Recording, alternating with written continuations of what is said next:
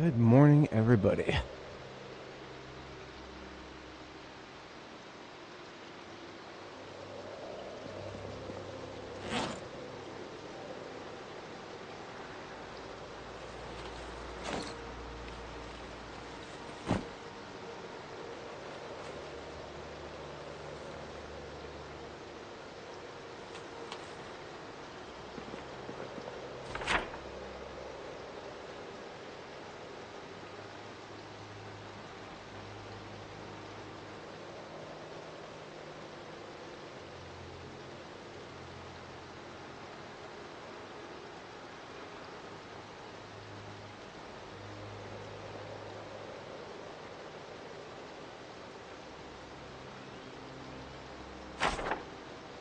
Alright, we have some logistics to do today. Some big logistics.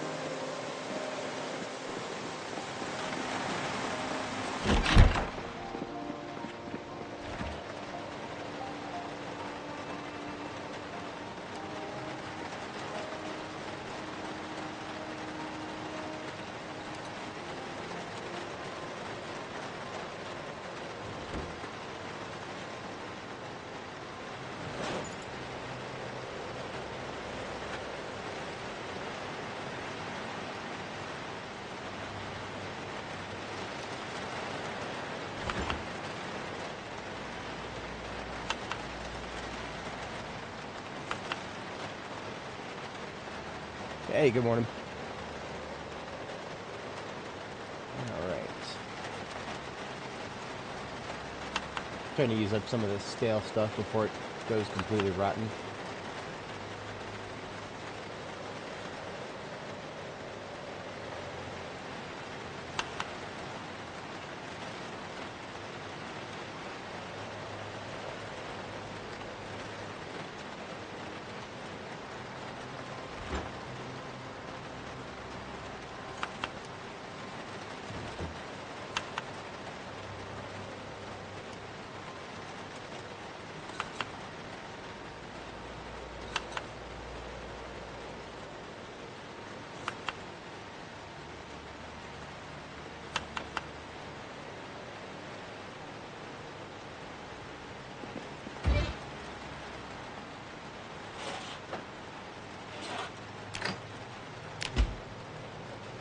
Still in weight gain right now.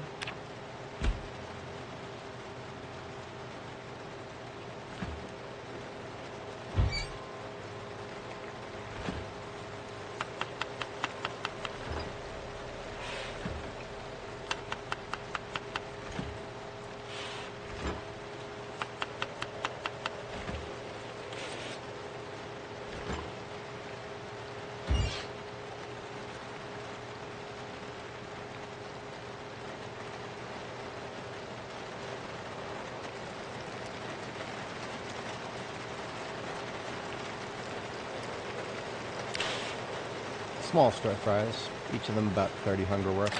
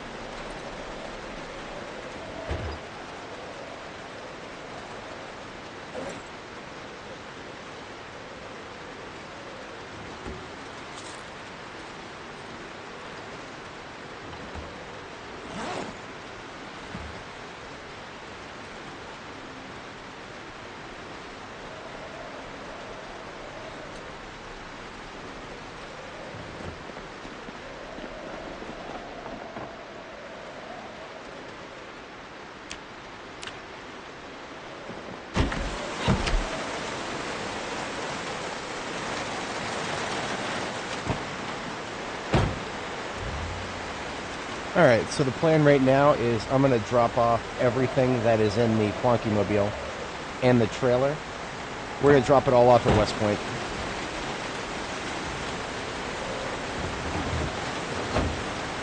That way we'll come back with the trailer and the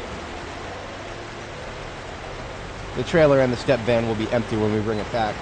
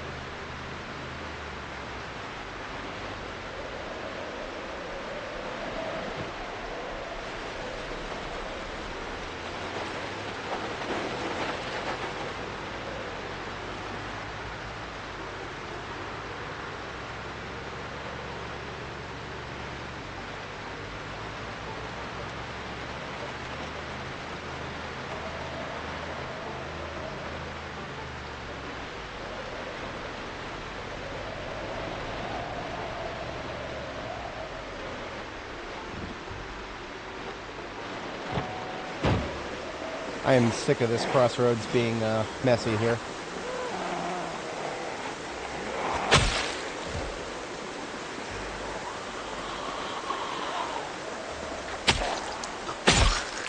Although, actually, now that I think about it, I probably shouldn't take the crossroads.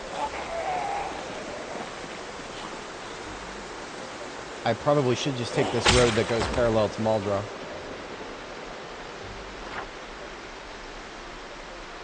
Yeah, this Carpenter Test Road here. This will bypass the large majority of the Muldrow hordes, because they all like to congregate on 31 West here.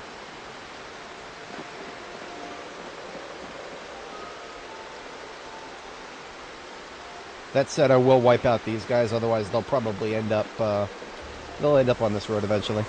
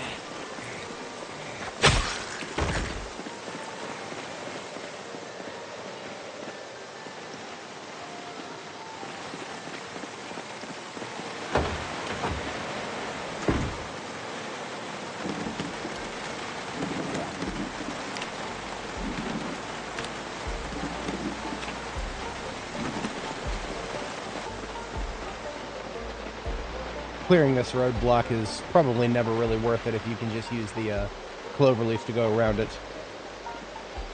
I mean, we're not even going to do that right now. We're just going to take the north road.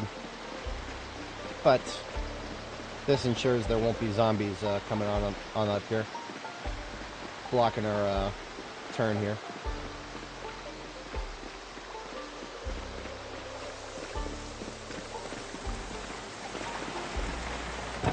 Historically, this road has been pretty quiet for this character.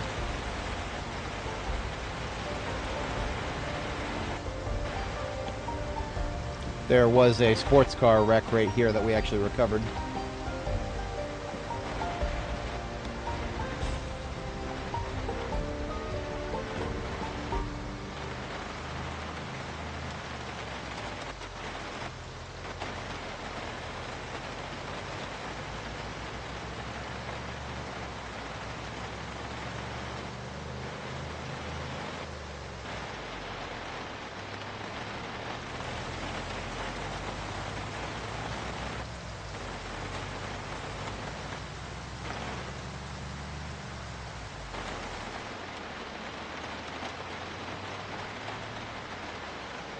Oh, hey, Luchador, how's it going? Yeah, no, charcoal is, you could cut down half a forest, and, if you're trying to grind your way through blacksmithing, you could eat half a forest and not blink an eye. God help us the day that it takes time to make charcoal. It's coming. It's coming. I hate to say it, it's coming. I just hope it... That's one of those things that I really hope they give us NPCs before they give us that. But we might not be so lucky.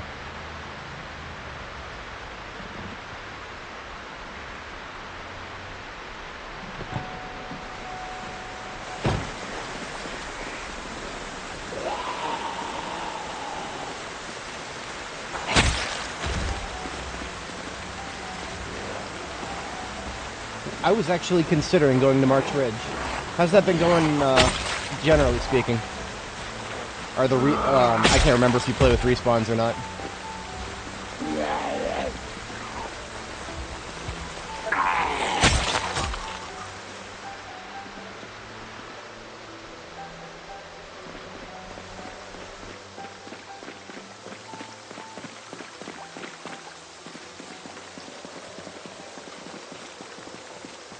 Oh, okay. Yeah, I see. See, if respawns aren't a factor, then it's probably not the worst place once you get it cleared out. I've been considering hitting March Ridge since I don't have any other objectives on the west side of the map now that I've finished the military research facility. If I handle March Ridge, then that'll pretty much do it for this full side of the map. I'm currently I've got a layover in Rosewood after extracting most of my stuff from the military research facility. So I'm thinking about just moving some of my assets to March Ridge for a little while, see what that place has to offer before finally closing up shop on the whole east side of the map, and then just moving westward to staging point for Louisville here.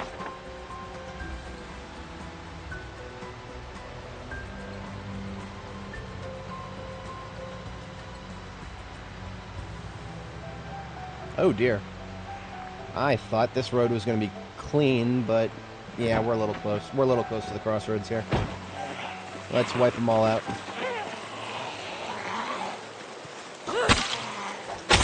I got the opposite problem with food. I literally have to make long-term plans to secure all these frickin' freezers full of crap.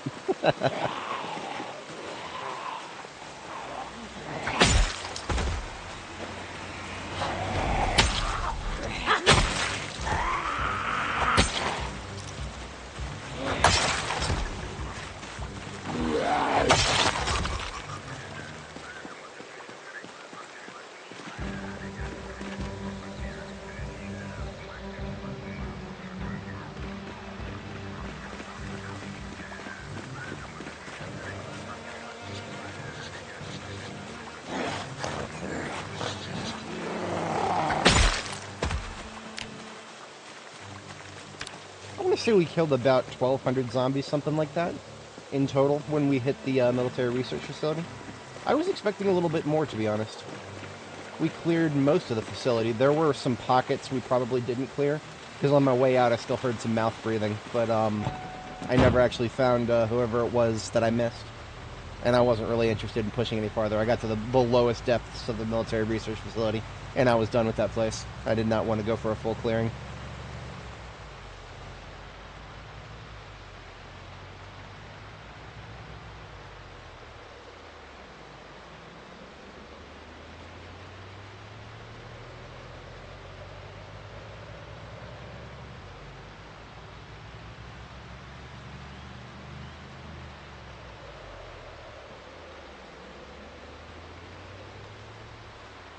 I think we made our own road here, didn't we? Did I pass it already? No, it's up here on the right. Okay. See, this road that runs parallel to Muldraugh, if anybody is not familiar, this road here, Carpenter Test Road, runs parallel to Muldraugh and is a pretty decent way of bypassing the massive respawns, or, you know, even initial spawns if you haven't cleared Muldraugh, on 31 West here. The main highway that goes across Muldraugh. But on the flip side, there's not very many ways to get from this road into Muldraugh aside from the crossroad here. Or what we did is this little break in the forest here, we actually turned that into a proper drivable path with a little bit of elbow grease. So that enables us to effectively bypass most of Muldraugh now when we need to just go through as opposed to enter the town proper.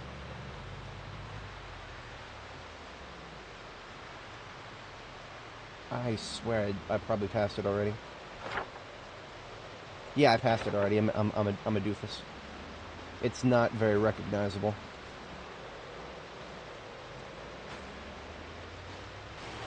Probably didn't mark it properly. Oh no, there it is. I did mark it, I just, I forgot that the sand is, yeah, there we go. Now, our base is going to be right down the road from here, but I don't think we need anything from our Muldraugh base right now. At the moment, at least. We don't, we have a little bit of room in our main backpack. I'll tell you what, I'll do a respawn kill. Spawn suppression here.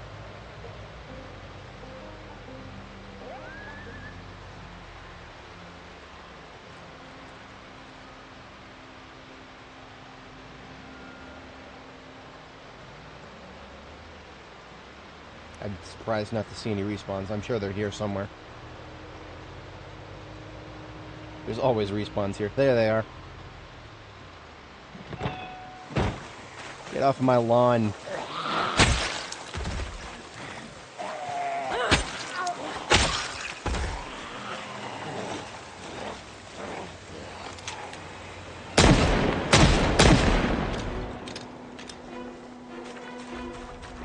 I have no hesitation doing this now. After what happened on Annie, I would be terrified to do this, but they can't fight their way into my base because I have vehicles blocking every single entrance. So I have no concern doing this. They won't accidentally break through my base if I start shooting here. We learned the hard way to do this.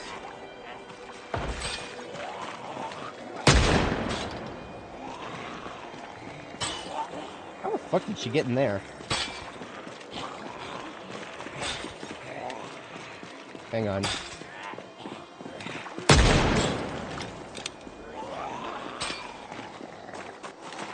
this is how we know for 100% certain that these are respawns and not just migrations. Because otherwise, how would she have possibly gotten in there? There's no way in. We never opened that door. It's been locked from the start.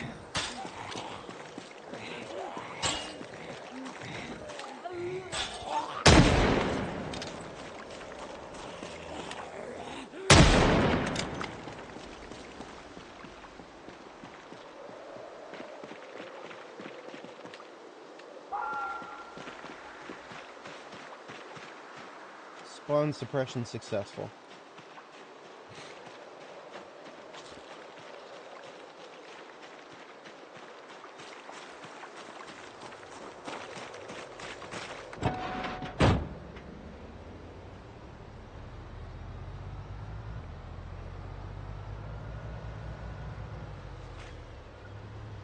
Well, maybe not.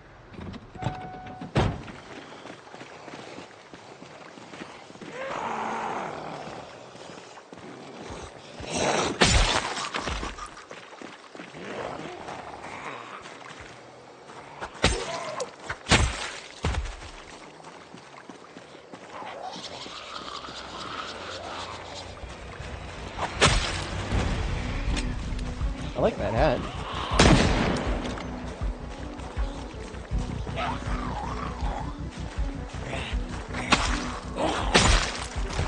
Maybe I'll make a sword or two while I'm here.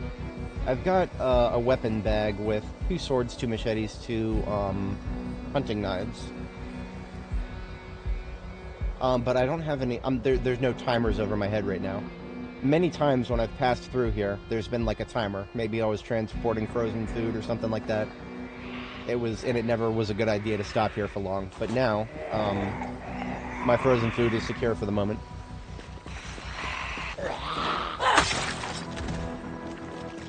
So there's nothing stopping me from reforging my weaponry here. Take your time.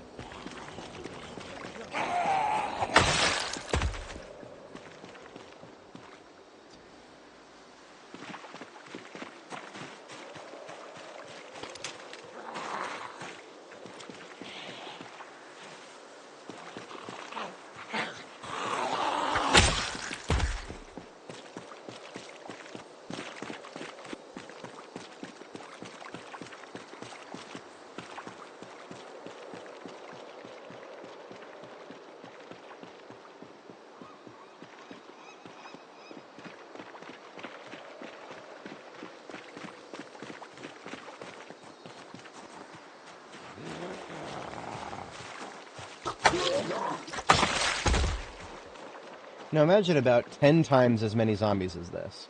And imagine that they're just coming from every direction. We had that on Annie Mae once. And that is why I park vehicles all around Mass Gen Fatco here. Granted, this is a... You should expect... I mean, if you play the default settings in this game, you should expect to see a lot of respawns here. This is a bit of a hotspot. But...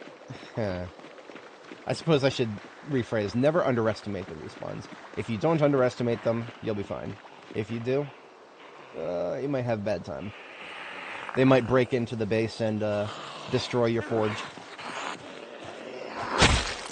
And your furnace. And some of your storage crates.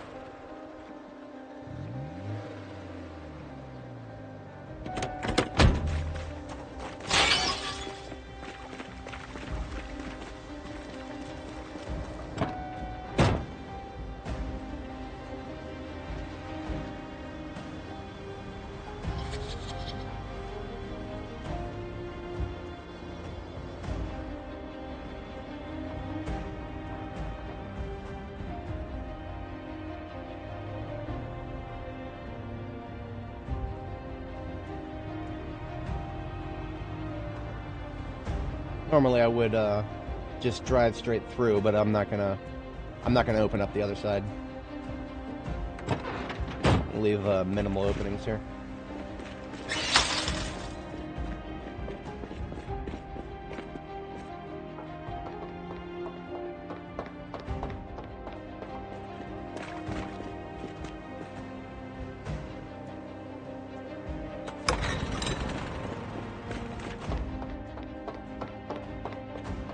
Depending on how long it takes to make some blades here, I might stay the night.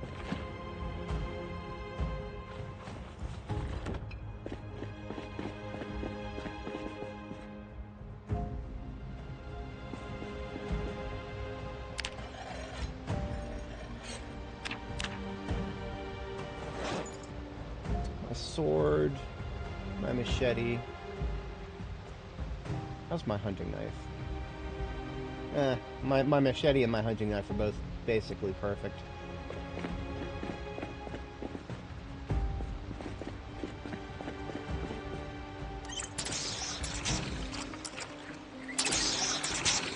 The nice thing about this base being as old as it is, all the rain barrels are completely full. So, it costs me nothing to wash up to the fullest extent.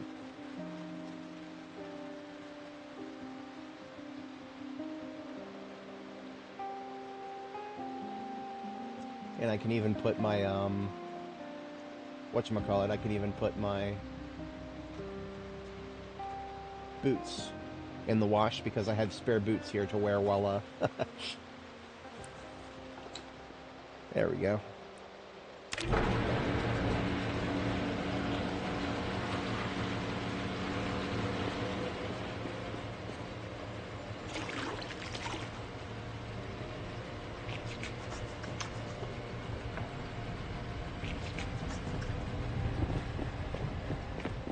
It is that time of year, though. I will get cold. I think I have some, something I can put on here.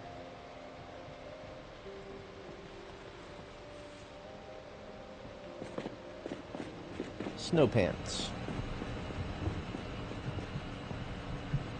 Oh, we got plenty of charcoal. I was worried for a second. So we'll dismantle the sword, make a new sword, and I'll make a new machete out of one of these steel bars and a new knife out of one of these steel bar halves, and I'll just hold on to those as standbys.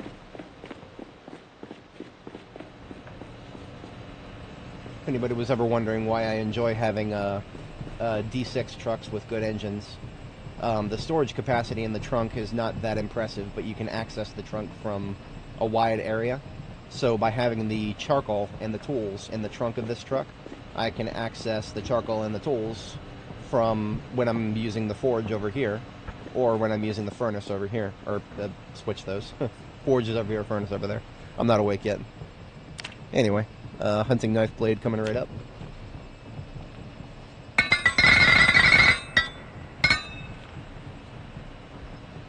And how about a sword blade? Well, actually, no.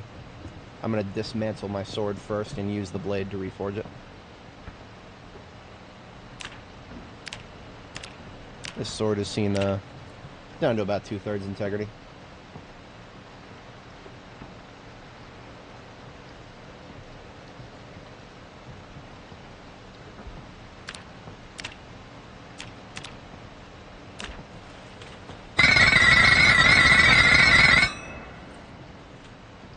Very obnoxious noise, I apologize for that. The devs added a new sound effect for this, and then they made no compunction whatsoever about how fucking loud that sound effect is compared to everything else. And now we are doing a shetty blade out of a steel bar.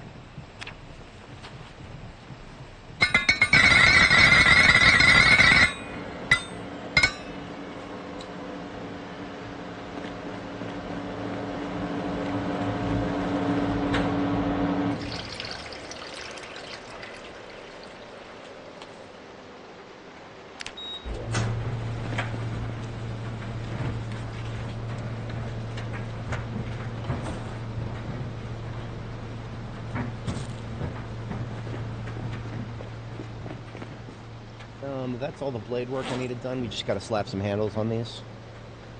Do I have... Yeah, I got some handles in the boxes here.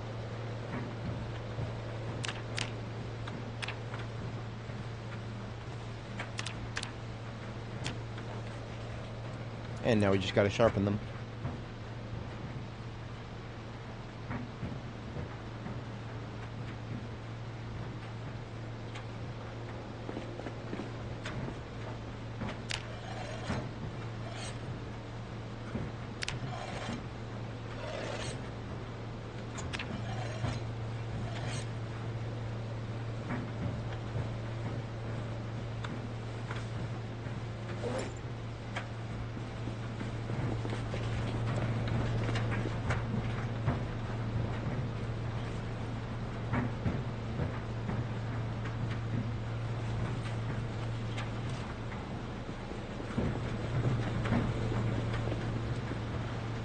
I still have a little bit of time before bedtime. I am going to go ahead and do one more sword just for the hell of it. I don't yet have a, maybe I'll just do two more. I mean, I've got plenty of charcoal. And we've literally got, how many more? We've got 19 more steel bars just laying on the floor here. Those steel bars are probably, well, you can do a lot with steel bars in this game once you have welding and blacksmithing maxed. You can do a lot, but I still think swords are probably the single most useful thing. Just in terms of how many zombies you can kill with a single sword.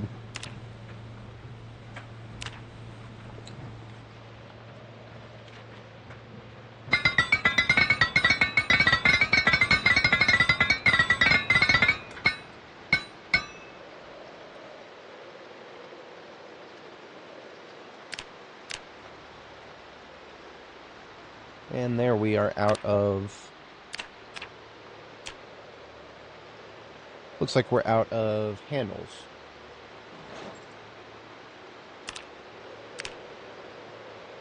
I can carve a few out of this wooden rod, but I'm going to go get some more saplings after this.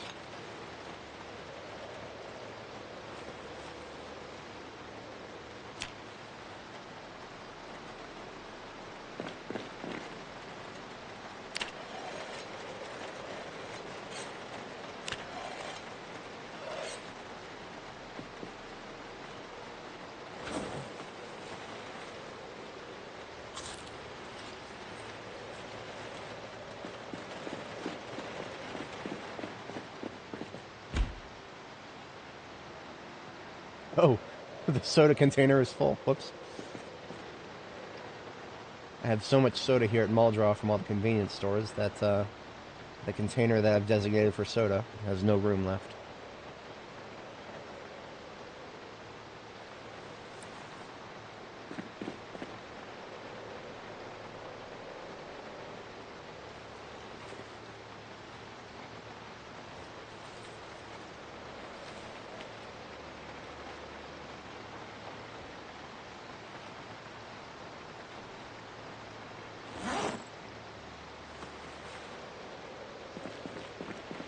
Fresh and clean.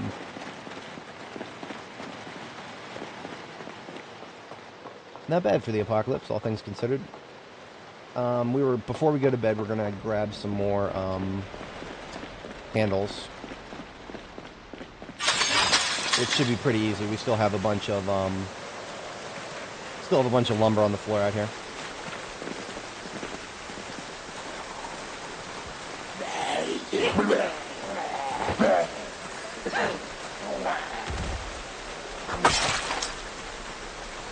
Just cleaned my machete, and now you're going to make me dirty it up again. Whatever. It is still the apocalypse.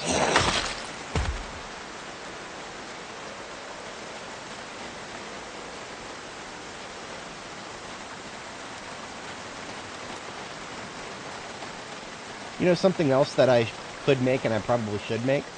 I should make a few spearheads. It's been a little while since I've used spears. There hasn't been that many opportunities of late, because, especially in the military research facility, there weren't that many fences to poke through. I want this car's battery to recharge, so I'm going to leave it running a little bit longer.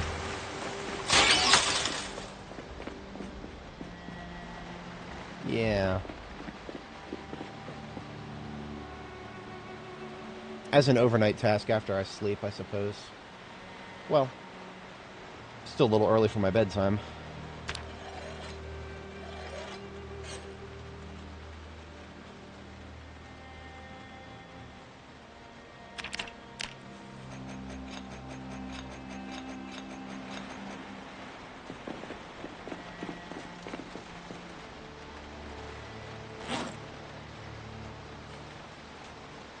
I got 24 small handles from those saplings.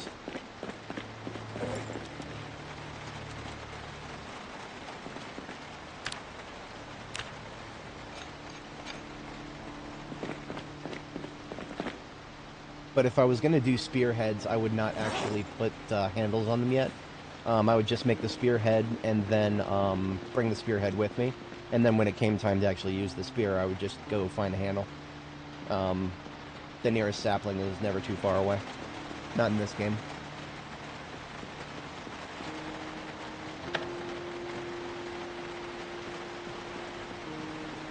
Oh, you know what? There is something that I could do that would actually help with future prep here. I've got a bunch of, or rather, I've got 3 duffel bags back here full of materials to build a gate like this one. These gates, I love these very much for building bases because it protects 4 tiles and you can see through them. This is one of the only doors. There's only 2 types of doors in the game that the player can build that you can actually see through. Oh, how long has my character been alive now? In the stream title, add 1 day. Day 454, I think, if I'm not mistaken. But yeah, when it comes to doors that you can see through, like these doors, for example, over here, we can't build these. Doors like this that have a little window built in, sadly, players can't build those. So if you want to build a base of your own and you want to be able to see through your door, unfortunately, right now, our only option are these really big double tall fence doors. So right now, I've actually got set aside some duffel bags with the necessary materials to build one. The only thing they're lacking are hinges, and we don't need knobs, just hinges. So each one of these duffel bags is actually missing, I think it's 4 hinges. Yeah, each one of these duffel bags is missing 4 hinges. So that means I could make 12 hinges with metalworking here, and I would no longer be unhinged.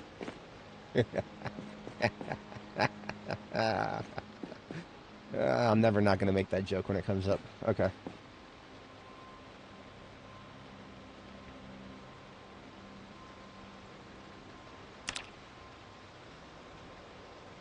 No, no problem. That's sometimes people notice it and they get super impressed, and then sometimes it's not always obvious. If it was day 458 IRL, then I would be very impressed.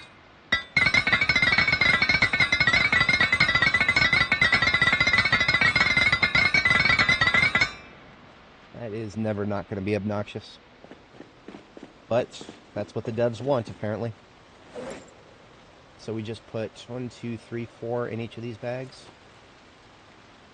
I think we've got enough room for that overall in the trailer here. No, we don't. Okay. What can I pull out of here? This ought to do the trick.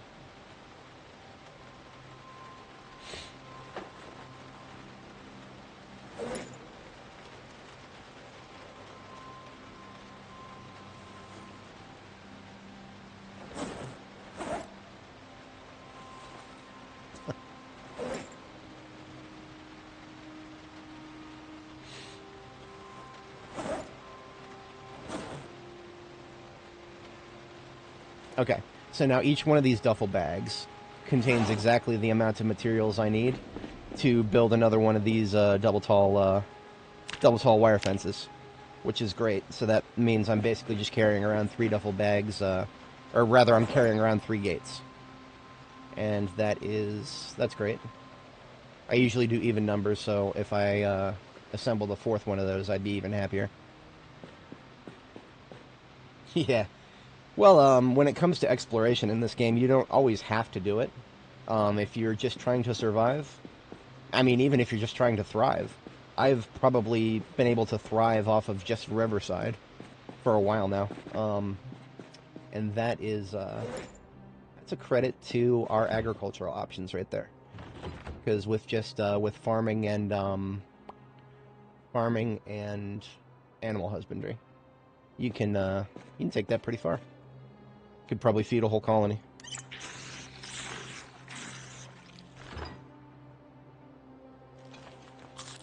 Alright, now is our actual bedtime.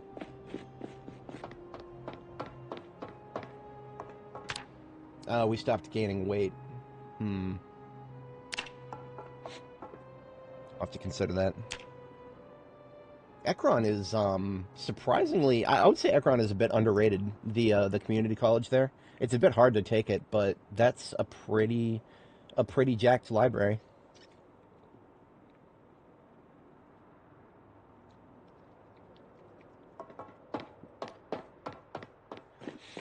All right, so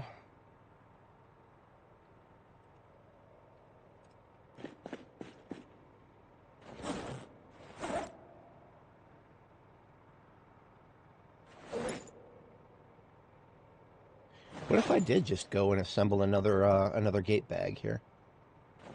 I actually think I could do that just using locally sourced materials. Yeah.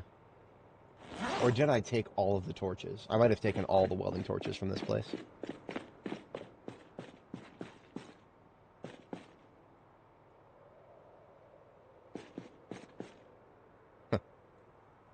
I am actually going to hold on to this half-mask respirator because I could have used one of those when we were at the military research facility.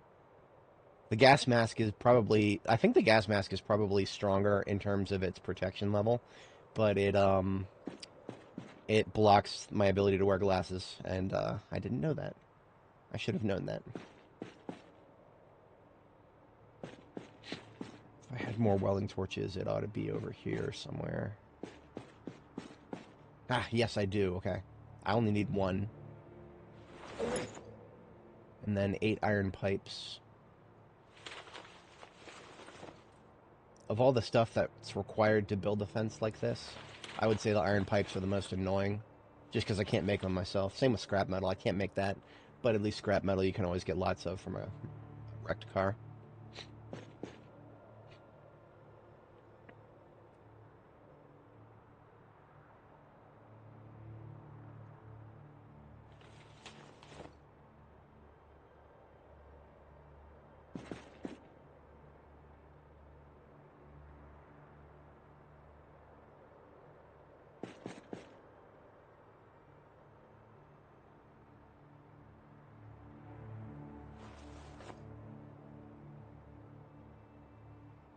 And now just the hinges.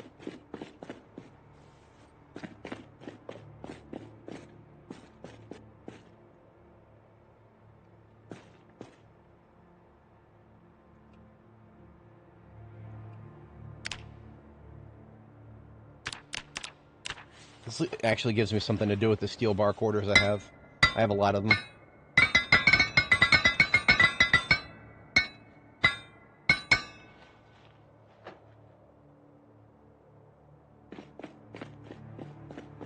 Henceforth, you shall be known as Duffelbag Gate.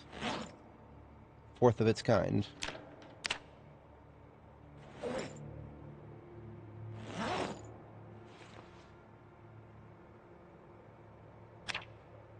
Now, there won't be room to put that back in the trailer. Um, we, we, we don't have any room left anywhere in this vehicle. That's okay, we'll just hand carry this with us.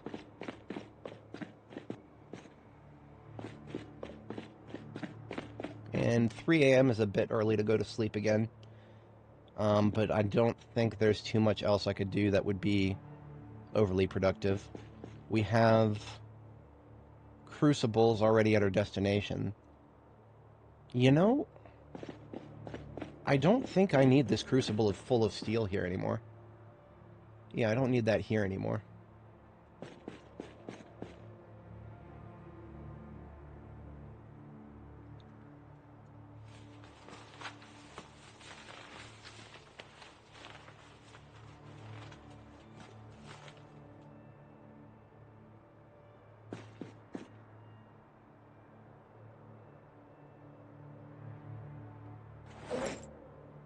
Oh, that's crucible with iron, not steel.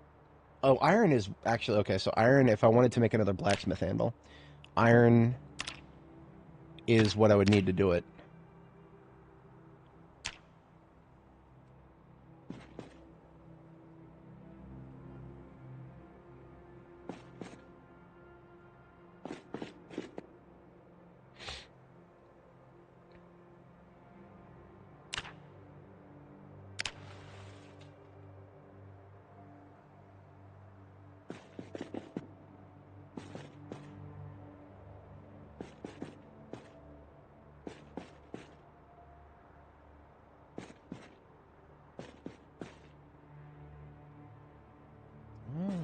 Interesting.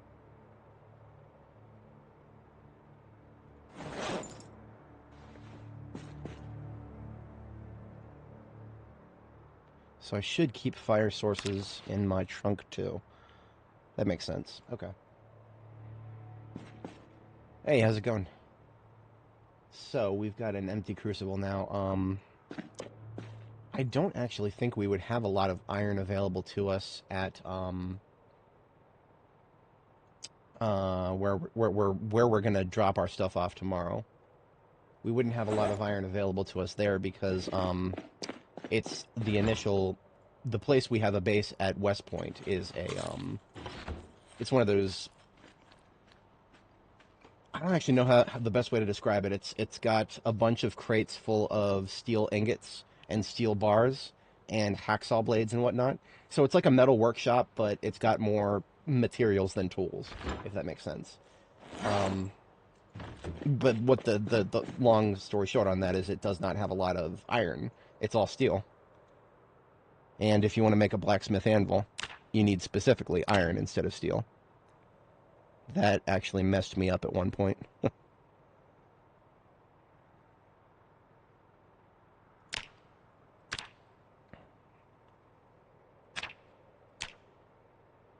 20 iron scrap. We could easily do this.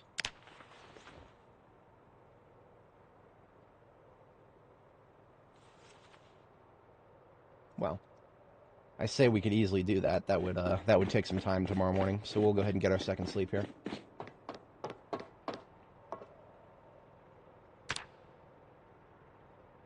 But yeah, bringing with us... Oh, great, a nightmare. Actually, that's perfectly fine. That's perfectly fine. Game wants to give me a nightmare. Then I have to go spend time where I can sleep again.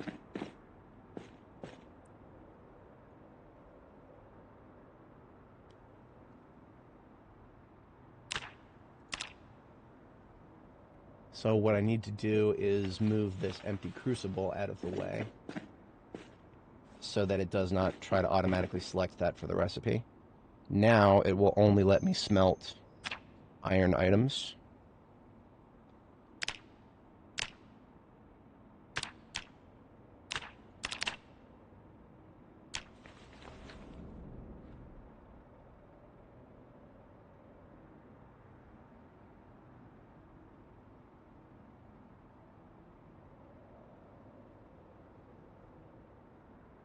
Can I do this while sitting? Yeah, I think I can. If I can do this while sitting, then it won't subtract my health. Perfect.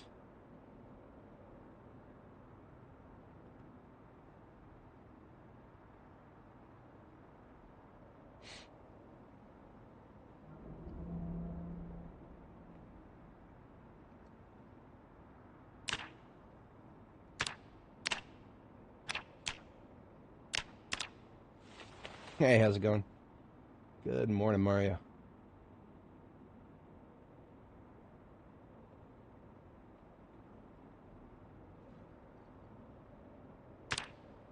We're doing a little bit of iron work. Filling a couple of crucibles with molten iron, and we'll bring those with us. That will get us a... That will get us a cache of iron that we can use to build a blacksmith anvil at one of our future base locations. It's easier to do this here, much easier.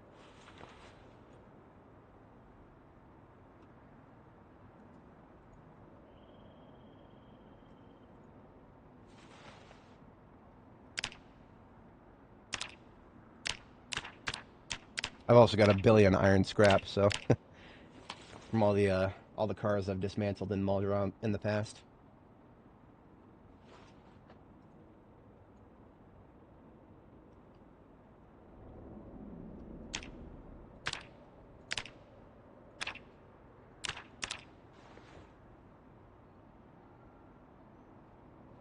Okay, so we've got... Actually, that's almost full.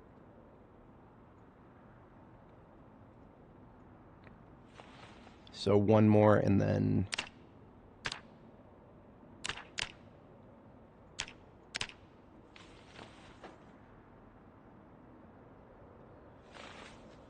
Okay, so one ceramic crucible is full of iron, and the other one is like not quite half full, so we might not quite be there yet, but let's check the recipe. The goal is to have enough iron to... Hey, no, we're supposed to have me on Monday, according to my schedule. We're 29 out of 32, so we actually need to do 3 more smeltings into the crucible that's not full yet. So the crucible that's full, we'll leave on the ground here, and the crucible that's not full, we'll continue to hold on to. But yeah, the, whatchamacallit, my streaming schedule is supposed to be settling towards Friday, Saturday, Sunday, Monday. That's kind of what I'm settling towards. Still in a bit of a flux on that because we just had a big snowfall.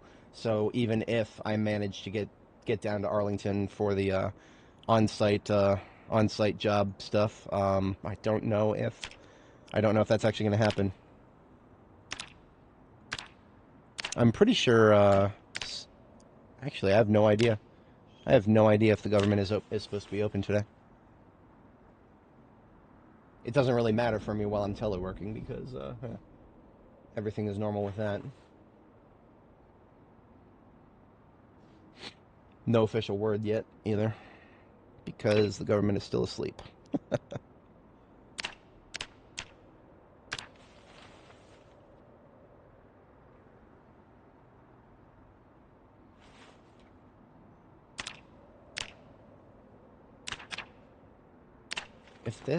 If my calculations are correct, this will be the correct amount.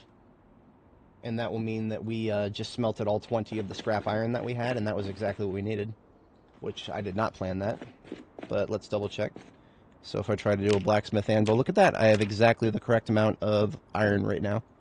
So, these 2 crucibles full of iron shall get put on the floor with what I'm taking with me tomorrow.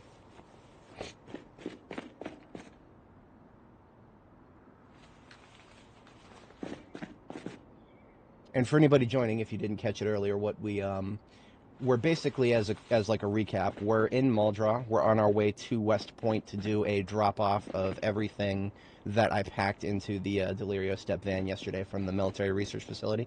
So part of what we did while we stopped here is we assembled a few of these duffel bags full of materials to build more of these gates. I love these gates very much. These gates are near and dear to my heart.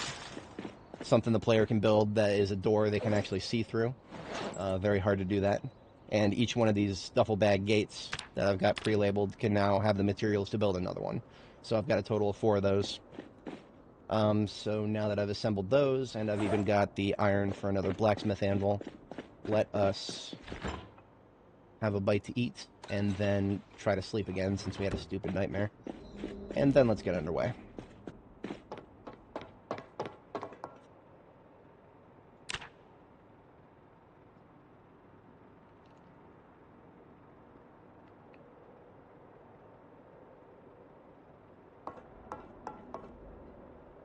Yes, I do. So Comfrey Poultice, as far as I understand it, even if you're low skill in first aid, it will just directly subtract time from your healing, your recovery time. I actually did that exact thing myself at one point. It was from 3rd story to 2nd story, but yeah, same outcome. We had a fractured foot, I think it was. This was on Annie Mae. This character here has not broken any bones yet. But that event, that was one of the few times that I used sleeping pills to the, wait a minute, did I? Or am I misremembering? Because if I didn't, I should have. Sleeping pills, now, they won't let you go to sleep through the pain, but what they will do is let you go to sleep more often, right? So what I did, or I think, I can't remember if I did this or just like, I should have done it, and now I'm like saying that I did it because I should have done it. I can't remember, to be honest, but this is what I would do if I had a broken bone right now, is before I go to sleep, I take some painkillers. I then go to sleep, and then when I wake up, I take sleeping pills. And then when the fatigue builds up again, take painkillers, go back to sleep, and just keep sleeping until you've, passed enough time to recover. And then, of course, Comfrey Poultice, if you have the foraging, or you've already collected some Comfrey. I think Comfrey poultice can actually be made.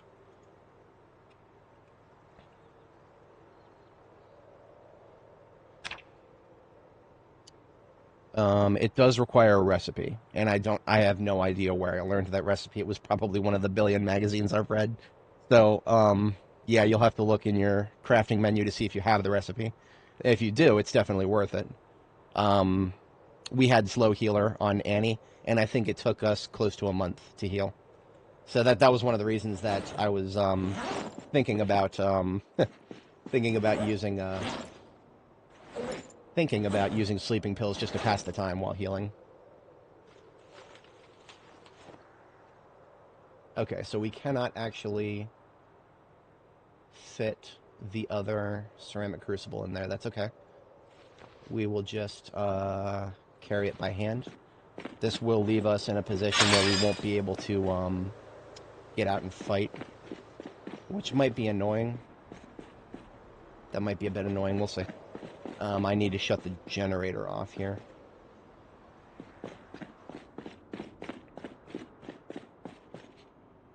Okay, good, yeah. So Comfrey poultice, that will help you, even if you have, like, very little skill in first aid. Yeah, I mean, it'll get you skill in first aid. If you haven't read the first aid book, I spent a lot of time reading, too, while I was down and out. Like, I would read some books even for skills I didn't really care about.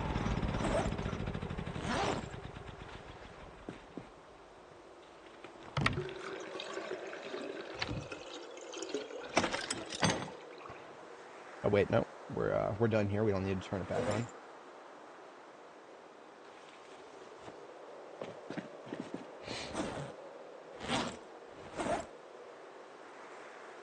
Where did this come from?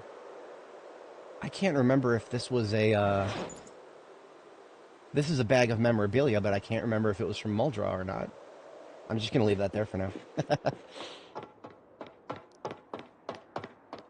That's a good question, KTO. I have no idea. I would absolutely do that if I could. Yeah. I have no idea if the exercise menu will like refuse to let you.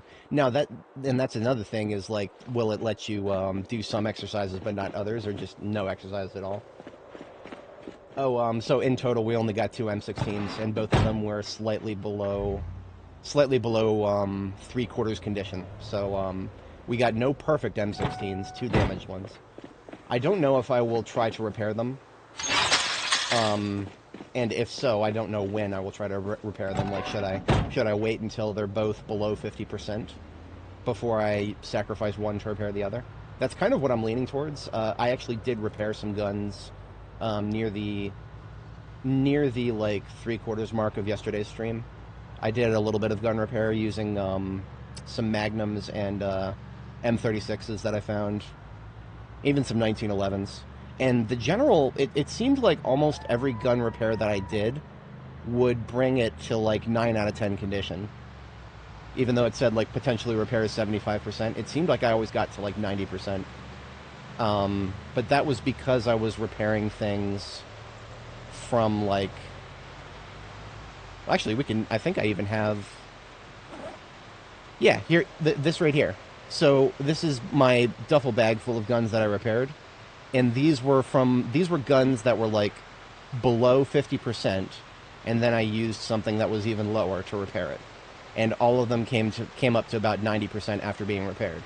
So I do think at some point I'll definitely use one of those M16s to repair the other. I might let them fall pretty low before I do that, though.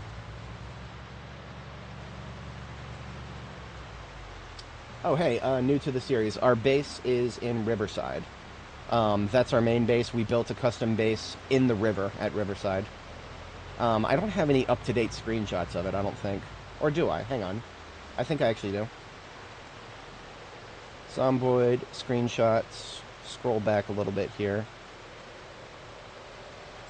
Yeah, I have a few screenshots. So this is the exterior. So we built our main base in Riverside, in the river, in the Ohio River. This is just north of the Riverside Police Department. And why do we build it in the river specifically? That's to dodge respawns. Dodging respawns, infinite water, and very close to a gas station. As far as I know, the Riverside gas station is actually the closest gas station to the Ohio River. So that's the strategic value. The interior is just a 4-quadrant design with a kitchen, workshop, armory slash cosmetics, and just fun shit on the bottom there with the bedroom. I build it so that I can drive through it with gates. I was talking about gates earlier. Gates are lovely. Big open way in, and you can see through it, drive through it, whatever. Hey Hassan, how's it going? Homie in the chat who's asking about what kind of game this is. This is Project Zomboid. It's an isometric, well, the way I play it, it's a logistics simulator with a little bit of combat here and there. Zombie apocalypse survival simulator. And when I say simulator, I'm not exaggerating. There is a lot of simulation here that's a little bit more sim than arcade, as it were. This is gonna get tight. Now, okay, fuck this. Yeah, fuck this. We're getting out and fighting. We are getting out and fighting. Didn't necessarily want to do this, but I am not taking any hits on this van. This is my perfect princely van. It will not be damaged. Now we're a little bit over encumbered because of the backpack. I'm going to drop the backpack too. Shit, we've only got 32 shots of 357. So we are going to have to melee this. Yeah, we're going to be doing mostly melee here.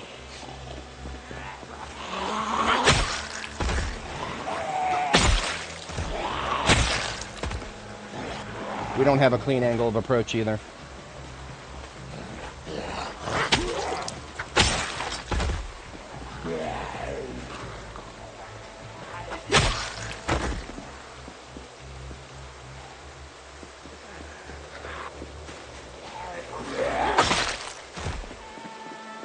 Alright, let's try to lure them out of the street. We'll use a gunshot.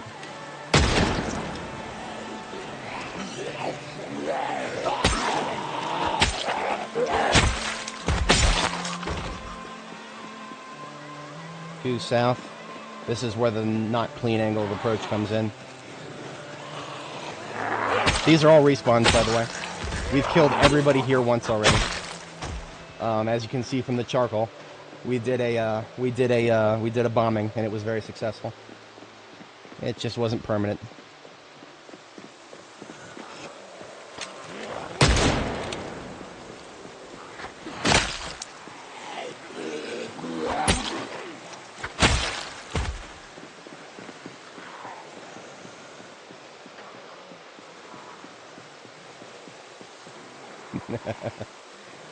Like I said, I'm not entirely opposed to it. It would just be a question of how to proceed. What are we up to? It was 30... Yeah, we're now 29 plus 6. So if we... Yeah, when we get the large group in front of us, we'll hit them with the revolver.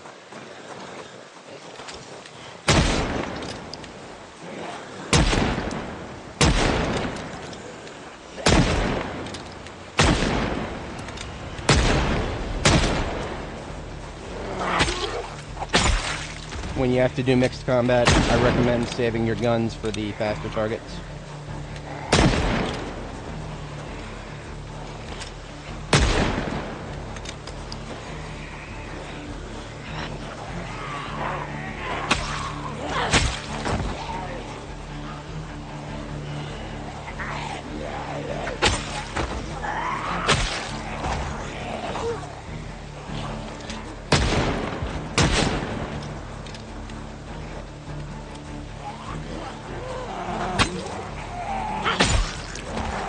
Now, why am I doing this specifically? This road is going to need to be driven on many times in the not-too-distant future, because a lot of what we're... Let's just say even if I decide to do March Ridge before I'm done with the east side of the map, we're eventually going to want to come back this way to go to Louisville. So... I have no qualms with doing a full wipeout here again. Keep my supply lines clean. We're using the 9mm. I'm sick of this shit.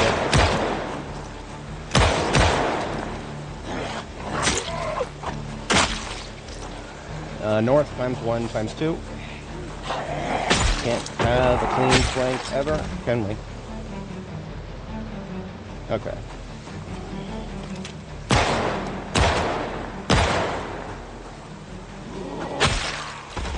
Fast to the south.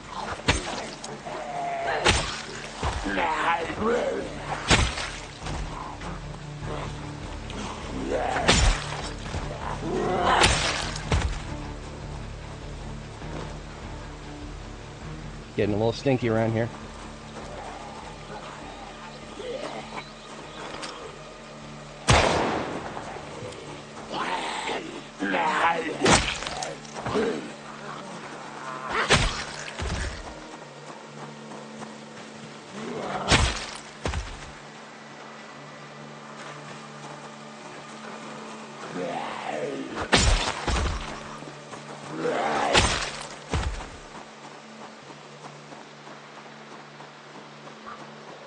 Okay. Let's see if I managed to pull them all out of the street or if they're still congregating up here. Because this is the whole goal, is to keep the road clear. Anybody down there in that area who I didn't kill would eventually make their way to the road, so. Steven Seagal at home. I've been compared to Ron Jeremy and Asmongold, and now I'm being compared to Steven Seagal. Guys with long hair, we always get lumped together. It is okay. So, this game is painful to learn, but if you're patient and you can learn it, I find it very, very rewarding personally.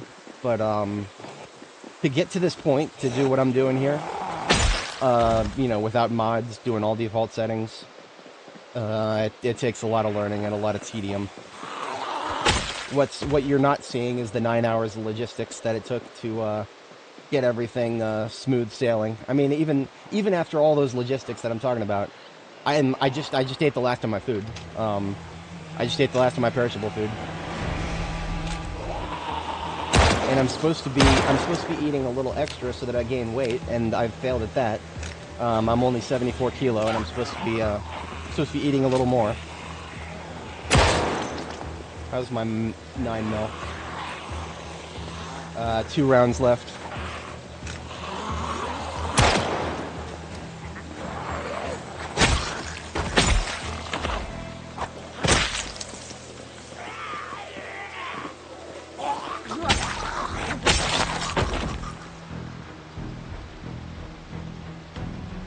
One round left, right? Yeah, 1 round left in this mag. Just to give you a comparison with the whatchamacallit, with other video games. Most other video games let you just reload a magazine, and it'll just subtract your total bullets, right? Not this game. Not this game. You got to load your magazines, and you got to keep track of how much is in them. Otherwise, you're going to be constantly just reloading partially filled magazines, and then you'll have no idea exactly how many bullets you actually have left. But yeah, if you can deal with all of that tedium and attempted realism and all of the quirks that come in where, you know, it's only realistic when it makes things inconvenient. If you can deal with all that, PZ is the perfect game for you. Alright, I think we're good. But before we leave, I don't think I fully cleared this gas station. Therefore, there's probably still some snack food here. I don't know about that. Okay, there's soda. Right, of course there's soda. Well, you know what? When in Rome, drink as Romans do. Soda definitely is high in calories. That at least brought us out of weight loss. So I'll take a 2-liter with me. And how's my water bottle? We could use a top-up.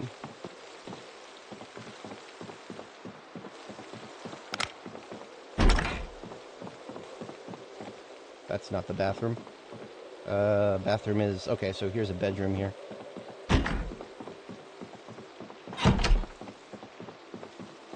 Here's the bathroom.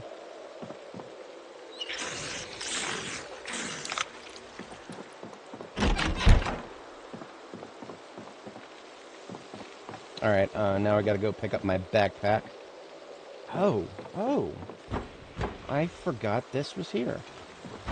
This is a freezer. And I might want this. If I pick it up now, will it be a 20 or a 40? It's a 40. Damn, okay.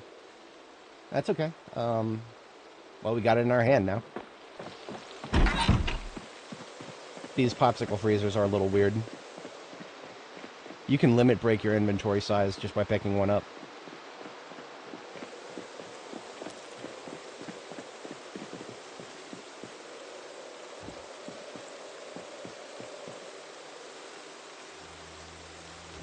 So what I gotta do is before I pick that freezer up, gotta put all my gear back on.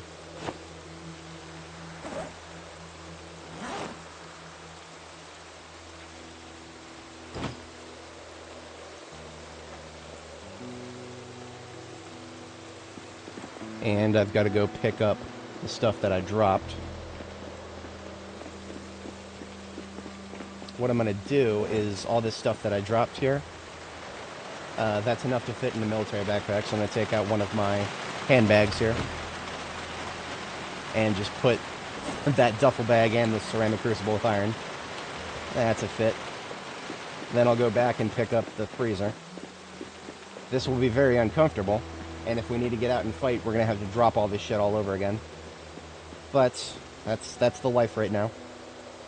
I would sooner get out and commit a local genocide than take a single collision on my princely Plonky mobile here. If anybody watching is not familiar, all it takes is one side hit or trunk hit, and your vehicle suddenly can't store as much in it anymore. Miss Amelia, yes, I do have a butter churn. Actually, I have butter churns in most of my bases, not just my main base. You only need 5 liters of milk to churn a stick of butter. Yep, I'm gonna have to get out again. I'm just gonna wait until. Well. I don't know. Okay, we're good. Yeah, I'll I'll kill them on the way back. It's fine.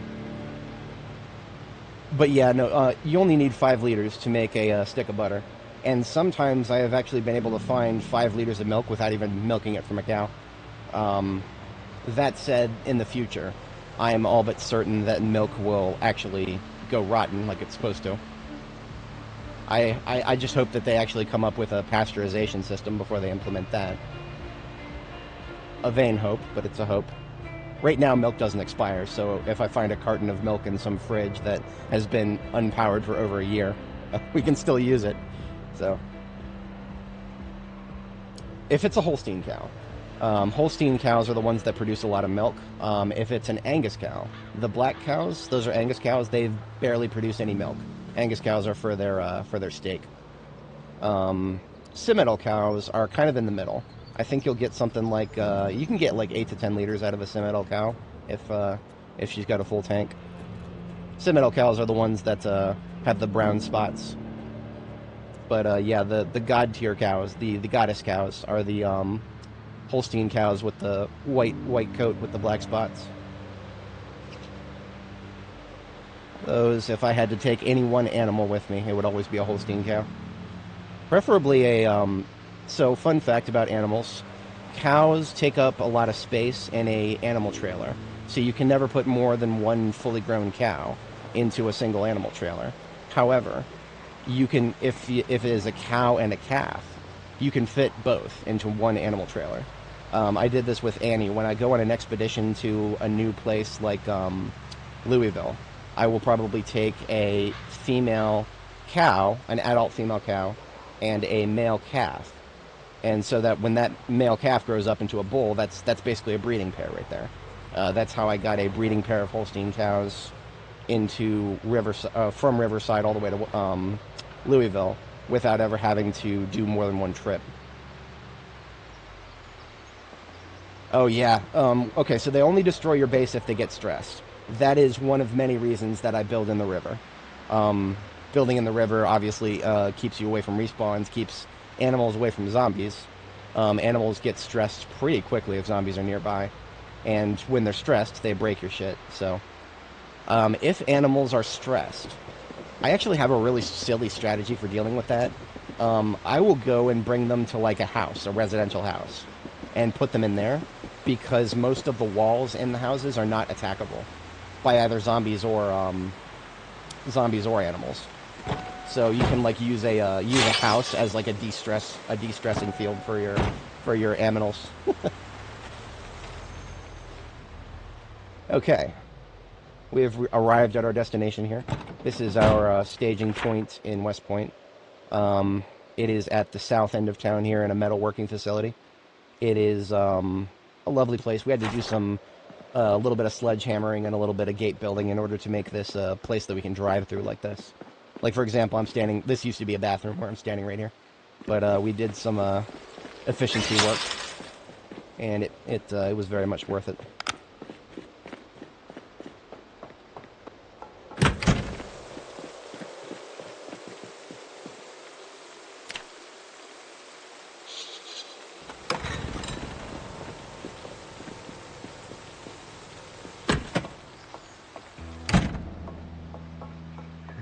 Yeah, it's basically anything that a zombie can't attack, an animal can't attack it either. Alright, so let's drop that ceramic crucible of iron. Wait a minute.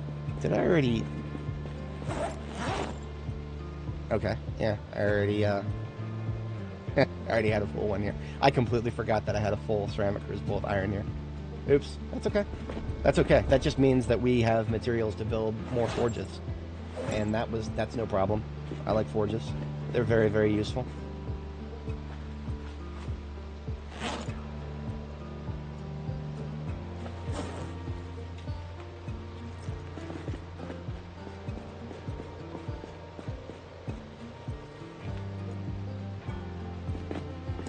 This flag that we brought with us, how about I put it up here?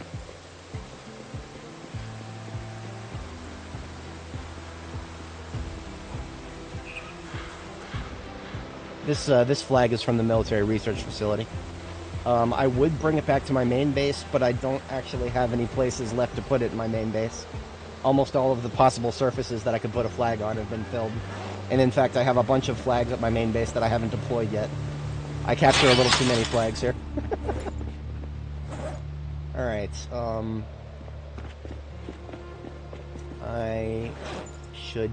gonna drop this freezer. I'm just gonna drop it on the floor, as opposed to deploying it. There we go.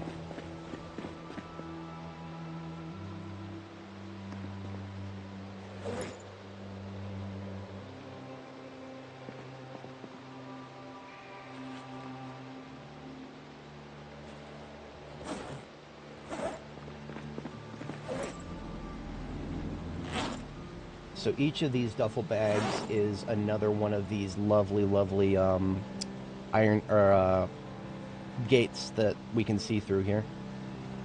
Each one of those duffel bags contains the materials to build one of these things. And we should have a total of 4, which means this one is unlabeled. Let's fix that. Duffel bag gate.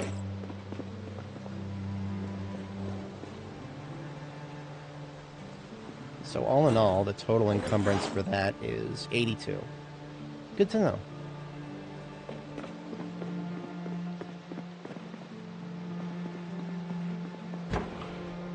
The drag strip. Where exactly is that? Like, just give me like a landmark that's kind of nearby. Is it outside of Louisville? I feel like I've seen it before, but it's not. I'm not conjuring a specific a specific image for some reason.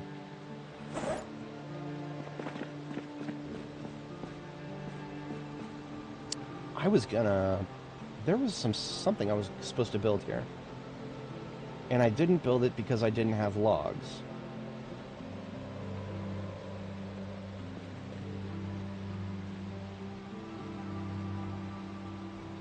Oh, hang on a second. I have to tab over to my other computer really quick. I'm just going to park our girl for a moment.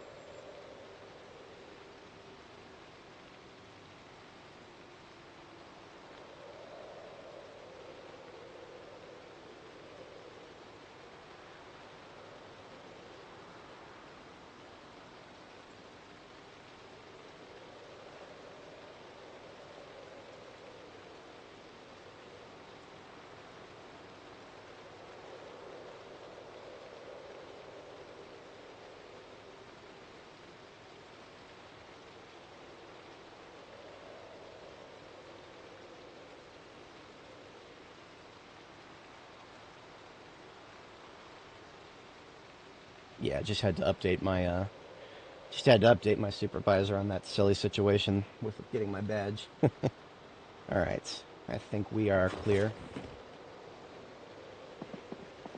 Just after the bridge, after passing West Point. Okay, good, good.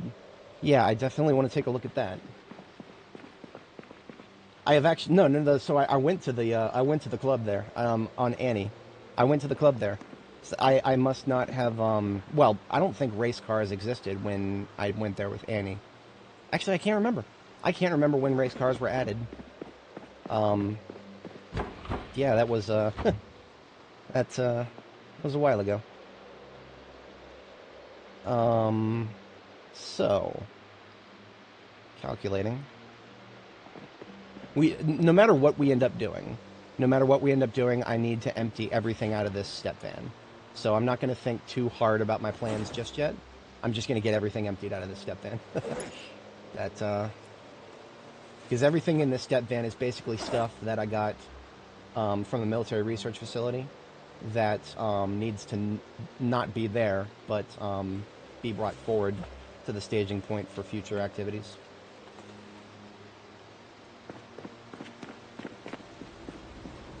In fact, I'm just going to empty this, I'm going to empty the bags in the step van here.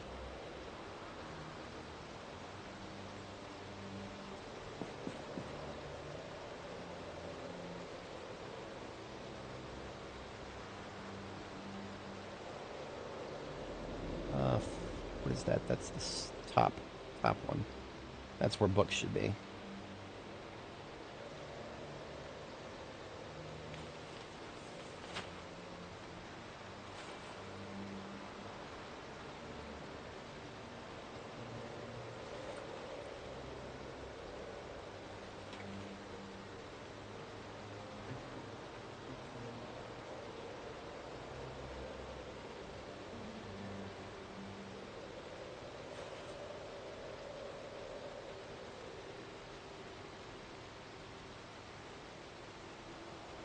Maybe it should be in the middle. Okay.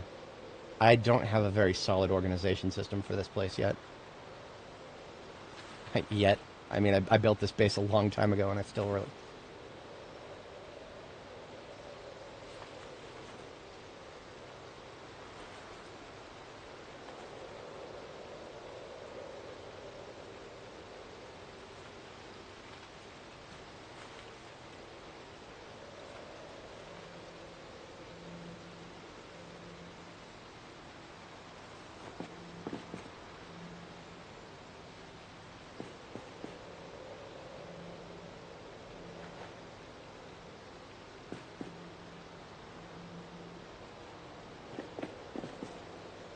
Okay, so yeah, this is, unfortunately, we've got a little bit of logistics to handle here. This won't take too awful long, but it will be a bit tedious until we're done.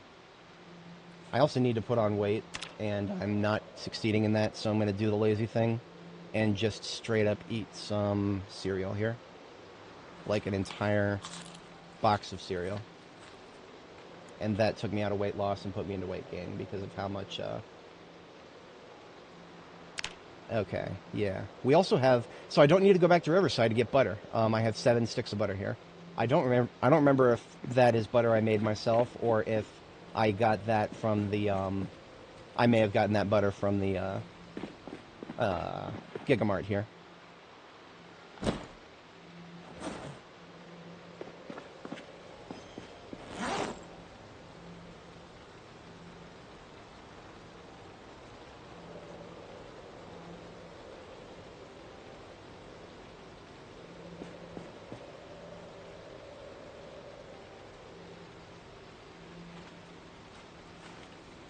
Second from the top in this stack, we'll put clothing.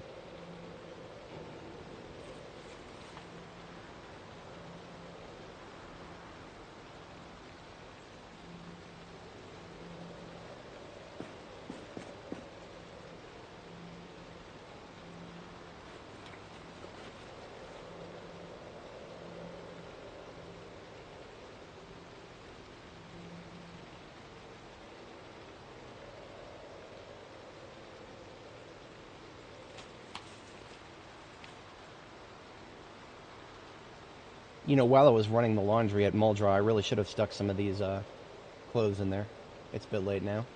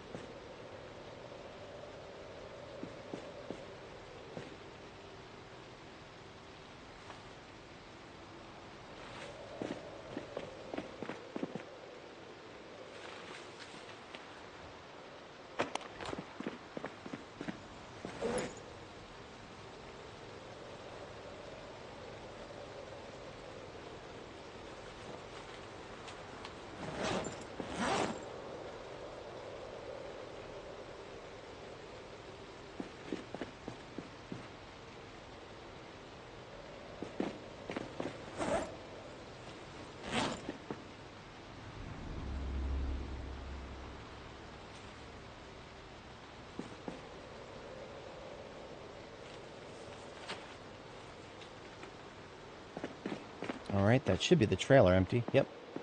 Now it's just the... yeah, this is a little harder than probably it looks. Let's start with the decorations. Yeah, let's just start with the decorations. All these wall decorations. We've got a lot of real estate here. A lot of wall real estate.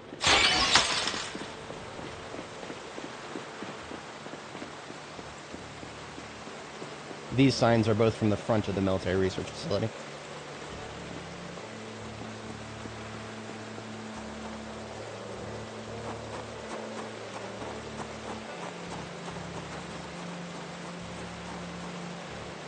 Now, why can't I put that there? I think it's because of the generators.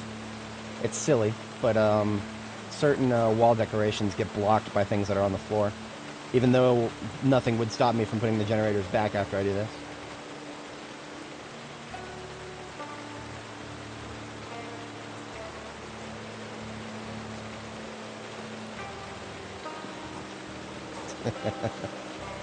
Goofy stuff. It's alright, still enjoy it.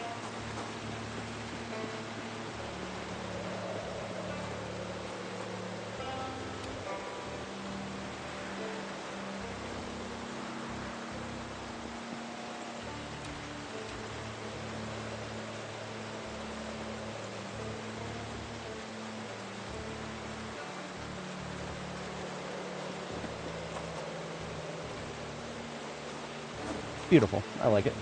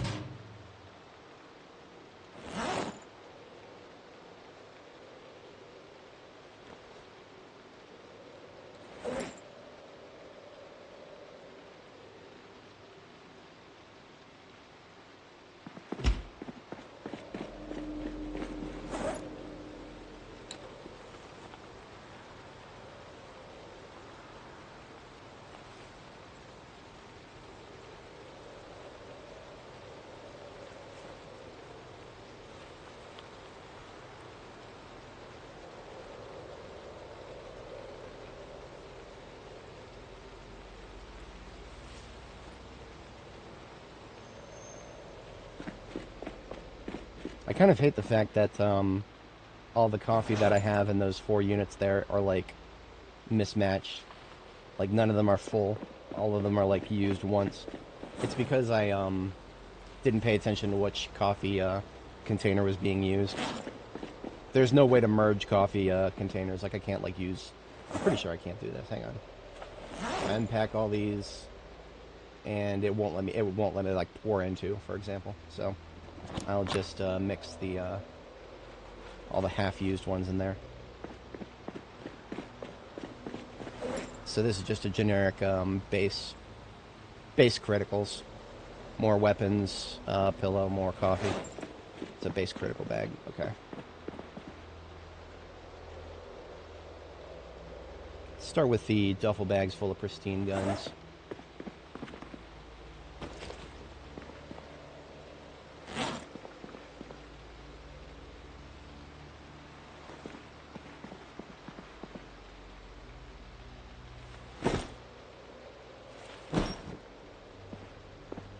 pristine guns can go in the same boxes as their ammo here.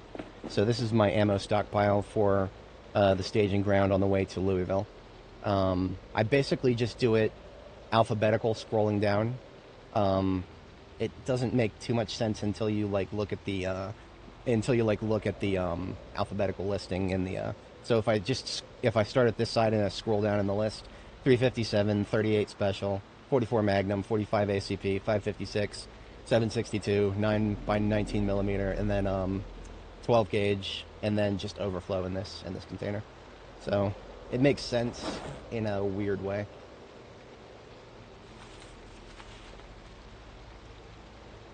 The vast majority of what we have here are 9 millimeters. Yeah. Like that's like 29 millimeters, all pristine. Make that 21. That's kind of wacky. I don't even know if we have room for that. We just barely have room for that.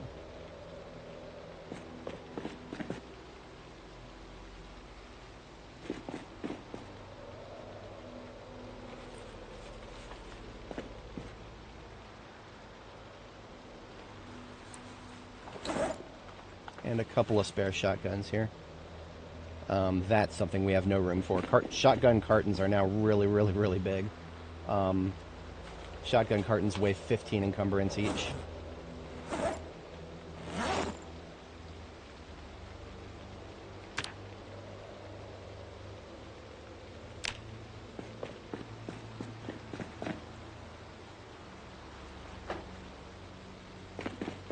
Okay, it is 22:50. That's our little past our bedtime. Let's go ahead and hit the sack. Quick perimeter check. Would not want a zombie to just wander on up and start slapping my, well, can't turn the lights on this side.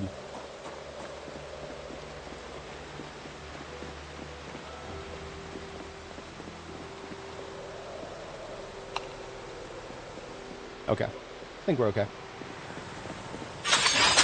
We had no interference on our way in. That doesn't mean they're not there, but, yeah.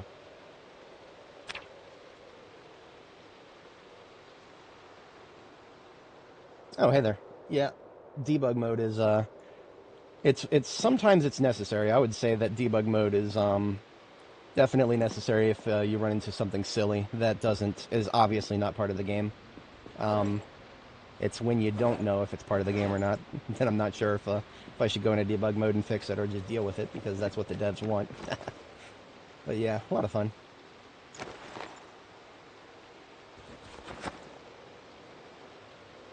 Here's my 9mm. I did finish shooting, but I never reloaded it.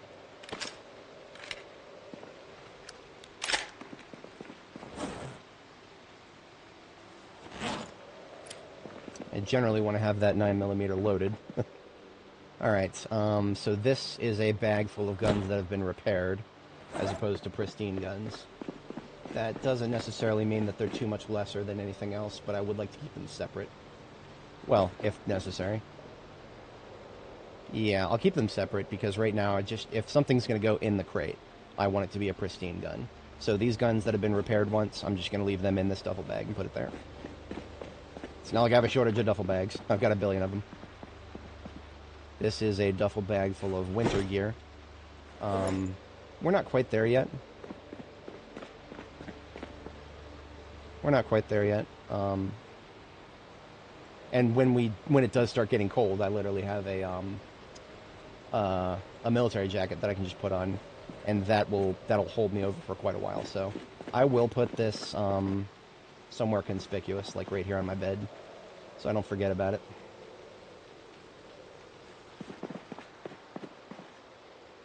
I will probably proceed to forget about it. Now, all these other duffel bags here, these three that are not labeled, that means that they are guns that are not perfect and have not been repaired. So I kind of want to keep those separate too. So all three of these duffel bags, we're just going to put them on the floor as well. Probably on the floor in front of the, well, that'll mess up the stack. Let's put them over here.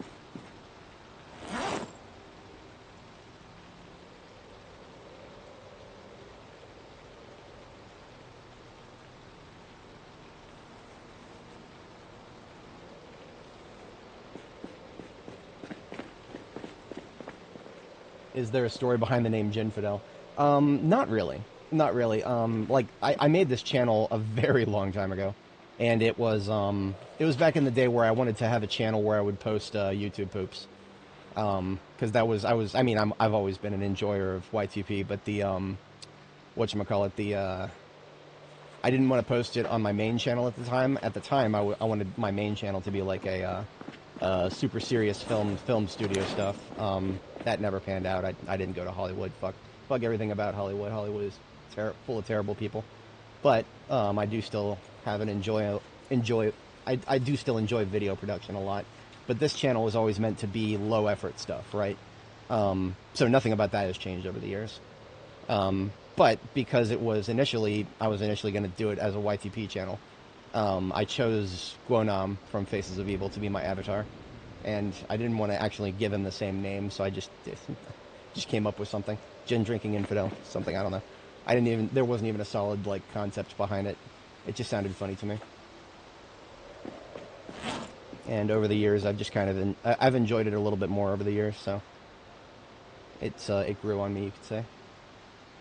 Oh, I can't put this MSR 788 in here because it's full. Oops. It's almost as if I have too many guns.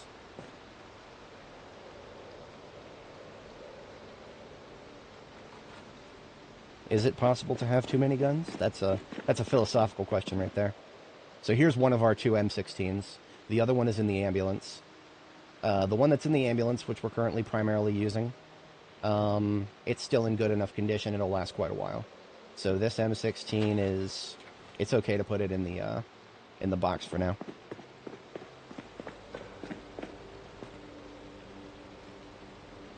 Oh, right. So debug mode, I do recommend paying close attention to your, for some reason, fitness has been messed with on my characters in the past. Like, for example, like I would open up debug mode and my fitness experience would get reset to 0 for no reason. So, but you can fix that in the cheat menu. You just gotta like pay attention and make sure it doesn't get reset. So that's just something to look out for. It didn't happen to me last time I went into debug mode. So, like in the short term, you have nothing to worry about. But yeah, also the whatchamacallit, there are some cheats that you may turn on in debug mode that actually will stay on if you turn debug mode off afterwards. So as a general practice, if you're going to open up debug mode for this game, I do recommend that you always like manually turn off any cheats that you use, like no clip, for example. That was one when I was trying to troubleshoot the piano problem on Annie Mae. I turned on no clip because I needed to get the tile and walk through the piano, but it stayed on after I turned no clip. After I turned cheat. After I turned it off. So that is something to look out for. I just had to open up debug mode and toggle it off again. It was an easy fix.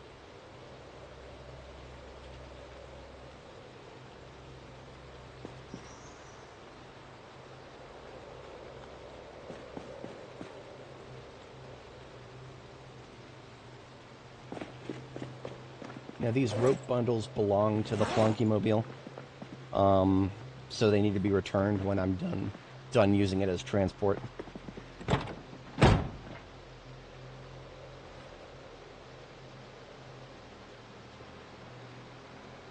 There's another USA flag. I got 2 of them.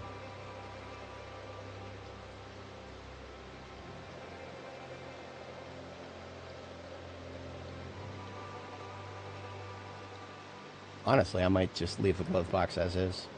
Maybe. No, we'll empty it. Yeah. Let's just fully clean out this vehicle. Okay. Everything in the Flunky-mobile is now removed.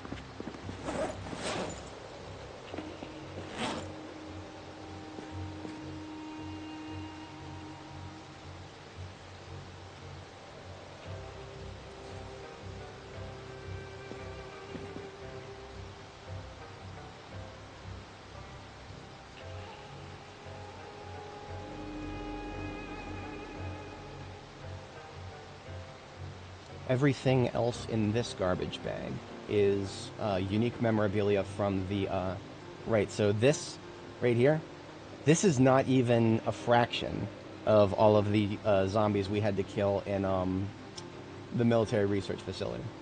So we got the dog tags and fed badges and ID cards of a fair few number of Zeds there. But that we did not stop to take everybody's. We couldn't. There was so much stuff to do there. So I'm going to rename this garbage bag to Memu MRF. And eventually we'll probably take this back to Riverside as part of the collection. We will probably make a cenotaph for it. Probably. TBA on that. So it is about to be our bedtime. Oh, that's right. I needed to find a spot for this flag.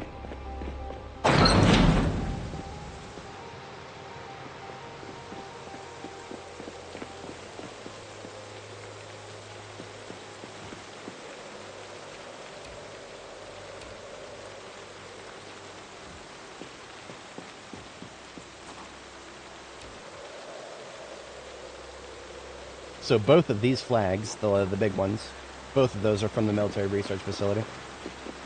They will probably stay here in West Point.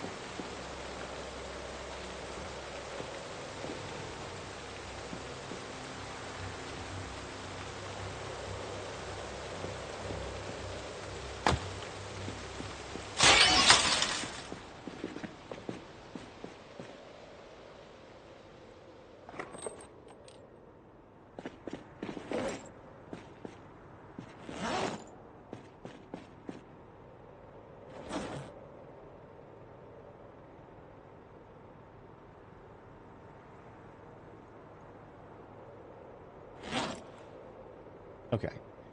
Generally speaking, what's in this pile right here is stuff that will be useful to bring forward selectively when it comes time to go to Louisville. Now, regarding the fact that we're hungry, I still very much need to put on weight, and we're not in rapid weight gain yet. I'm going to do the lazy thing. I don't like doing this. I really don't like doing this. But I'm going to do the lazy thing. We're going to eat a stick of butter. This is going to definitively put us in weight gain by just overloading us on calories. It's also going to piss us off a little bit. Our girl doesn't like doing that. I wouldn't like doing that. So we're going to also eat some chips. That will make us a little happier. And also boost our calories even further. Perfect. Okay. So, off to bed. It is for way past our second bedtime.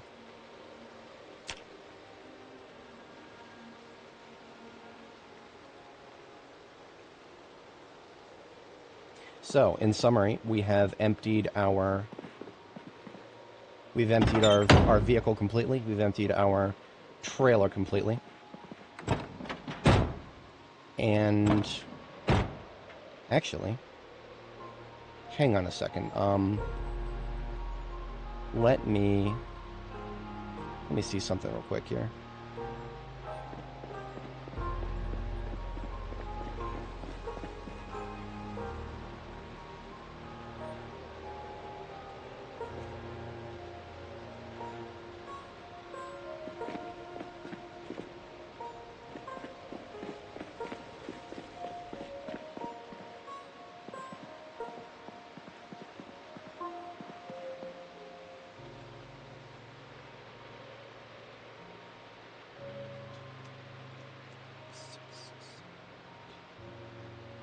Nine in from the back wall, okay.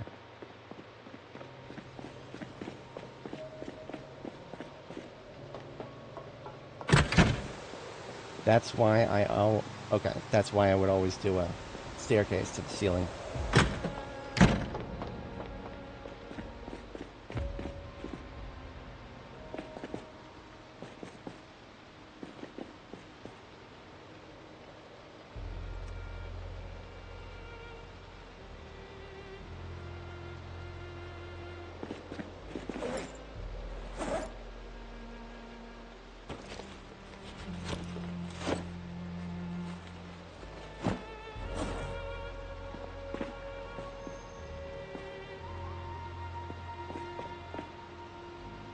All these axe heads, and I don't actually have an axe here.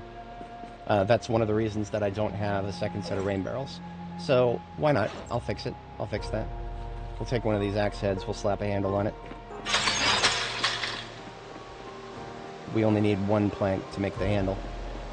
But even one plank might be a bit of a tall order here, because I've been, I think I may have used up everything over here. Quick Z check, looking okay.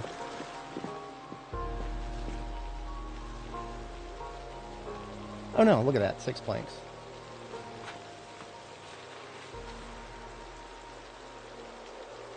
I only needed one to make a handle for this, X here.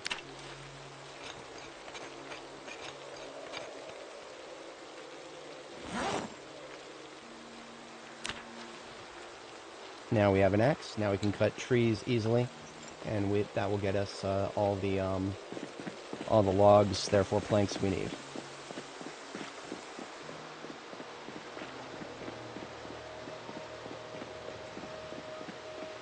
So if we've got 5 right now, we need to get another...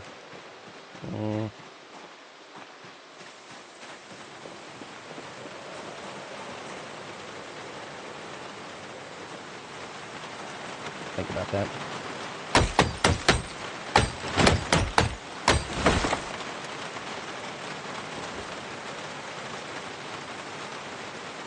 This will at least get us the staircase. There's a part of me that wants to get some rain barrels put up there. This base has been starved for rain barrels for a very long time. Not for the main sink. The main sink has actually been full on rain barrels, but it's the laundry infrastructure that could use them.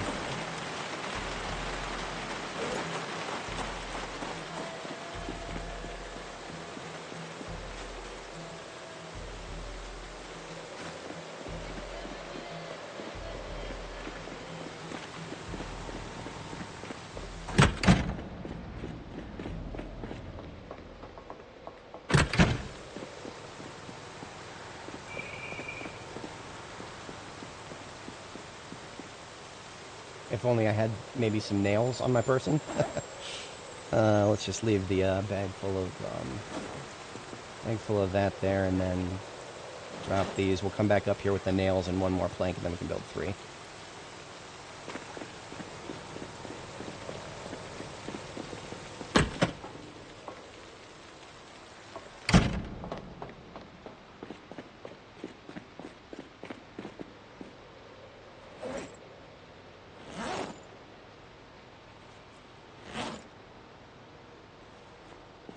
Oh, I do have more planks over here. What am I thinking?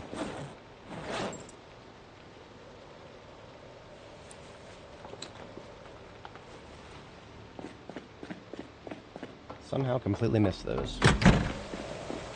I'll build the stairs to the ceiling rates. Imagine if we could just use the, imagine if I could just climb this. This realistic zombie survival simulator. Doesn't let you climb ladders. It's taunting me with its presence.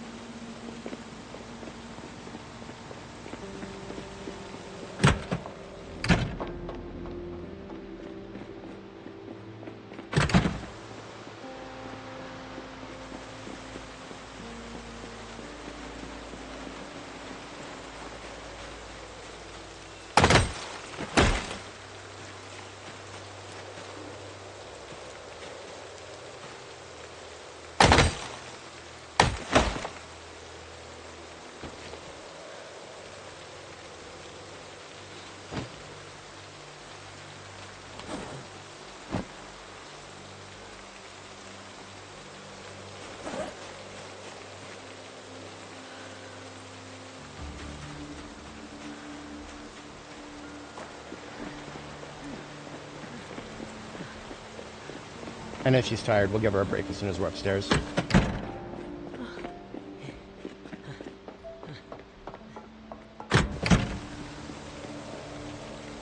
I won't be able to build the stairs, though. Because I need to destroy the stupid, whatever. I'll see about it. Maybe I'll build it in a different spot.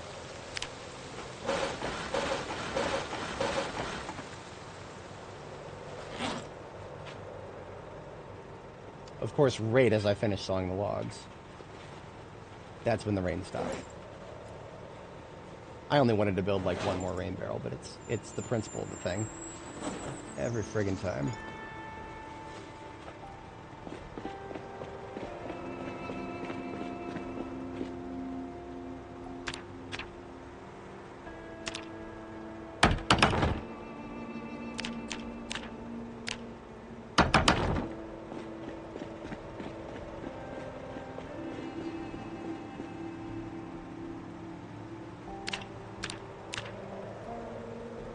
I can't just build it there. You know what? It's fine. There's a part of me that wanted to just use the sledgehammer and delete that, delete the stupid ladder out of spite.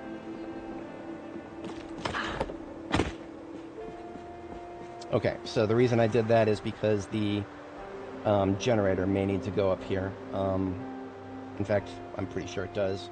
So it was 9 tiles in from the corner here. I have to close my protection window to count this, so that's 1, 2, 3, 2, 3, 4, 5, 6, 7, 8, 9, 1 in from the window. And so we're 1, 2, 3, 4, 5, 6, 7, 8, 9, 10, 11, 12, 13, 14, 15, 16, 17, 18, 19, 20.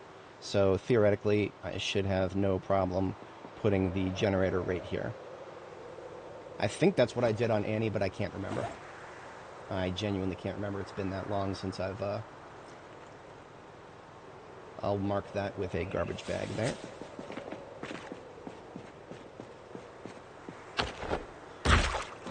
Ooh, that is, I need to sledgehammer that ASAP. The problem is I don't actually have a sledgehammer here right now. Do I? No. No, I left the sledgehammer at my base in Rosewood.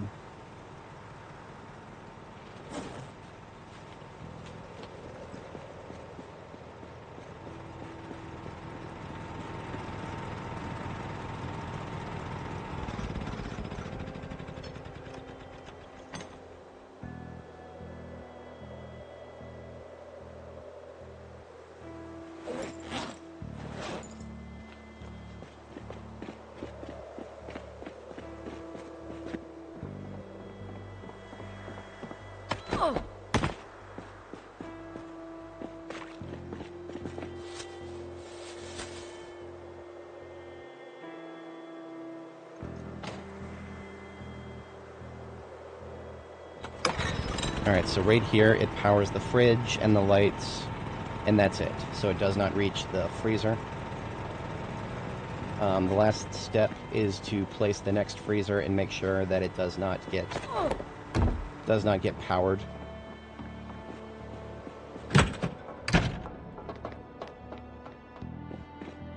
Oh, I was supposed to leave that duffel bag up there. Oops. Let's just drop it here.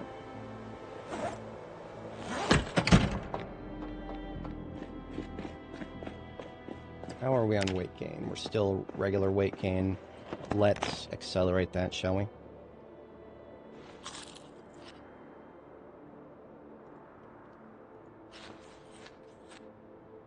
Still not in rapid weight gain. Yeah, slow healer is, well, it's great if you never get injured. If you get injured, oh boy, does it suck.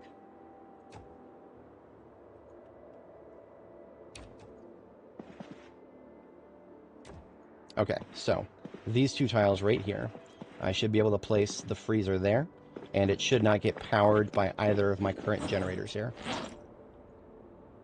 In order to place the freezer, I have to drop some stuff.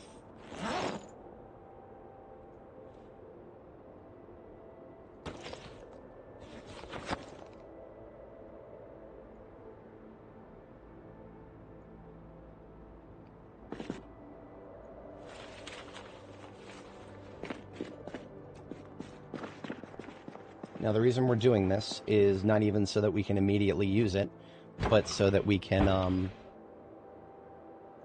that is not powered, right? No, that's not powered. We're not going to immediately use it. We're going to use it when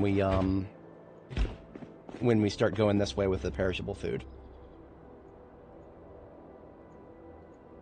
Which we're not going to do immediately, because what we're going to do before that is we're going to go hit, what is it, March Ridge. So this is basically just a long-term prep. We won't see the payoff for this in this stream. This will be probably several streams from now we'll see the payoff. Because I kind of want to take my time going through March Ridge. I am not in a position where I want to be tying myself to doing Louisville anytime soon. And we're still a little sad for meeting Butter. Completely understandable. We're going to read a good book to get rid of the sads.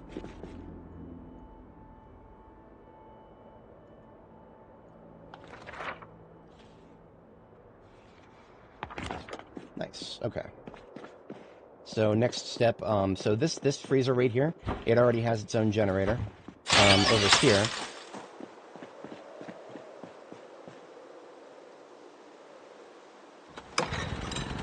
And this generator is only powering that freezer, as intended.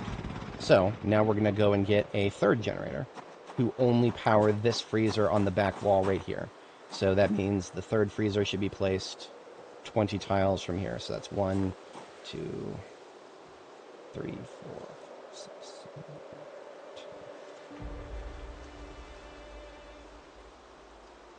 Let's try right there.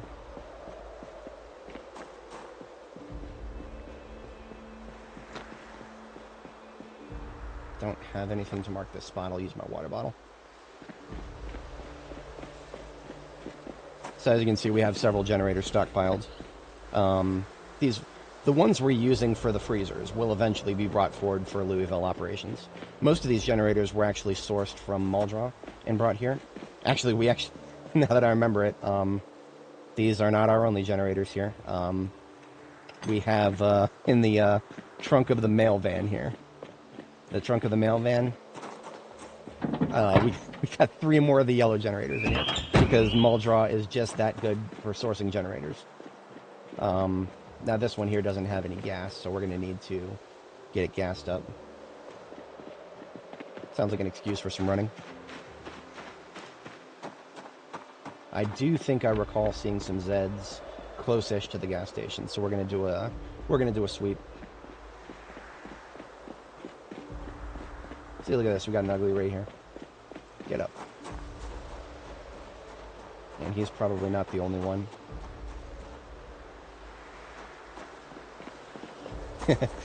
I don't, I definitely would not call my own base not a mess. I think my base is definitely a mess. But, organized chaos. Organized chaos, for sure. Smart thing would have been to actually bring a weapon with me. But, I am the weapon sometimes. Alright. I've had a close encounter, with a Zed here on this channel. I have a separate video, detailing how I got a little bit carefree with, a gas station rather recently.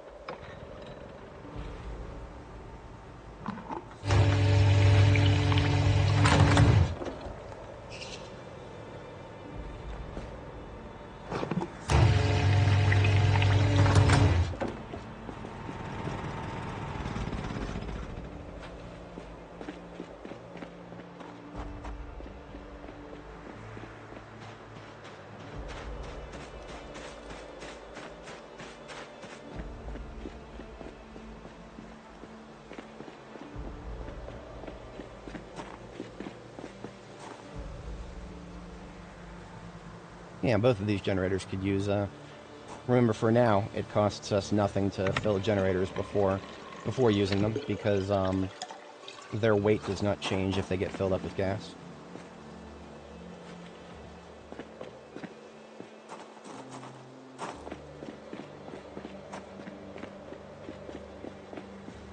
Alright, so we just want to turn this one on and make sure that it is only powering one freezer.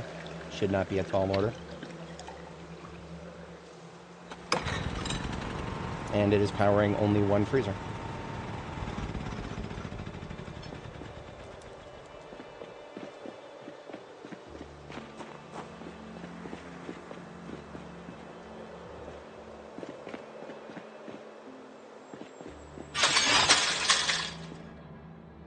And with that, I believe we are good to go.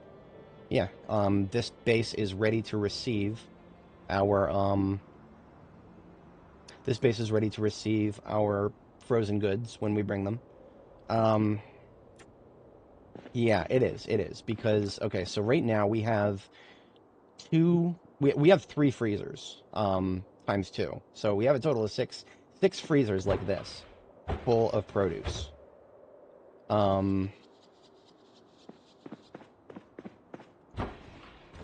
I intend on reducing that to only 2 times 2 freezers. So we're going to, in the space between now and when we come back here, we're going to use up that much.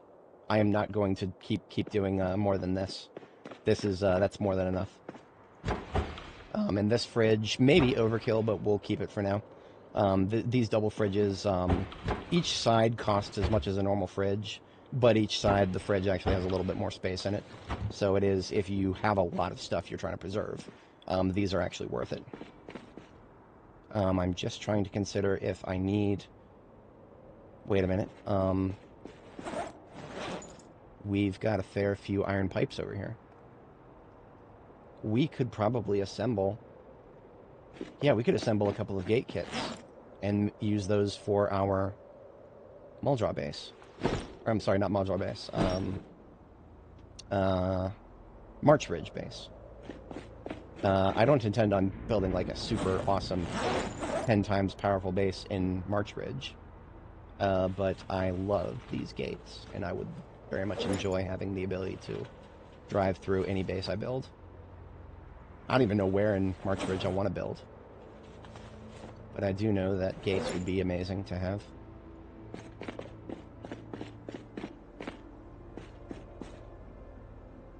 So we would need wire and welding torch. We have welding torches here.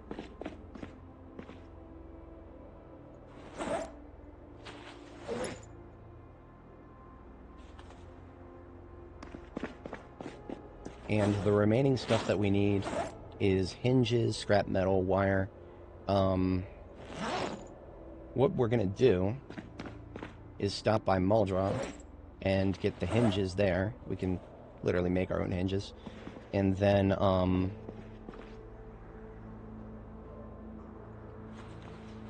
scrap metal also in Muldra. It's the wire that I'm not sure of immediately. We may run short on wire. Assuming I don't have any here, which I probably don't. Nah, if I did, it would be there. Oh, glad I checked in the other bins. There we go. We got our wire, boys. We are officially wired. Now we're just unhinged, so we'll have to go get some hinges. Alright, gear back on. It's a bit late in the day, but it should, we should make the Muldra no problem, even if we get out and kill anybody in our way. This axe is going to stay here for local use. Yeah, because we have several axes still at our destination in Rosewood.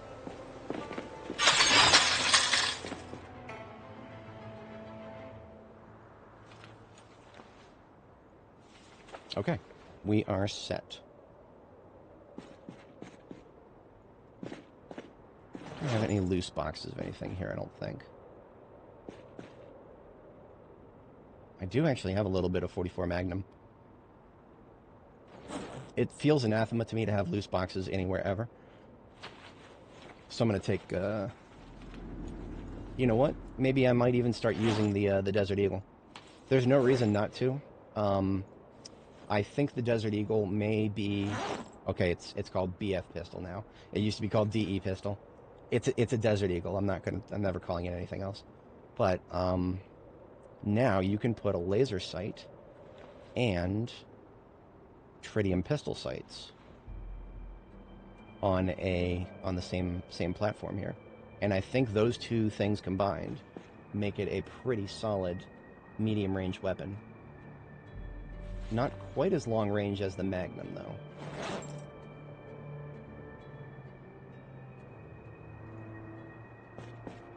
Now, the way I do these bigger pistols, whether it's the 1911 or the Desert Eagle, the way I do those is I shoot and then reload into the magazine as opposed to having spare magazines.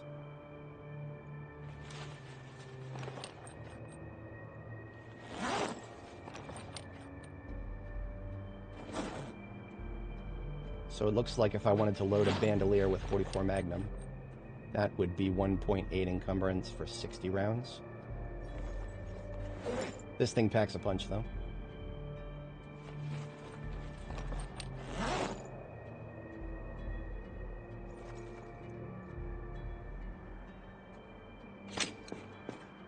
It fucking looks cool. I'm never gonna not say that. It does look cool. Where's my magazine? Oh, it doesn't have a magazine in it already. So let's grab one of those magazines.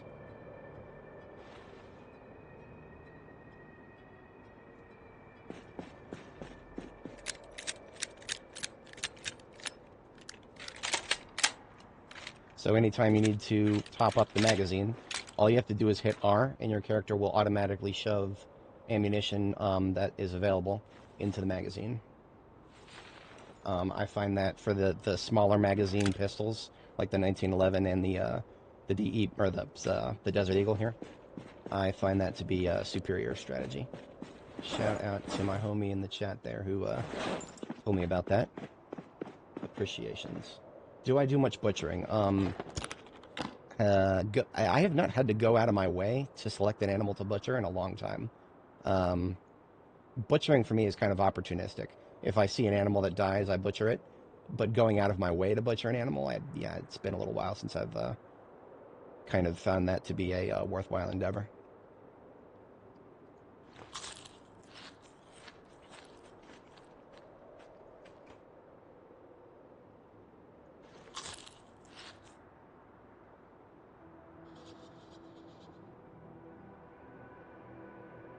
Oh, all of my vegetable oil is here too. Okay, so because we're trying to put on weight, this vegetable oil here, this 7 vegetable oil, some of this I believe is the vegetable oil I made myself, using all the sunflowers I grew, which that's a long story in and of itself right there. But it is possible. It's just kind of inconvenient. So the strategy to put on a lot of weight fast is to make smaller stir fries and put like butter, lard, margarine, vegetable oil all in one stir fry, and then eat that. And yeah, that'll get you a lot of fat, and the fat will increase your rate of weight gain. See, right now we are only in regular weight gain. You can tell by there's only one up arrow. If we consume enough fats, which we're not nutritionists, so I can't. Well, actually, I can show you this in the butter. The butter, as you can see, has 3,200 calories, 350 fats. We were probably at a fat deficit, possibly as much as negative 500. That's the floor. So we would have to eat, like, we already ate 2 sticks of butter. So we're probably in positive fats now. Probably something like 200 over baseline.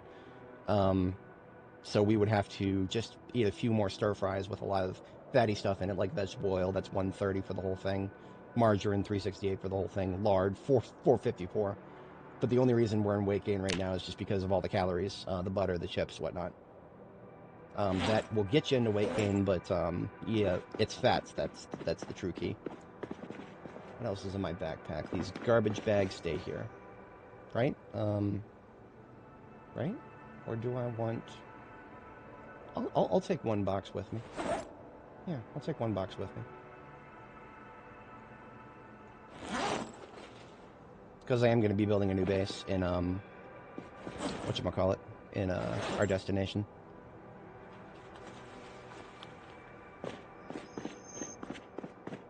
So what we're taking with us is mostly weight gain stuff and base building stuff.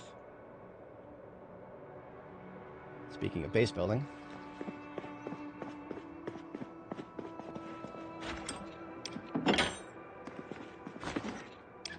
Now we have laundry infrastructure here.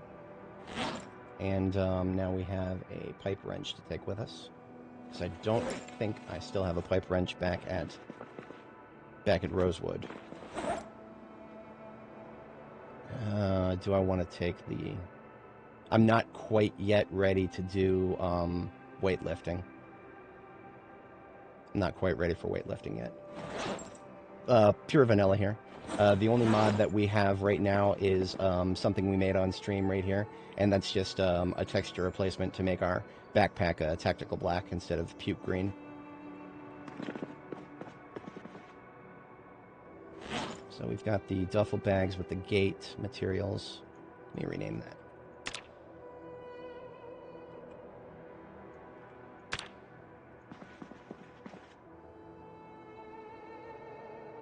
Ooh. That did not get us a full torch, unfortunately. That's fine. That just means that I'm done with this propane tank.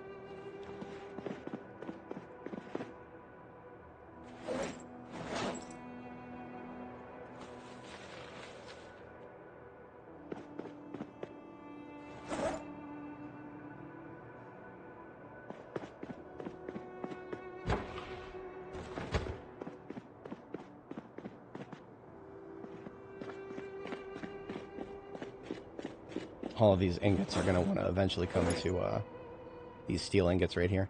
We'll eventually bring those to... Here's a funny thing. If I take one of these steel ingots with me to Muldra, I can turn it into a sledgehammer and have another spare sledgehammer to work with. So I might actually do that since we're going in that direction. Otherwise, I think we're done here. I've already lingered a little too long. Yeah, at this rate, I'm going to get tired on the trip back. And I would rather actually be able to get out and fight. We do have a lot of coffee. That was something I was supposed to bring with me. Any of these coffee containers that are not entirely full. That's 20. That is 8 cups. We have 8 cups of coffee in our backpack now.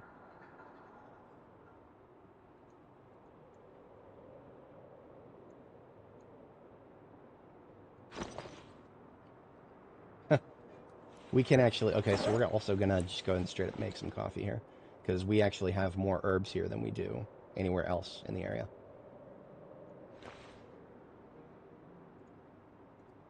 And these are all herbs from our garden. I kind of just distributed everything that I grew. I dried it out and distributed it across all of my bases. So rose petals, lavender petals, mint. All stuff that makes your coffee a little happier.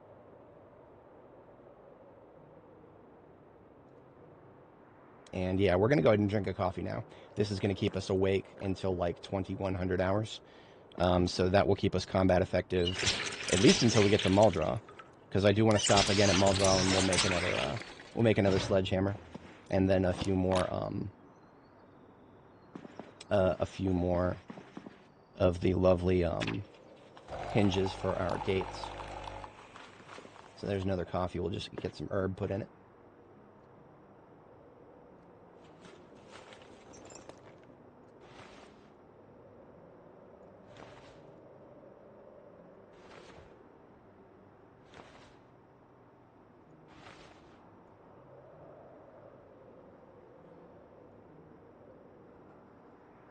I always like to carry around 2 full cups of coffee in my, whatchamacallit, my satchel here. Okay, we're cutting off the generator and we're deploying now.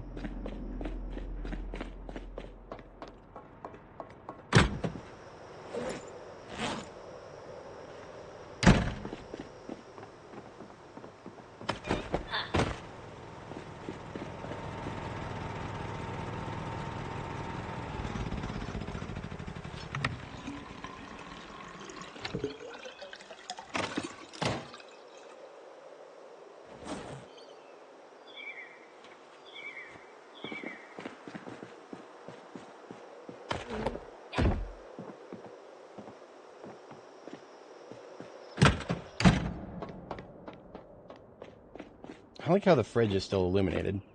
There's nothing left running that could possibly power it. Okay.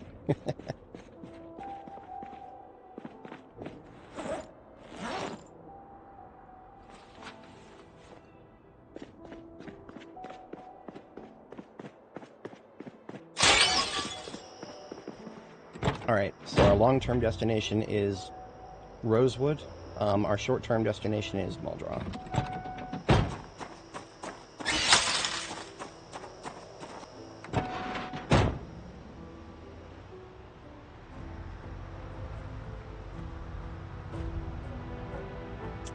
Alcohol, milk, and water. So that would work. As far as I know, that would only work if you turn off auto drink, because I think auto drink actually doesn't result in anything but water being filled, unless they fixed that. That may have been a bug that used to be a thing. So yeah, on the way back to Muldraugh, we are killing everybody on the road.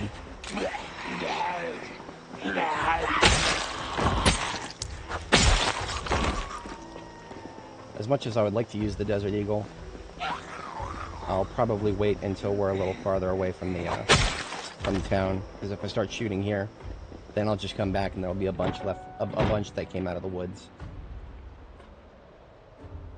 Oh, if I had my rifle right now.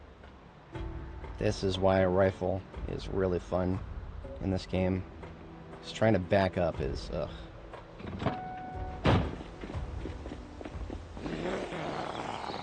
What am I doing? I should just take my backpack off and put it in the trunk. We literally have an empty trunk right now.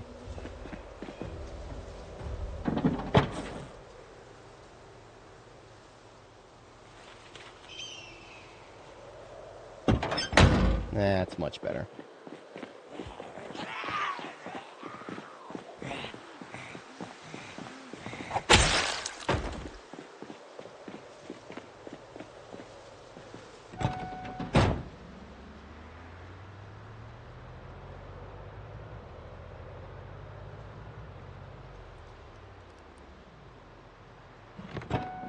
Look at that, look at that. Somebody just coming out of the woods to join the party. Look at that. What brought him out here, I wonder? Wasn't me. He's just going to group up with those dudes in the road. Just because the road didn't have enough zombies, probably. Alright, fuckers, let's go. Up at my road. That's right. Killed your homie.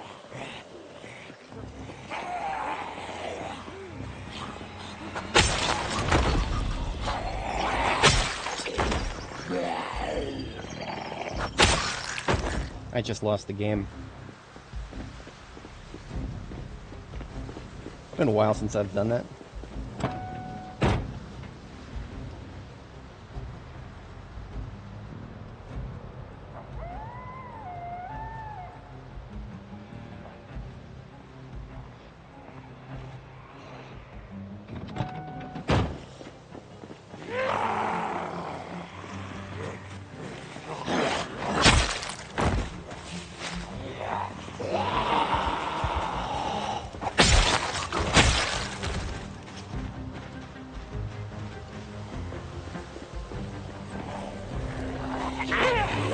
That's a cop with a double holster.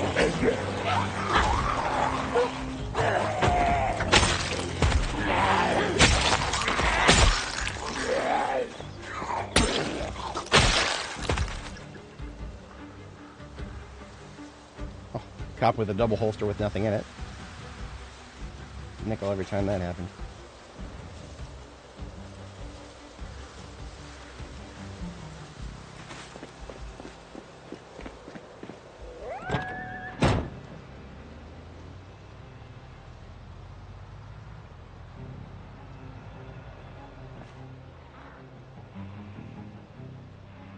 I would honk the horn, but that would bring attention from much farther away.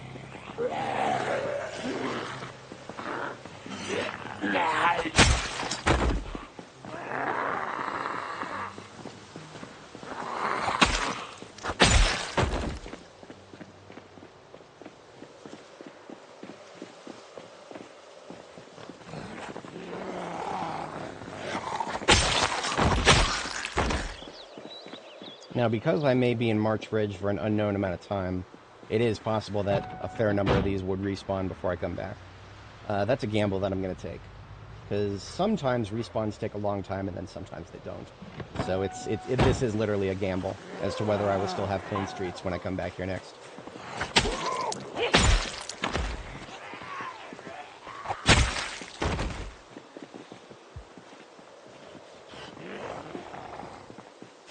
Okay, I got a shotgun on him.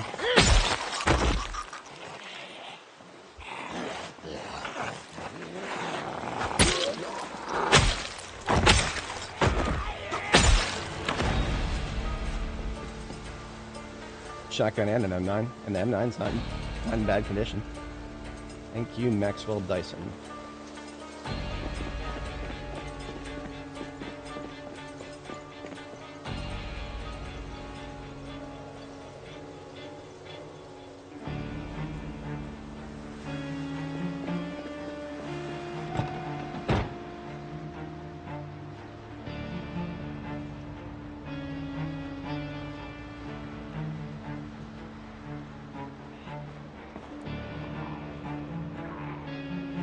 Just those three? Just those three.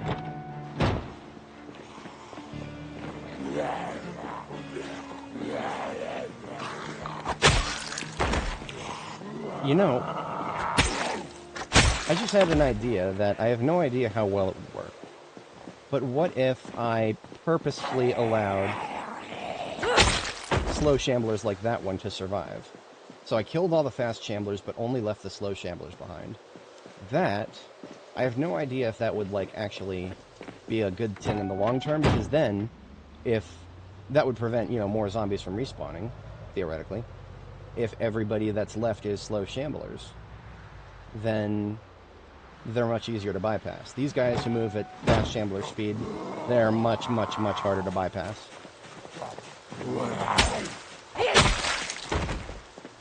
Nothing particular. It's literally just a fun activity that I do sometimes. I collect the ID cards of anybody of a specific area, and I'll build a cenotaph at some point to, you know, like like a memorial that has the names on the wall of everybody who died in the tragedy. Kind of doing something like that. Well, that's one of the reasons that I separate them based on their location. It's just a fun thing to do, like some role playing. It gives me a little bit of because like you know, with this game, in order to have fun with it, you gotta use a little bit of your own creative energy.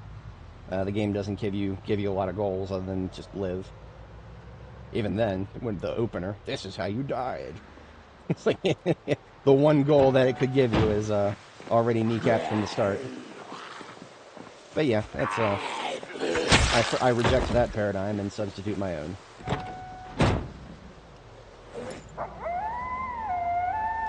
So, of course, we're hungry, and I didn't actually bring a food item.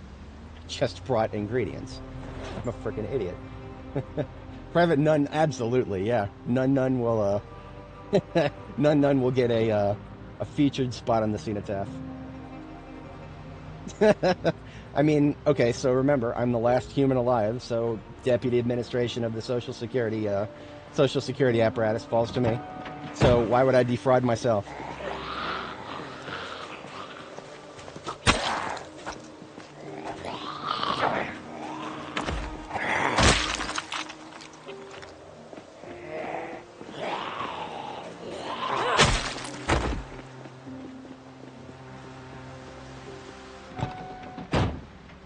It's all about the attitude, right?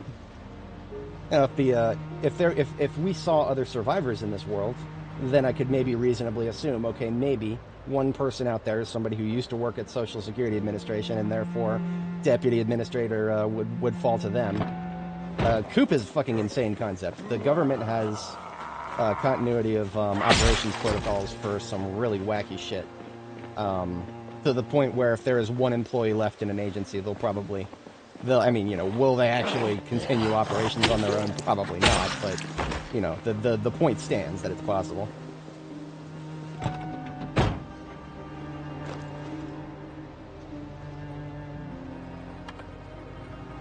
And I find that to be a very hilarious. If you've ever played the game Division 2, Tom Clancy's The Division 2, it's a bit Ubisoft, but it's got some fun story elements in it. there's a couple of traces of Tom Clancy's touch in there. And one of the parts of it was the role of presidency of commander-in-chief has more or less fallen to somebody who used to be a signals analyst for the National Guard. He literally just rose through the ranks through attrition and became the functional equivalent to the president by doing that, just by not dying.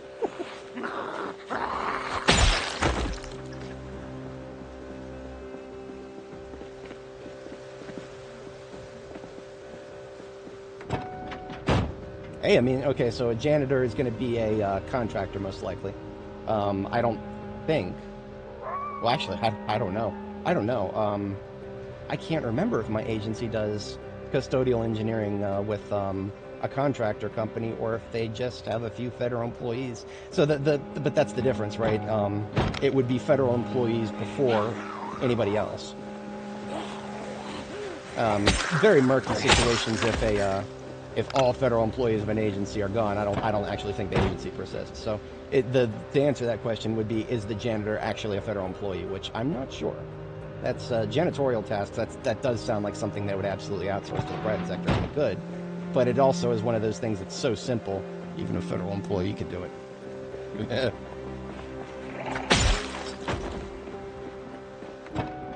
I shouldn't knock it too much. My client is I think my client is a little bit better than the 80-20 split. If 80-20 split, you'll see that everywhere in the workforce, where 80% of the work is done by 20% of the people. We've got some we do have some pretty good people, but it's still probably something like a 70-30 split at best. I mean, it's you know, it's a freaking behemoth of an organization, so you're never not going to have something like that eventually.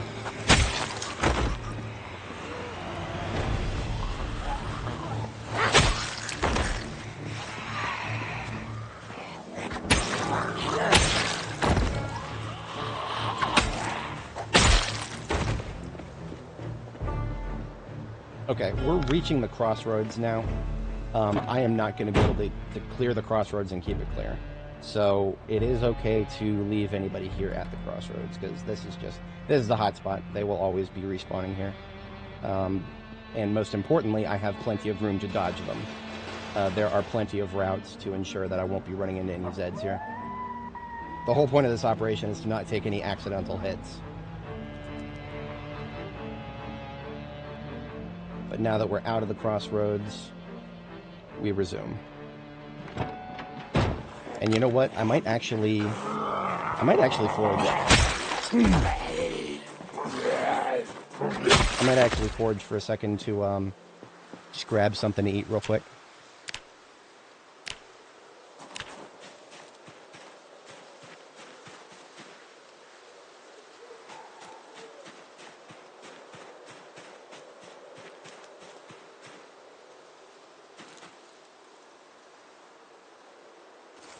Can't say no to mint. Mushrooms, good. There we go. That's all I needed. Just something to shut the hunger up for a minute.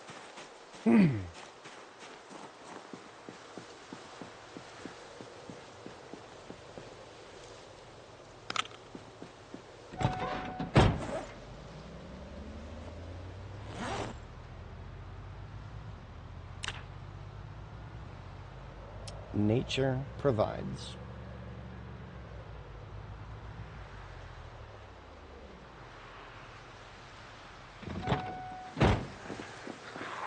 Alright, I want to say we're far enough away from hotspots that I can finally do that.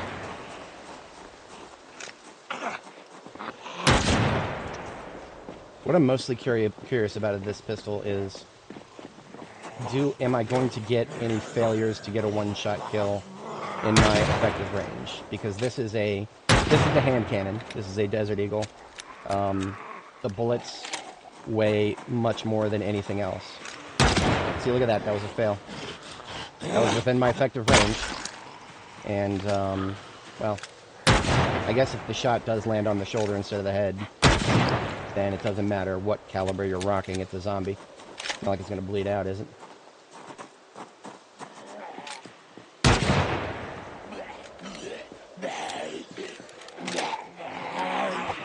Okay, that's not good. Constantly checking my 6 because that's, it's a noisy gun.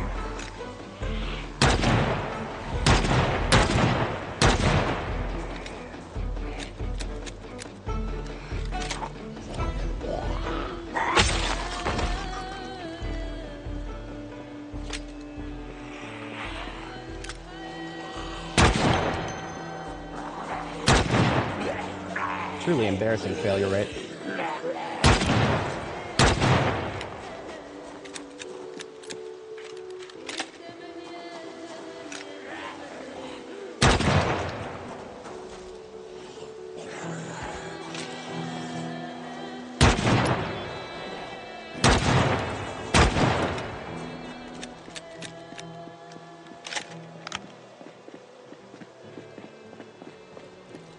Not conducive to maintaining a healthy bedtime. But we're approaching one of the burned wrecks here. Yeah.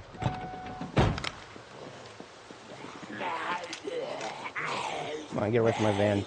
He's gonna check the driver's side and then come over here. No, I even yelled at him and he's still just camping my driver's seat. Frickin' asshole.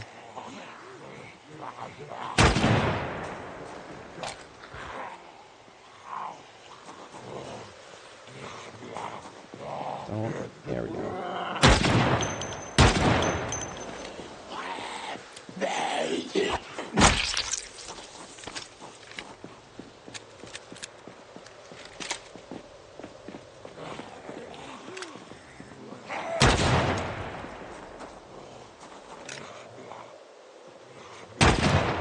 Okay, so that's my effective range, basically.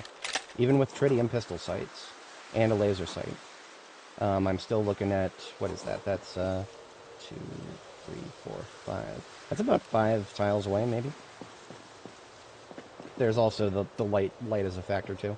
I don't know if the flashlight is as effective as, like, you know, just daylight everywhere.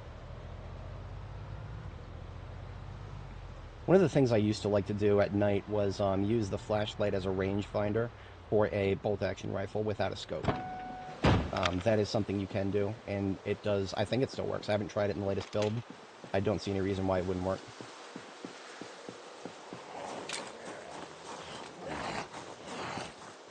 Now, I don't want to be drawing him out of the trailer park, so I will just melee anybody in this area for now.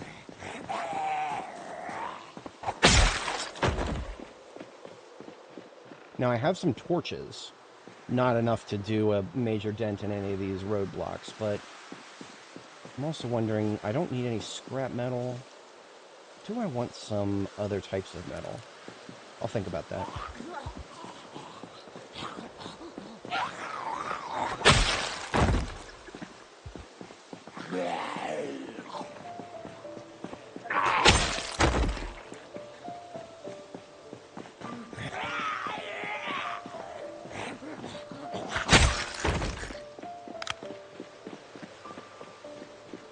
It's been a while since I've felt the need to sharpen my sword. What's going on with that? It's only taken 2 hits of condition damage. Okay, that's why. Fascinating.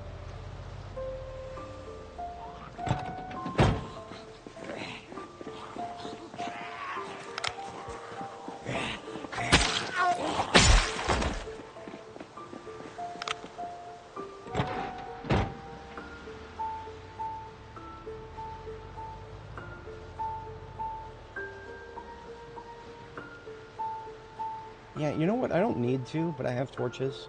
I'm going to go ahead and dismantle one of these, just the one that's in the way there. Maybe another one, depending on circumstances. So here's a welding torch. I have a mask in my satchel here.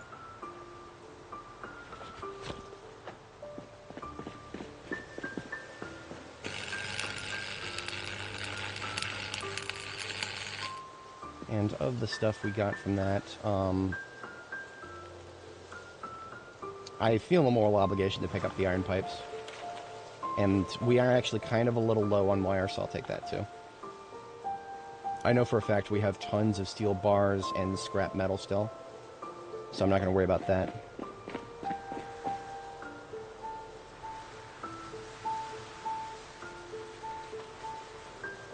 And it takes one full welding torch to rip apart a car, so just that's an empty there. And we could do 6 more cars if we wanted to. I just don't know if... See, that's not enough to make a significant dent in a large group of these cars.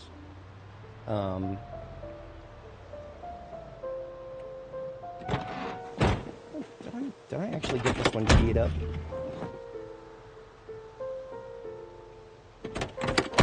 I smashed the window in it. I don't know if that means anything, though. Precious metals that I use to level up my block. So, you say precious metals. Iron and steel. Okay, so look at this pile of stuff here. This pile of stuff has got steel bar quarters, steel blocks, steel chunks, steel pieces, steel sheets, steel small... Basically everything I just highlighted there. All of this can be used to level up blacksmithing. Probably the most important thing in this pile is steel chunks, because you can turn 1 steel chunk or 2 steel chunks. You can turn steel chunks into almost anything. So if you're like on the lookout for materials, steel chunks is great. You can saw a steel block right here. We could saw this into 3 steel chunks, I think. Or 4. I don't even remember the magic number.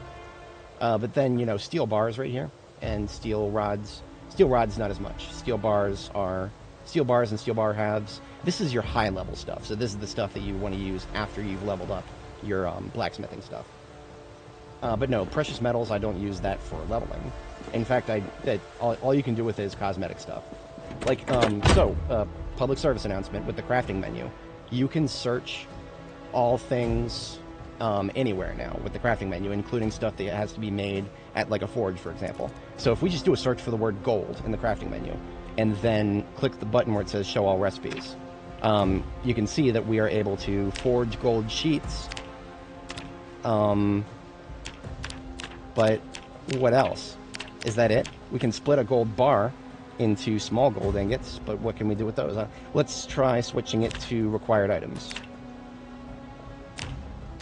Okay, so this is a little deceptive because one of the things you can make with gold is a gold butter knife, for example. You can make cutlery and silverware.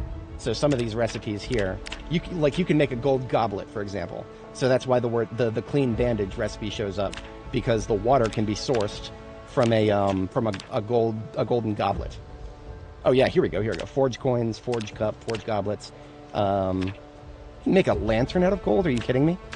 We can make a lantern out of gold.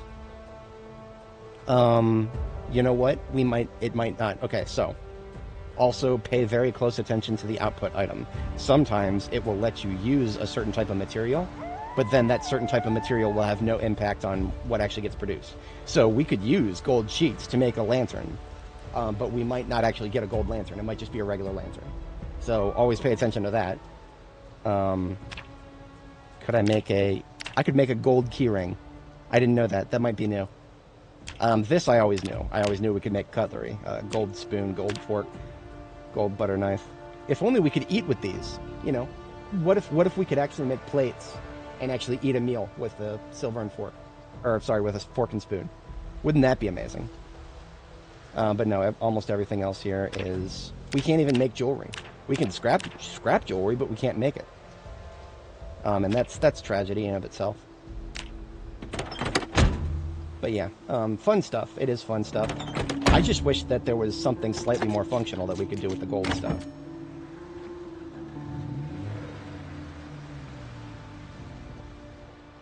And... See, now, okay, let's say that I smelted all 4 of these cars on this side. Then I would have to smelt these 2. Is that actually... Okay, maybe that... I have enough torches for that. Okay. Yeah, we're going to do that. We're staying up late tonight, boys. And it's going to be worth it. It's going to be worth it. Because we have exactly the correct amount of torches. I was not expecting it to fall like that. But we are opening the road a little further. Now, the reason this is important to us in the long term is, even though we already have a drivable space, having a wider drivable space, well, that'll help us dodge any unexpected respawns.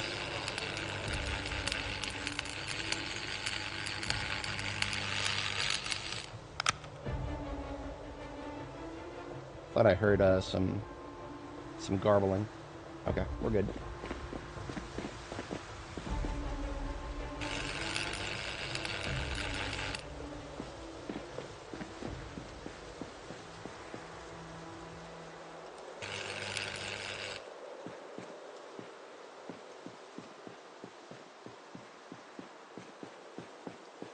We did a very loud combat clear in this area just like 18 hours ago, I think. I think we're okay.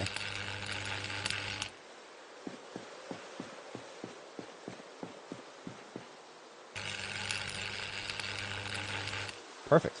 Now the best part about this is we actually have quite a few untouched propane tanks back at Muldrow.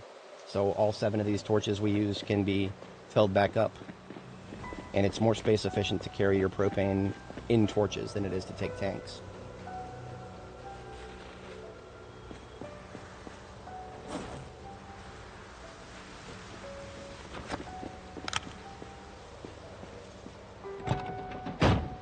I can't remember if I actually, if I looted all the food here or not. You know, we could just sleep here tonight. With all the welding I just did, we could very easily secure all the doors and windows here. We would need to tap into some of the rods that I brought with me for the gates, and that's okay. We have more rods that we can pick up. I figure if I'm going to clear this place completely, and it's already got a bed with a pillow, I might as well go the rest of the way with that. So how do we weld window barricades? This is the only recipe so far, but you can use one of 3 different types of metal for your barricades. You can use steel rods, steel bars, or or iron bars. Iron pipes, because we can't make them, I always collect those if I can. So I'm putting the iron pipes in here, but the steel rods, I'm gonna take like 9 of them. And I do still have 1 welding torch left. It is my, whatchamacallit, my primary torch.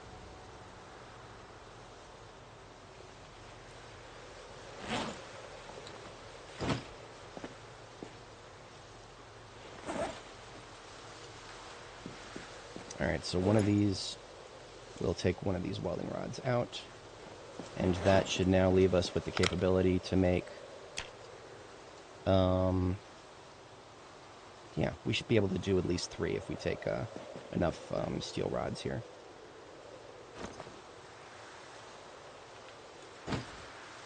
See, we already have 5 more right here. We just need 1 more steel rod. And then there's 3 window barricades right there. I also kind of want to do a door. So that should be no problem. For a door, you just need 3 small steel sheets, knob, hinge, and knob, hinge, welding rods, and then the torch itself.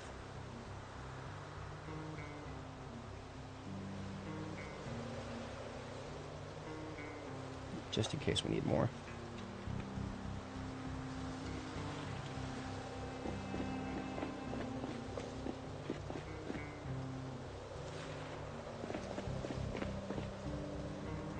Our journey takes us in many strange directions.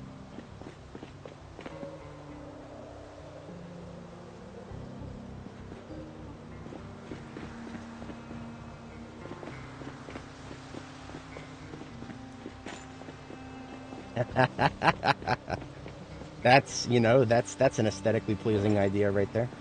I'm on board with that, in theory.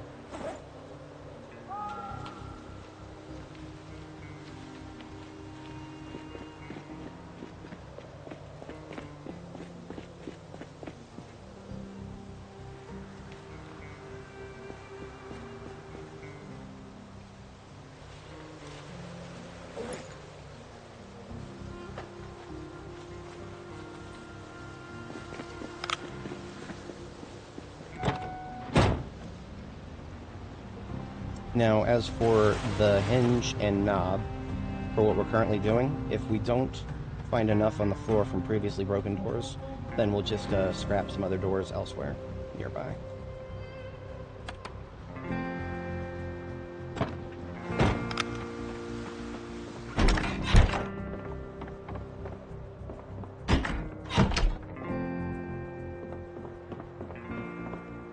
Oh, you know what? We don't need to replace this door. Yeah, we don't need to replace this door because this window just needs a barricade. So we only actually need to barricade 2 windows in order to make this place, you know, have barricaded windows.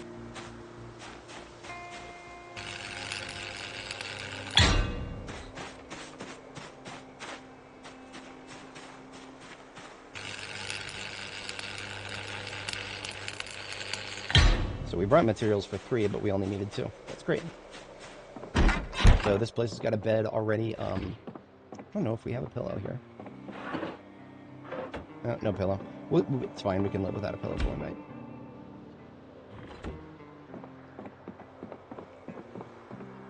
It's better than nothing.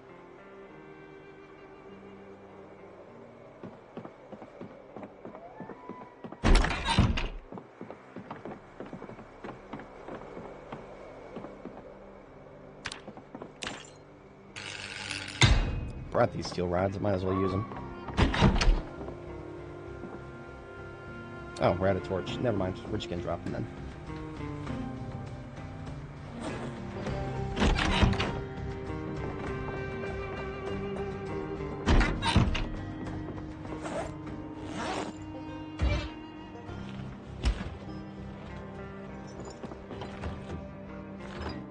Hey, some canned chili in here.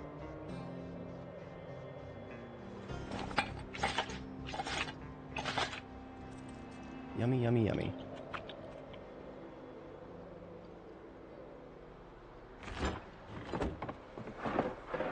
Now we may get tired a little early here. That's okay.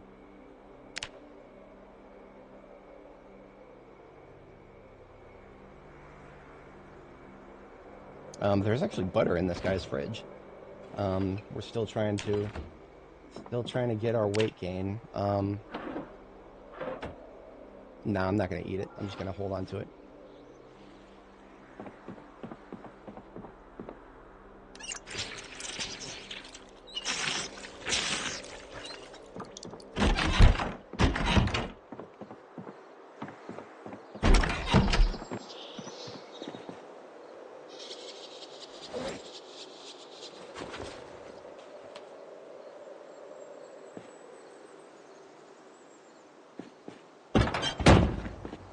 We did not ever leave a generator here, which is fine. Sometime in the future we may be able to bring one of the, like there's a blue one back at Muldraugh. We could easily bring that here, because there's no other purpose to the ones that I left back at Muldraugh. We would just have to find an excuse to actually have the room to carry it with us. Blue generators are the easiest to transport.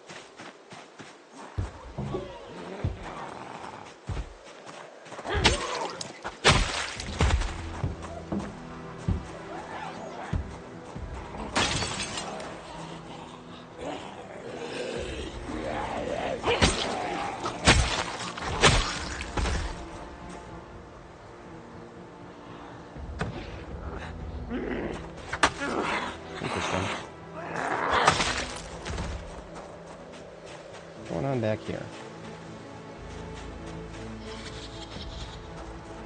What do you do when you have reliable food and water? Oh, so I was talking about this earlier. Project Zomboid doesn't have any goals. You've got to use a little bit of your creative energy to come up with your own goals. If you're okay with that, I have plenty of suggestions. If you're not okay with cooking a little bit of creative energy to have fun, this might not be the right game for long-term play. A lot of people just, like, you know, make it a group survival thing and play multiplayer with the homies, because then, you know, when you're playing a survival game with your friends, you can make the fun up just by exploring the map and whatnot. But no, we kind of do the same thing here. We explore the map. Our character is quite literally named Nora the Explora. But we also, one of my hobbies is stockpiling and building bases as if it would be every base with a complex that I would share with NPCs. Because even though NPCs aren't in the game, they will be someday. So it can't really hurt to build good habits for, I like to call this game a colony simulator without any colonists. So if you imagine what the game might be like someday with NPCs filling in the gaps in your skill sheet. Because not a lot of people, if you look at this, not a lot of people want to do this shit. Spend hundreds and hundreds of hours to level up one character's skills. No, that's for those of us who go nuts. For most normal players, they're going to want to share the burden on that with people who are specialized, and that's where NPCs or homies at multiplayer come in. There are no NPCs yet, so multiplayer is a attractive alternative if you have some folks that'll pull up the game with you. Yeah. I'm gonna shoot these guys. I'm gonna shoot these guys because any noise I make here will just bring more of them away from blocking the road.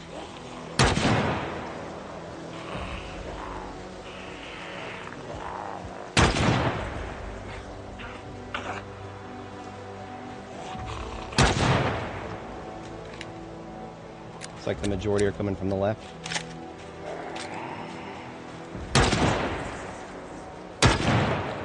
Oh, I like this.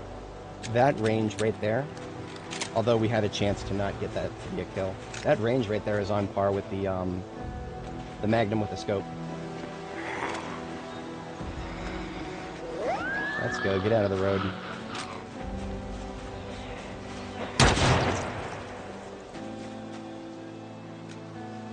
This is vanilla with only one texture replacement mod that we made ourselves here.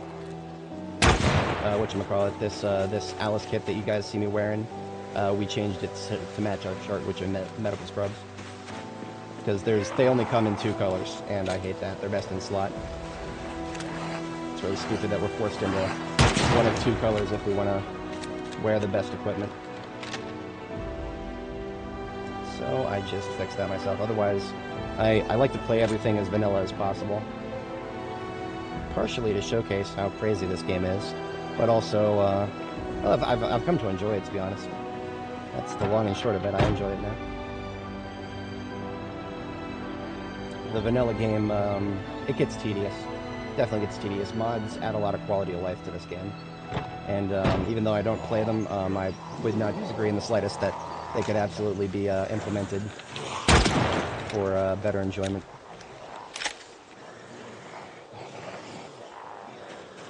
Things, there are certain sandbox settings that I kind of feel like are not good for encouraging better play at this game. Like multi-hit, for example. I know a lot of people really like multi-hit, and I'm not going to say it's bad, I'm just going to say that... Why did that take 2 shots while he was down? I really hope I didn't accidentally just shoot my windshield. Oh, yeah.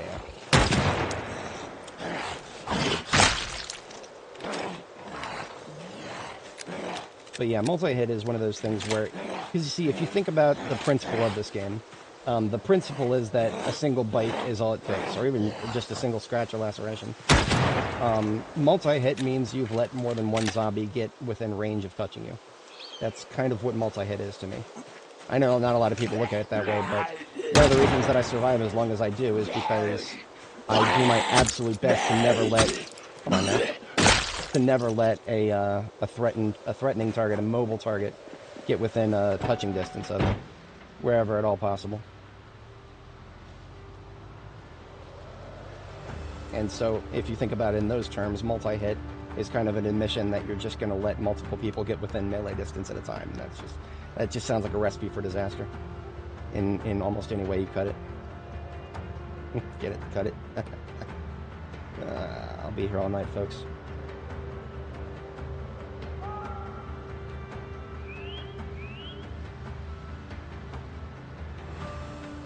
So we are really hungry, and we've got a backpack full of ingredients that'll help us put on weight. What I'm hoping is that we can hold out until we get to Muldraw here. Do a little bit of foraging, and then we'll put together some stir-fries, maybe. Mushroom stir-fries with lard and butter and vegetable oil and God knows what else to make us fat. Looks like the rest of this road's clear, which makes me happy.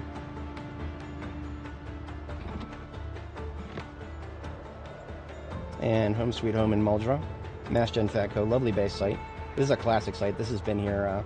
I remember seeing some like decade-old screenshot of Project Zomboid with this place still here. So first thing we'll do is just go forage for a second. Grab some mushrooms or something that we can stick into a stir-fry.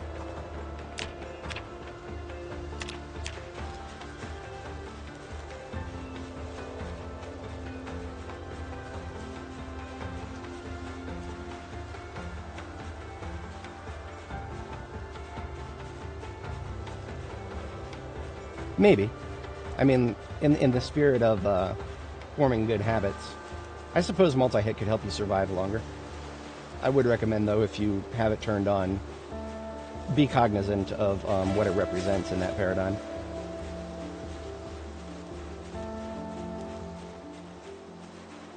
I mean, some other people will also just straight up turn, they'll just turn infections off. In which case, well, I mean, again, multi-hit letting multiple zombies in your... One of the only characters that I've lost here on stream was not just because I got bitten or infected. It was because I got pulled down to the ground, and with no escape. That was what happened to Barb the Builder. If you scroll all the way back in my live stream history to Barb the Builder back in 42.8, her ending came because we allowed, well, we got our feet swiped, and then there were 3 other zombies coming in. We would not have gotten away with that just getting bitten a couple times. We were dead, like 100% dead. 3 zombies within melee range is more than enough to completely immobilize you. So, I mean, I just quit the game right there. As soon as I saw those 3 zombies and I started getting grabbed, that was game over. So even if you turn infections off, letting more than 1 zombie within melee range is sometimes just enough to get immediately mobbed to death. I don't recommend it.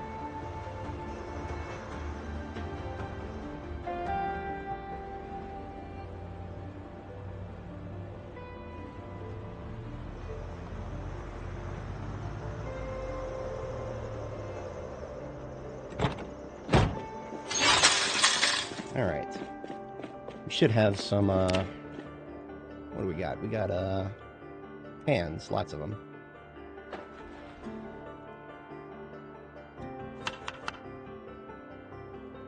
So a couple mushrooms, and I think we've got some... No, we don't actually have a lot else. Peanuts and jerky. Those are both, non-perishables we can toss in there. Mushroom, peanut, and beef jerky roast. Doesn't sound super appetizing, but then we'll go over to get our backpack here. Butter. And vegetable oil. And margarine. And lard. This is going to be nice and chunky. In order to cook it, we'll have to go fire up the generator here.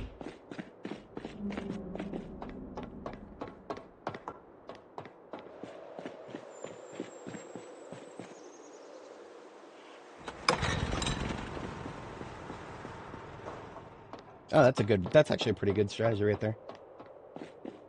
Because even with multi-hit on, your knives are not gonna catch too many hits.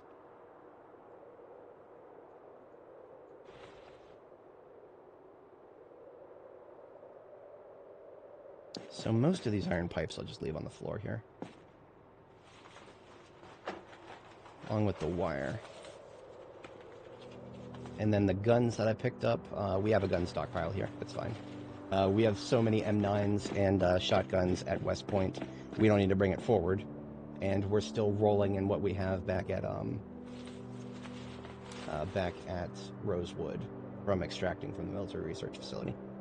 So we're jacked in both directions. We don't need to, we can just drop them at the first base, like right here.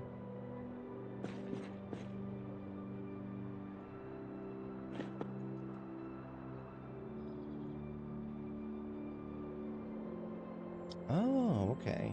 So that backpack up on the roof was actually... That was local memorabilia. I see. Alright, so the roast is already in there. On goes the oven. I have a kitchen light here, but it ran out of light bulb.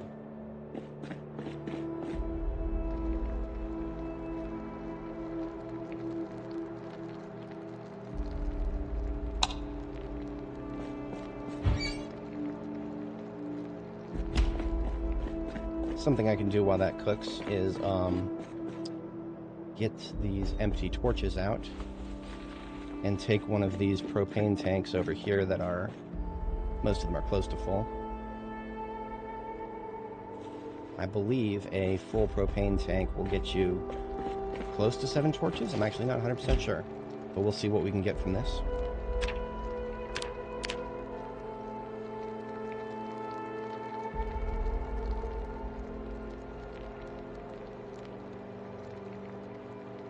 So the 7th one is like close to full. So I think my ratio is correct. I do think it is, if you have 7 empty propane torches and a full propane tank, you can fill that. So that's why I always say that propane is better stored in torches than tanks, because of that ratio. It only costs 7 encumbrance to carry a full tank's worth of propane.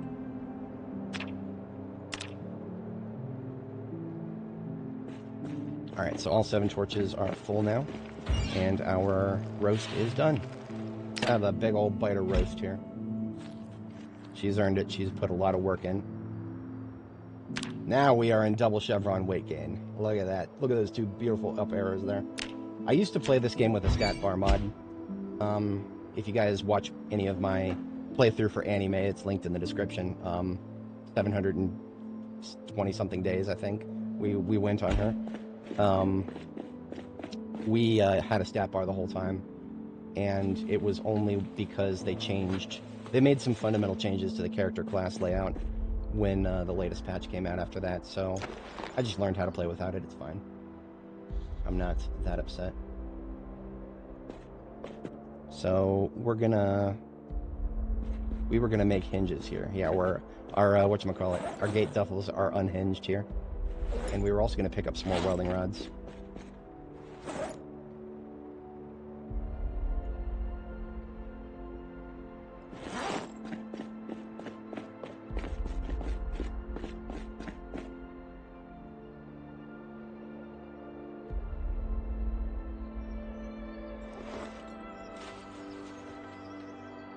I do want to leave some welding rods here, but like more than a full stack is not necessary. So the leftover welding rods from the previous operation can be left here.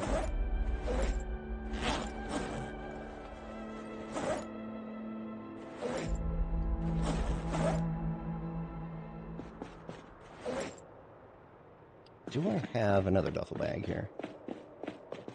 If I did, it would probably be...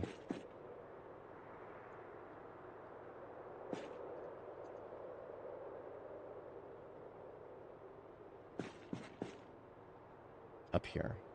I do have another duffel bag here. So we have enough stuff here to assemble another gate bag. And because I love these gates so much, I'm going to do it.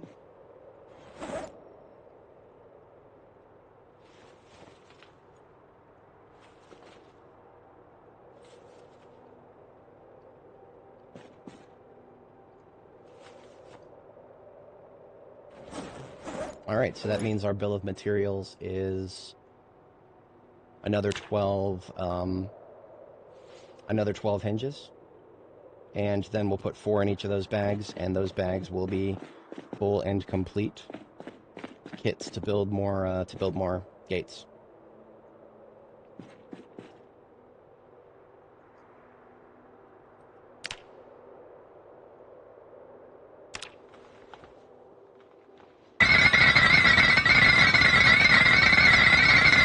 Sorry.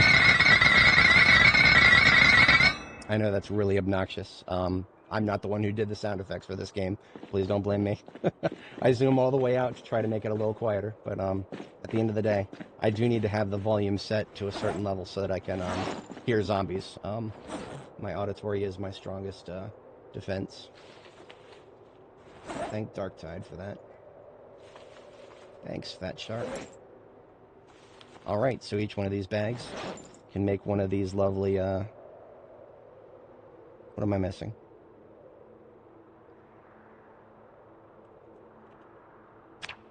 Oh, scrap metal. Okay.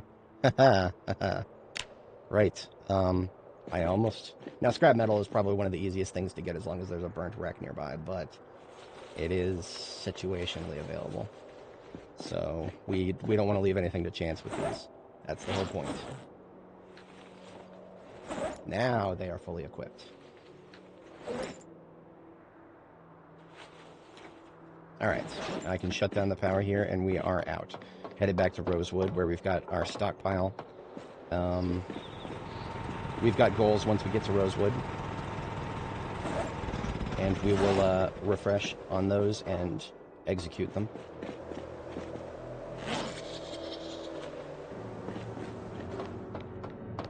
I don't need to carry this around yet. This backpack I just picked up is going to go to the cenotaph in Riverside. So I don't need to carry it, but I do need to leave it somewhere where I'm more likely to see it, like right here. Do I need any sharpens before I go? Nah, we're good.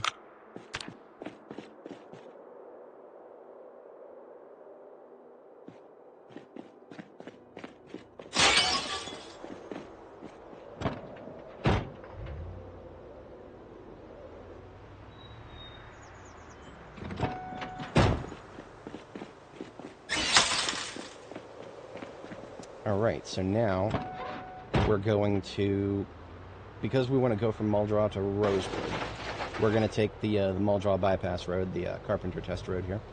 That is up here and going to be a next left on an off-road area. You're too close to my base to exist.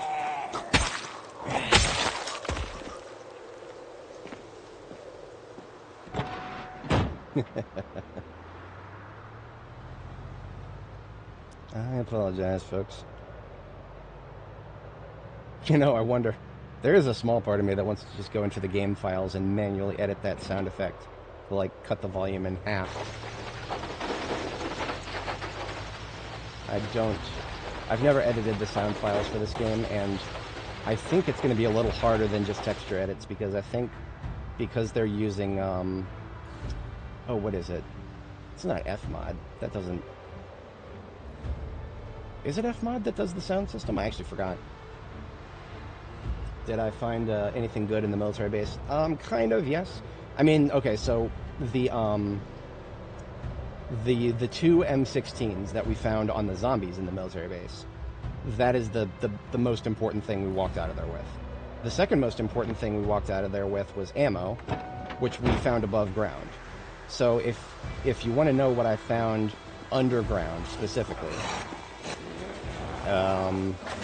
well, okay, the zombies that I killed with the M16s, those are underground. Everything else that I came out from the underground with, literally everything else could have been found elsewhere. So in terms of loot, I mean, I never did it for loot to begin with. The loot was just, you know, it was there, I grabbed it. But at the end of the day, I was there to see what that place was all about. The M16s were something I had hoped for. Another thing I had hoped for was possibly a shot at aiming 5 or Longblade 5. You know, just maybe some libraries or something. You know, they have a little complex for their researchers to live underground. You would think maybe they would have some libraries for them or something, but no. There were a total of 2 bookshelves in the entire place, and they were just entertainment books, no skill books. We've wiped out all the gun stores on the map outside of Louisville. So that's Guns Unlimited, that's Sendo's Firearm Emporium, that's the hunting shop at Ekron and Irvington, and then the Brandenburg ammo store, and the military surplus, the 2 army surplus stores. Yeah, I know. We definitely rolled a Nat 1 on getting an M16 from the gun store. On Annie, we managed to get a pristine M16 from Guns Unlimited. But for Nora here, the guns were very limited. The place did not live up to its name. We came out of there with literally 50 rifles. I'm not kidding. We came out of there with 50 rifles. MSR 700s and MSR 788s. And the funny thing is, half of those 50 rifles came out of the fucking lockers for the shooting range. So if you go to Guns Unlimited, make sure that you check the lockers for the indoor shooting range. They're all full of like hunting gear and rifles and stuff.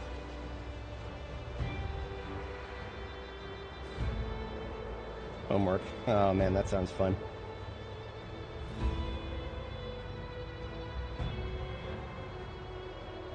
I got homework for you. Mavis Bacon's teacher typing. That's how I learned how to type properly. I'm just kidding. I don't know. I don't want to be too mean. I feel like some people are just going to let autocorrect type everything for them in the future. Microsoft is going to try to go that way.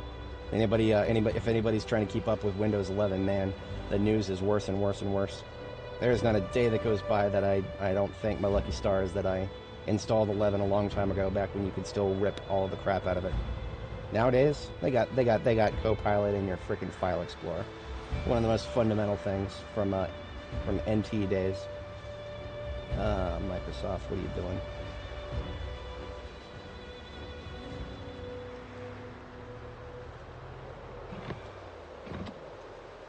Okay, this is clear here. Don't have anything to worry about because we killed everybody. There may be a couple of dudes on the road still, between here and Rosewood.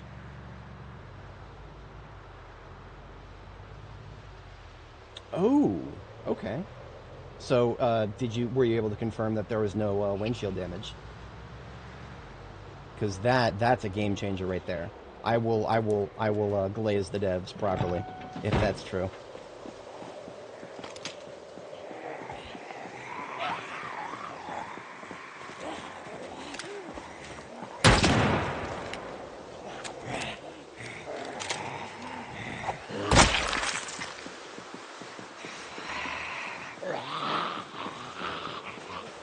Nice.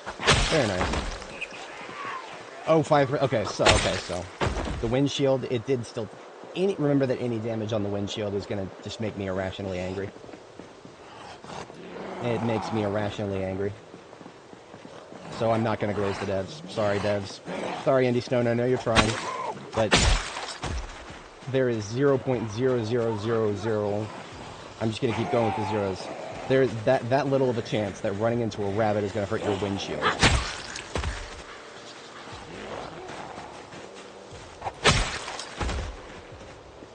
I think, you know what? I'm just going to guess. I'm going to guess here. I think the devs just, all they changed is that they made it so that collision damage scales with weight and encumbrance. I feel like that might be all that they changed, which would be sensible. Minus the fact that small enough animals should never get anywhere near the windshield.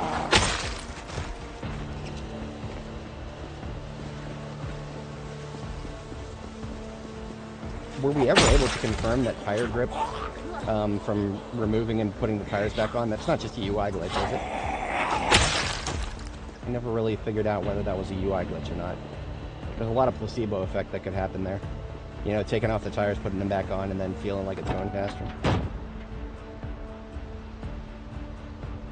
Yeah, that would have to be a really tough. That would be a hippity hop for the century. Was right there.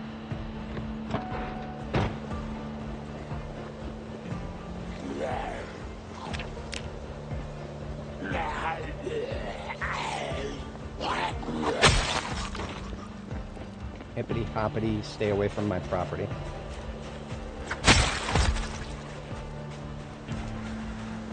Oh wow. Okay. Well. That's good to know then. That means that as a standard procedure, as silly as this sounds, if I'm going to do a tow forward with vehicles, I should probably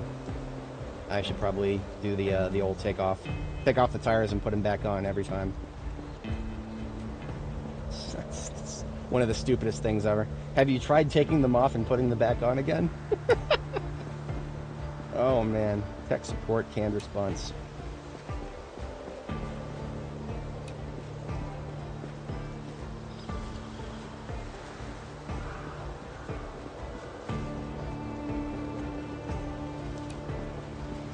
My experience with country roads tells me that they would never do this.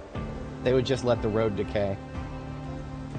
They would only be putting cones down if they actually had workers out here working on it.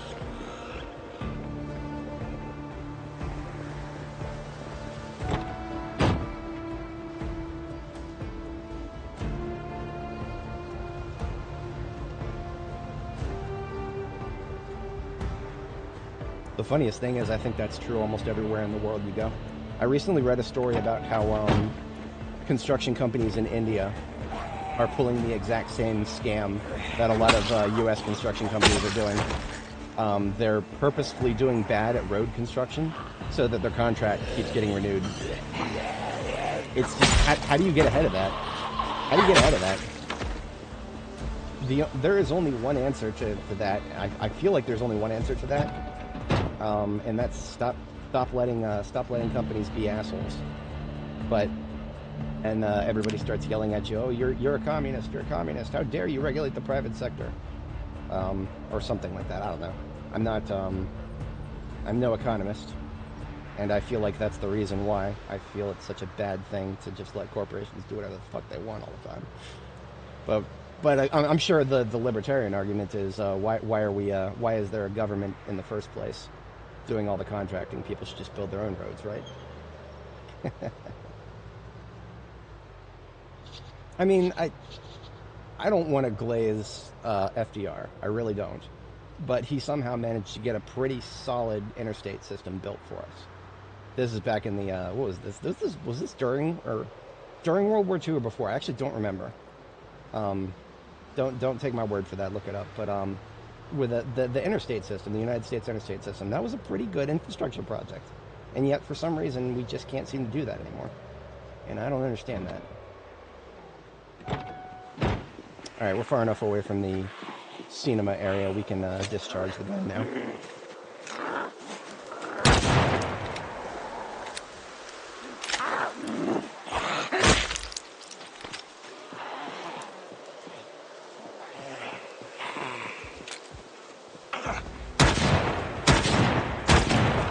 Starting to feel like letting them get too close is actually a bad thing for this. So I should probably treat this gun like kind of like a soft rifle almost. So if I wait until now, and then now, well, we still failed to kill him.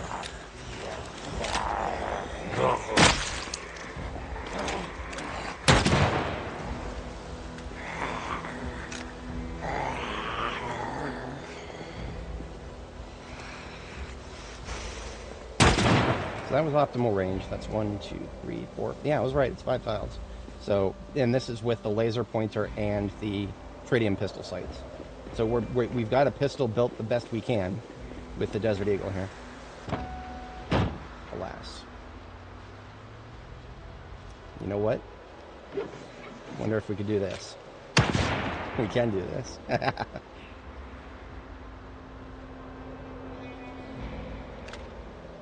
A little closer, buddy, a little closer. Come on. He's still kind of in the road there. The whole point of that exercise is to not leave corpses in the road. This is why I don't always do the drive-bys.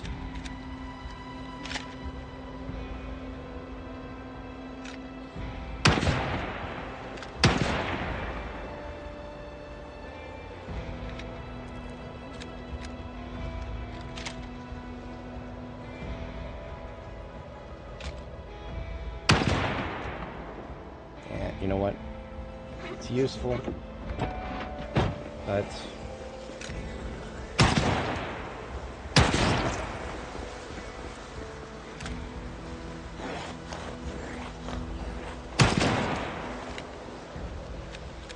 you know the snap for the crosshair would probably be faster if I was aiming level 10. I sometimes forget that I'm actually not aiming level 10 because it does feel better. A little better at the lower levels than it did before. It's still nowhere near as good, because I got to experience what it was like at aiming level 10 on Annie, and it was pretty good. And that was both before and after they made the recent changes to the how well the targeting scales with your level. Because we experienced it on Annie, and then we went right back down to low level when we started with Nora here, and it felt pretty good both times. Relatively speaking, of course.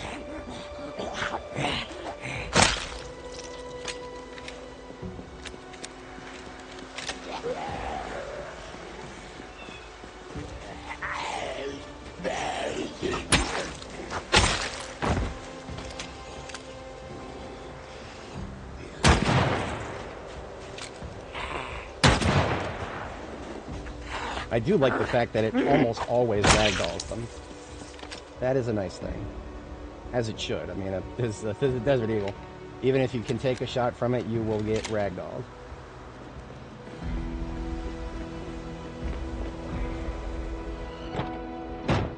So we are pretty hungry. Still in rapid weight gain. But we're almost back to Rosewood. When we get back to Rosewood, we've got plenty of chunk that we can make. And that will keep us in rapid weight gain for quite a while.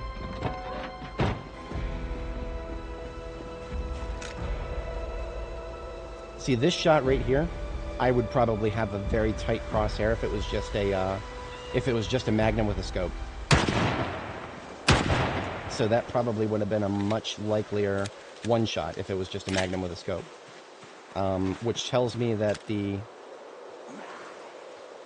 whatever niche the Desert Eagle truly serves, it is definitely not the same niche as the Magnum.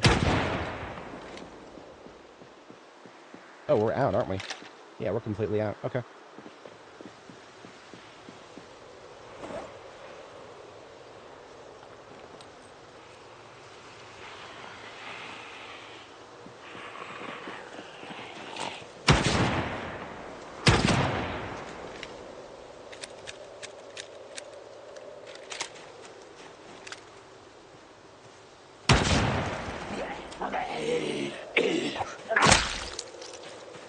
That was half of a carton, by the way.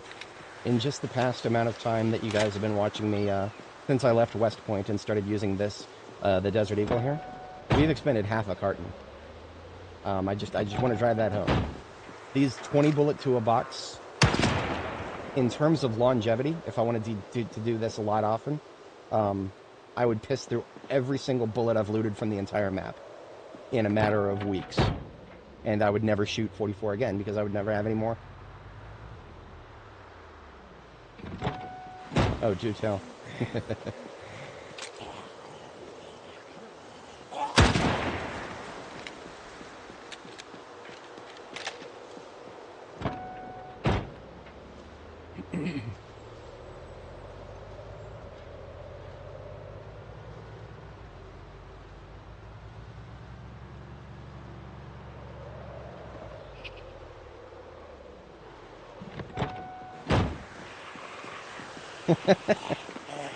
That sounds accurate. It sounds like it's going to go in the direction of a bidding war. Race to the bottom.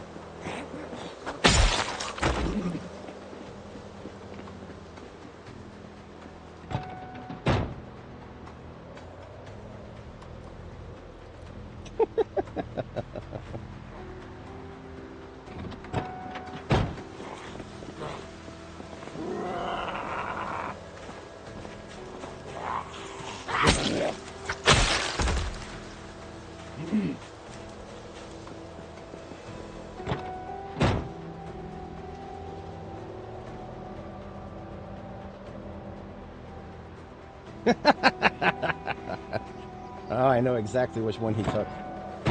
Yeah. It's a little harder to do nowadays, especially in the United States, but it still happens. It still happens. FWA, fraud, waste, and abuse. Or did I reorder that wrong?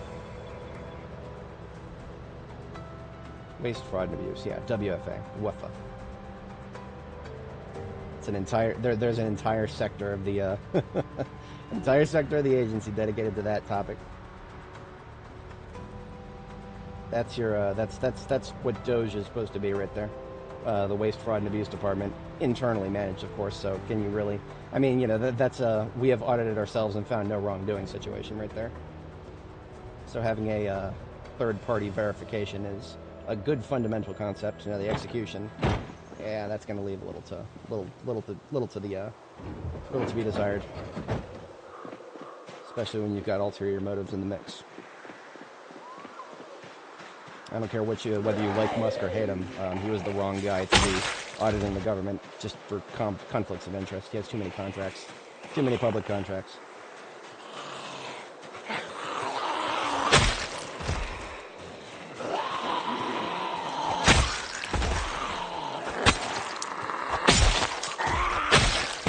None of these guys were here the other day, by the way. This entire area was pristine the other day. I am going to shoot these guys.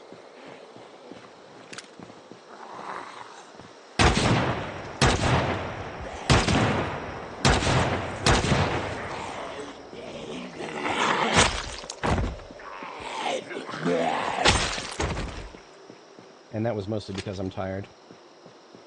I would have probably taken a couple extra hits for every single one of them.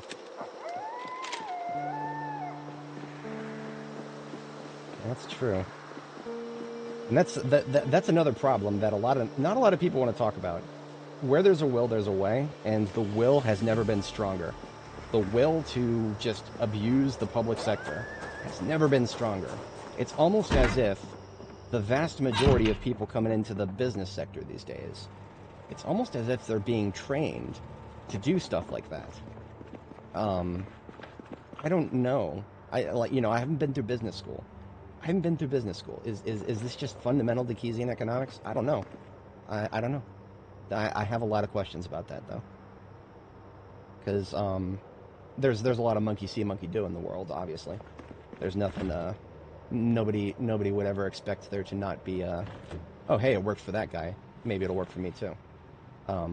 Plenty of that going around, but at the same time, that's why we brought a pipe wrench back with us. My brain meat remembered, even if the rest of me didn't.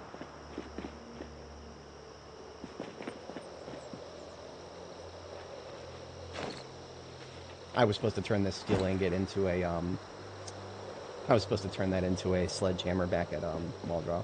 I completely forgot. It's alright. Oh, worries.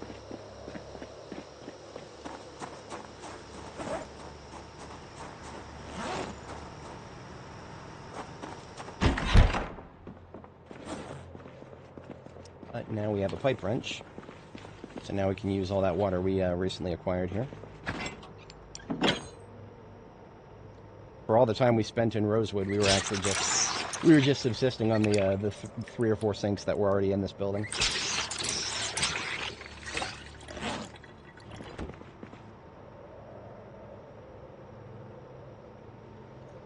How whatchamacallit? I'm assuming it has to do with how I play. How about some corn soup? Yeah. My basic routine.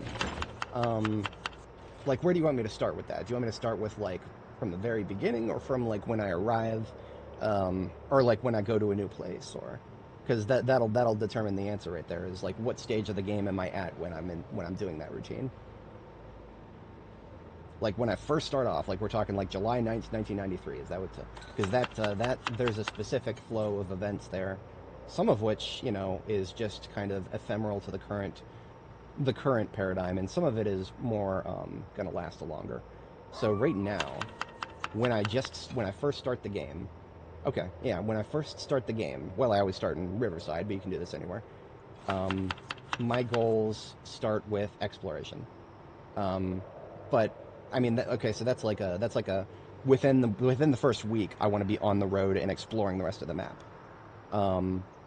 So in order to, basically everything I do from the start of day one is in support of that medium-term goal. So, like, from the very start, I'm looking around my local area and I'm looking for vehicles, because obviously I need a vehicle. And then, you know, almost always I'll find a vehicle pretty quick. After that, it's a question of, am I going to find gas?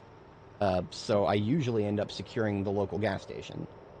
Like as I'm looking for a vehicle, I'm usually moving in the direction of the gas station, and I'm almost always going to find a vehicle on the way, because it's not hard to find a vehicle.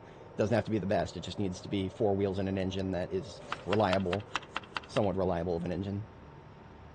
But and now why do I do that though? Why do I immediately want to explore the map? Because of a mechanic that is currently it kind of determines the meta here in Build 42. In Build 42, the meta is, as time passes, buildings that you uncover through exploration have an increasing percentage chance of being looted and trashed. Which, looted and trashed, what that means is, you come there, all the windows are busted out, all the doors are busted out, garbage all over the floor, a lot of the loot containers empty. And that is a disheartening experience. Everybody has been complaining about it. The devs have basically put their foot down. They're saying, no, this is part of the game now. Deal with it. So they're not getting rid of it. There's a sandbox setting, of course, but we're talking about the baseline balance of the game here. So because that is now a fundamental part of the game, I try to get ahead of it as best I can. And the best way to do that I've found so far is to just explore everything you can within the first couple of weeks. That minimizes your chances of coming across a place that's, like a major loot center that's already been looted and trashed. Now, that being said, I'm starting to feel a bit of a side effect to that. One of the things that happens a lot when you explore and just drive through long tracts of road is you'll run into a survivor zombie event, which is great. I mean, that's always a great thing to have happen, but how much time has passed also determines the loot contents of your survivor zombie. If it's been a long time, a survivor zombie is going to have more stuff, better stuff. But early game, they're going to have not as good stuff. They're still going to have useful stuff, like they always have useful stuff. But early game, there's going to be a limit to it. So that's an unsolved problem for me. I have not yet found a perfect balance between explore everything or explore only some things, or no, I'm still leaning towards explore everything. So, talking about early game stuff. Yeah, no, is it homie in the chat there says they turn that shit off? I understand completely. The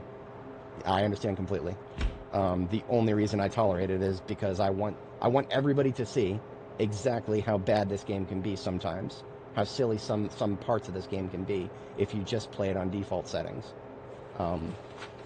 It's not to say that I hate default settings, but that is one side of it that I'd be very happy to see gone. But I mean, one of the things that a lot of people talk about is they'd be perfectly fine with it if that loot wasn't just fucking vanishing, right? When a building is looted and trashed, it might as well be completely gone forever. The reasonable thing that should happen is it should be going to some survivor's house somewhere. So if a building is looted and trashed, then there should be a commensurate spawning of a survivor house somewhere where some of the loot in that building is there.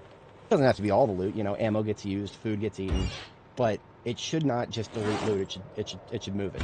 That's the fundamental complaint that a lot of people have, and well, the devs haven't really, I don't know if the devs are going to really do something nice with that. I think they're just going to keep it as is. Okay, I have a better idea with my food sorting here. I'm putting stuff that I want to bring with me after I'm done here. This stuff here, the fattening stuff and the coffee. I'm putting that in a separate container from what's over here in this corner, which this all can stay here when I'm done with it. I don't care. Okay, and most everything else I'm carrying with me right now can stay with me. And actually, that bit of soup we ate wasn't enough, so let's eat another bit. It's close to our bedtime. It's close to our bedtime. We are fatigued, so I'm not combat effective at the moment.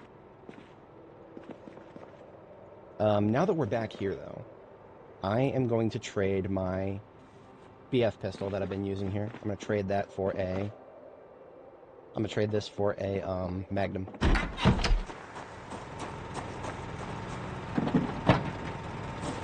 I should already have one built. Okay. No, I don't. Interesting. Okay. I actually thought I had one. Oops.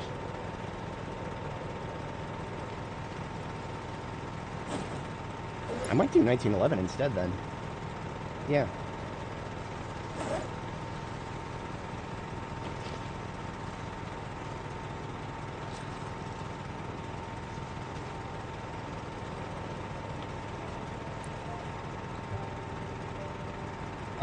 No, loot does not respawn. Well, there is a setting for that, but we're playing default here. All defaults. By default, loot does not respawn. Zombies do respawn, though, and that means if you're looking for something that could spawn on a zombie. For example, if I go, like, another year and then I go back to the military research facility, we may have a full respawn there, and I may get another shot at a zombie with a M16 on it. Would that be a good idea, though? I don't know, because we would be expending a lot of ammo for a chance at another M16. So that would be, we would basically just be trading a lot of shotgun or a lot of handgun ammo for a shot at another M16. I don't know about that calculus right there. I don't know if I would ever do that. But, I mean, if I ever feel like doing it, I've at least cleared the path and I have a generator there still, so that's, yeah. Speaking of generators, there's yet another blue one here that I do well not to forget about this. I'm going to take it out of there and leave it on the side of the road here.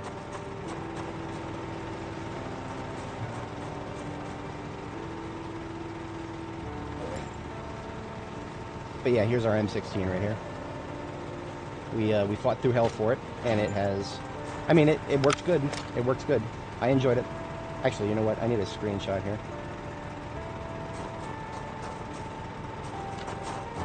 I took another screenshot with it earlier, but I need one with my ambulance in the shot. There we go.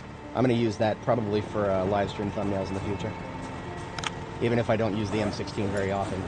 I feel like showing off that I actually fucking found one. That right there in and of itself is a neat little accomplishment. So we'll put that in there. We'll use it as appropriate going forward. I don't have a lot else to do before sleep, so everything here is looking secure. We'll go ahead and sleep.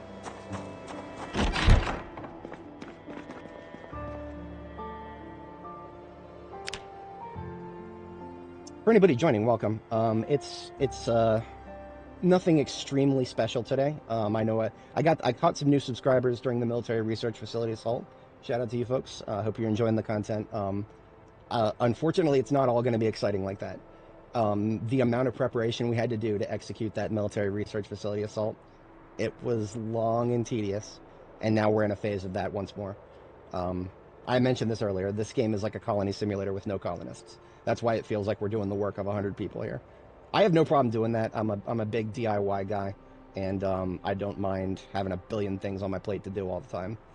But that's the paradigm we're dealing with here. Because we were talking with the chat just now about the game settings and how some of them are very, very, very tedious. We are quite literally just straight up dealing with some tedium here because that's the hand the devs have dealt to us. If nothing else, I certainly hope that people who watch this series will learn to identify what in the base game they don't like, and use that to tweak their own settings to have a better time. That would be a very I'd be very happy to know that that's happening. So let's see here. We've got we don't have a revolver after all. And I don't think I put a revolver in any of my other vehicles. I don't think. That's a patrol revolver. That doesn't count. And that's basically just a memento because it's almost broken. We've already emptied the step van. The step van had most of my guns in it. I do have some guns here. But, you know, just simple stuff. A couple extra shotguns and rifles. Nothing that I don't have billions of elsewhere.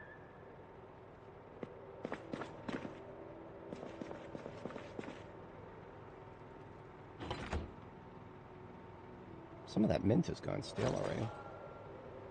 Ooh, I can actually add that to my coffee. So I have some coffee that I made here that doesn't have fresh mint in it. We can fix that. And this is kind of funny, but you can double dip on the herbs in any recipe. A dried herb and a fresh herb, they count separately. So we basically have double doses of mint in our coffee right now. Mint reduces stress when you put it in your coffee. So just by drinking this coffee, I would get hunger reduction, stress reduction, boredom reduction, unhappy reduction, in addition to the caffeine effect. So these are some super coffees right here. I enjoy having super coffees when I can actually pull it off. Let's have another bite.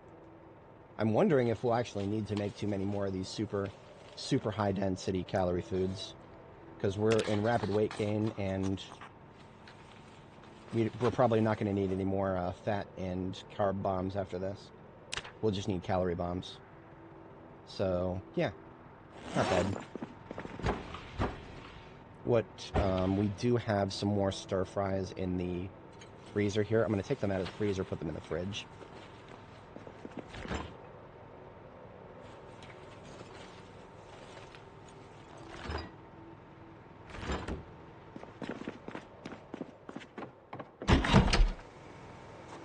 Okay, I actually do have to step away briefly, IRL. I will only be gone for about a minute and a half here. Probably less, just gotta get some more water. And I will be right back, and then we shall continue.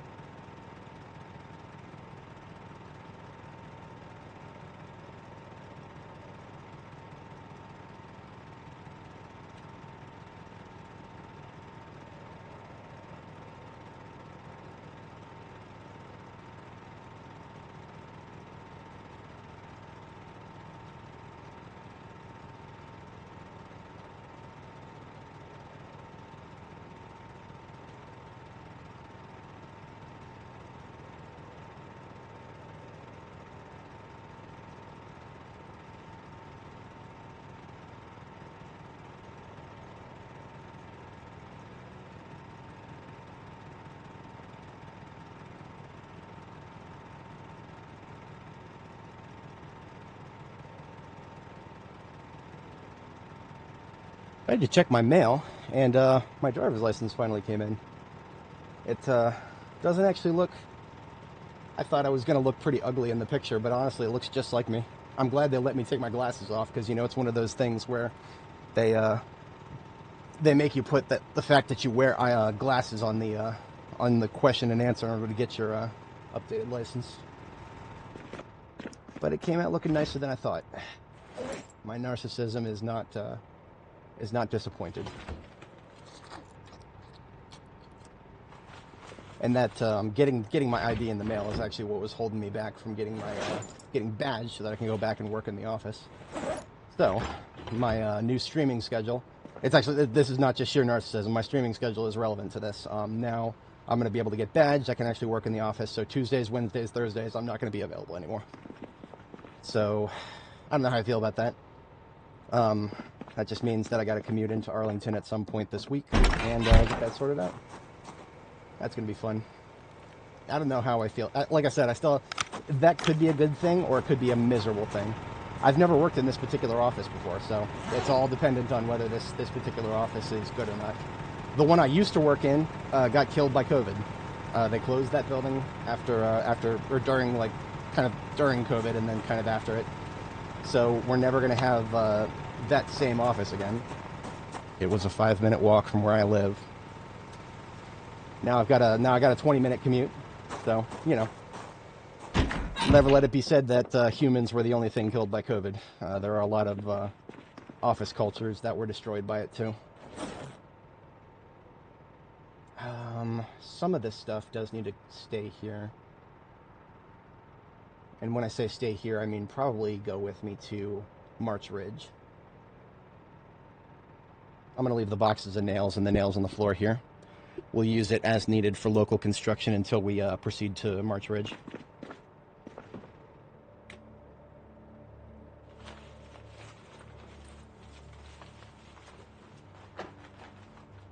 Kind of the same deal with these scrap electronics.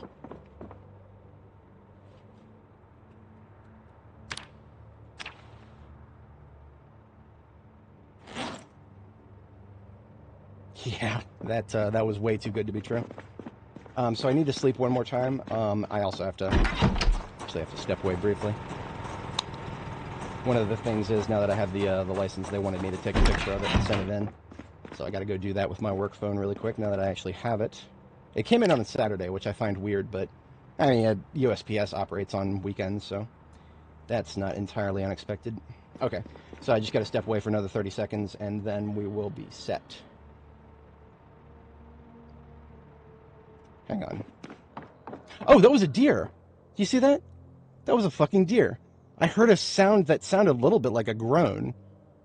But no, there was a deer right outside of my base. Okay. All right, whatever. Okay, be right back, folks. Just another 30 seconds here.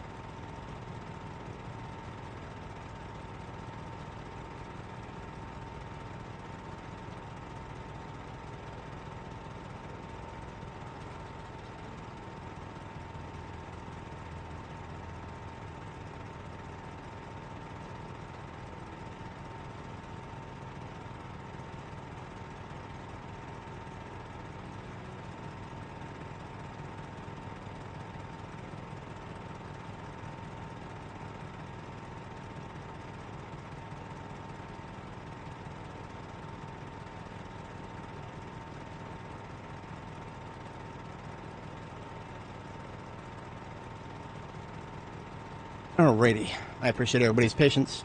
I am back.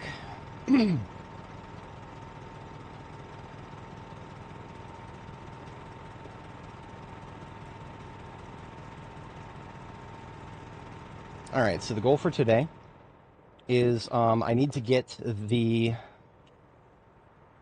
all the freezer stuff that's still on the trail to the military research facility. I've been putting that off for a little bit, but the time has come. So in order to do that, I'm gonna need to make some room. Yeah, I'm gonna need to make some room here. We're gonna bring the generators back with us, so that's not gonna be a problem.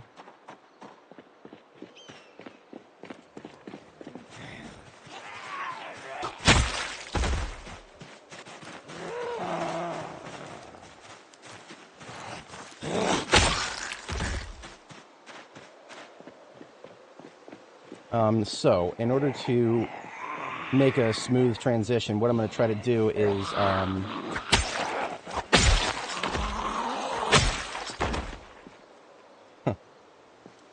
I wonder. Well, the first thing I want to do is get a freezer here. I want to go get a. We should have a chest freezer at. I think we should have two. We should have two chest freezers at the Gigamart around the corner here. And I want both of those.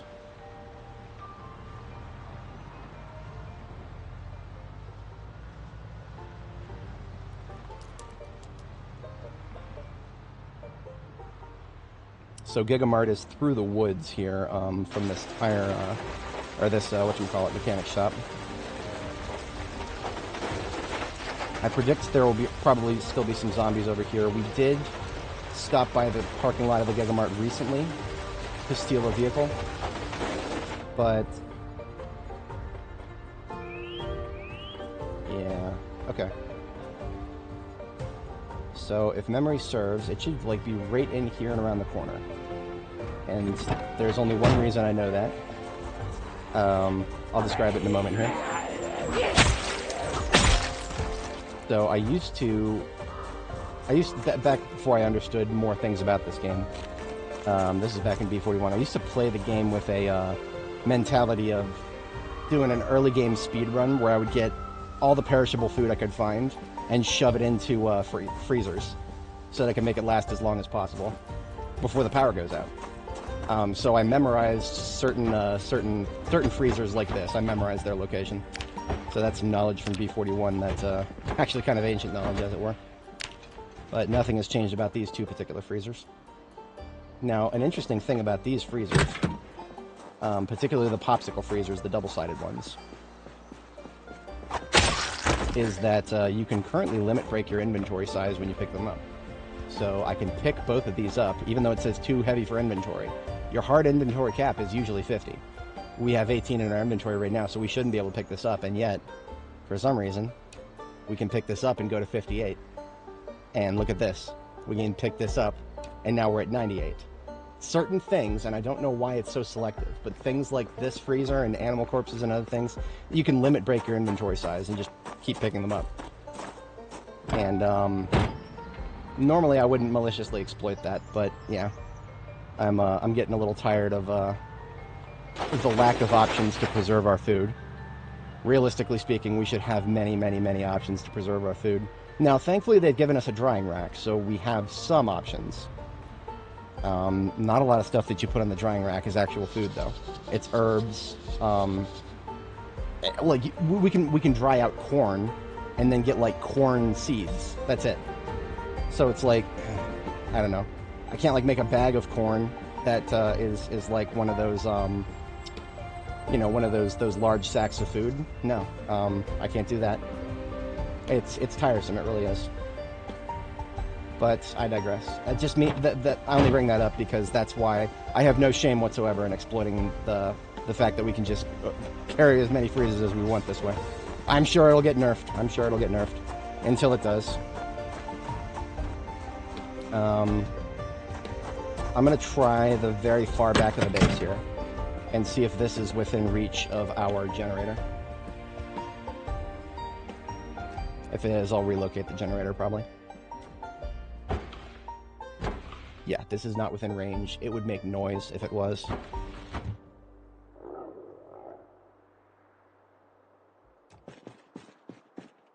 This one probably is within range. Yeah, this one's within range, so I can only use that corner right there.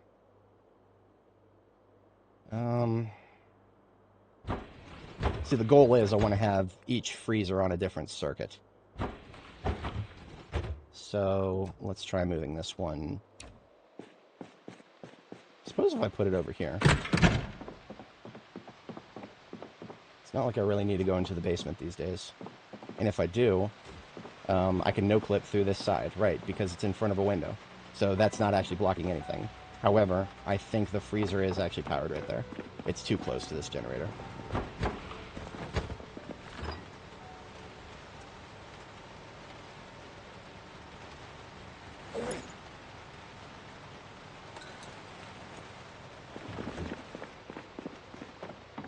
So we are going to move this generator. In fact, no, we're not going to move this generator. We're going to replace it with a... this generator is going to get replaced with a yellow generator. The yellow generator that we brought back with us should be... Here it is.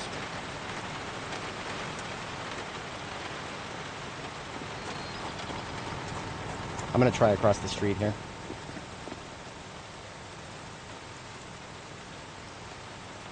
Goal is to make sure that it's still powering. It should still power all of the necessary lights, as well as one freezer and one fridge. Okay, it's not reaching the lights here. That's not the worst thing in the world. That just means that if I want to use the lights, I will need to... the lights will need to go off of this generator, or this freezer's generator. Okay, that's easy. I can make sure of that.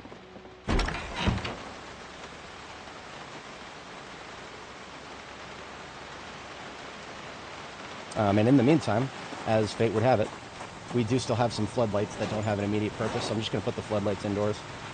The lights that we have in here are a little bit more expansive than floodlights, but it's pretty close.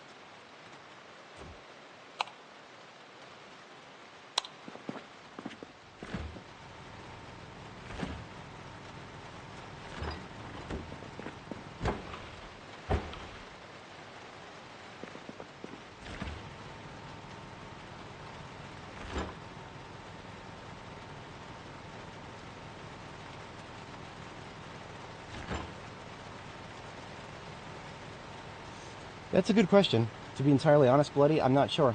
And no, we can't do beef jerky, not yet. I hope someday. Today is not that day. I don't know if tomorrow will be that day.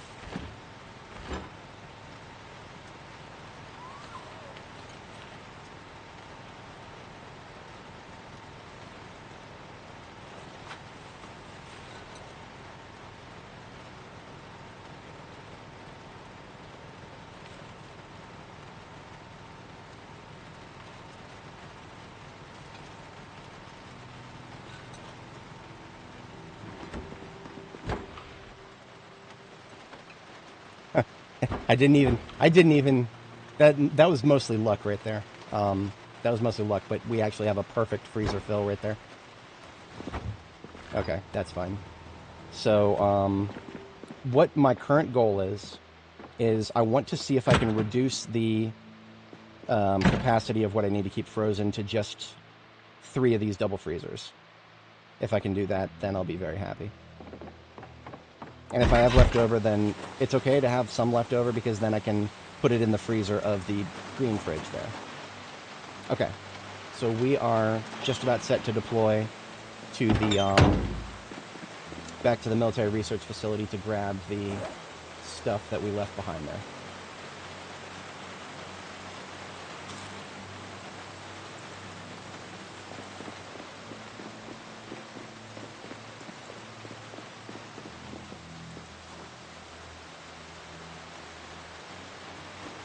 Oh, right, I was going to switch calibers.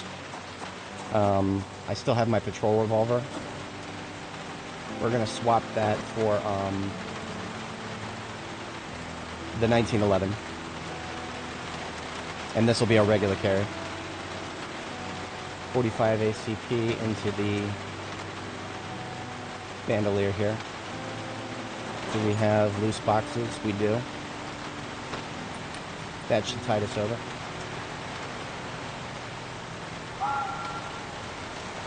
Alright, so good old-fashioned 1911 right here. I feel like the results are going to be almost exactly the same as the Desert Eagle in terms of range and shots to kill. We probably won't ragdoll targets quite as often as we do with the Desert Eagle. That's okay.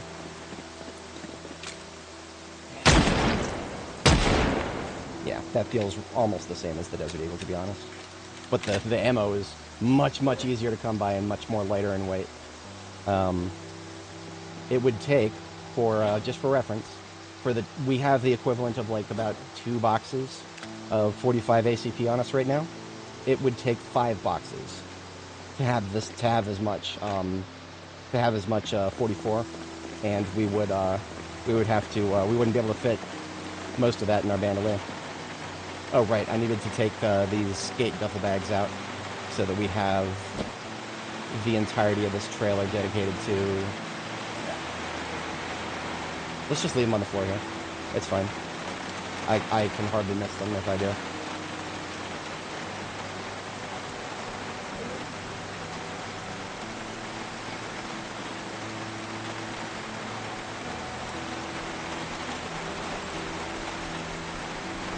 Okay, so these 3 bags will build me some more gates. Very important thing. And the Plonky Mobile is free. Free as a bird.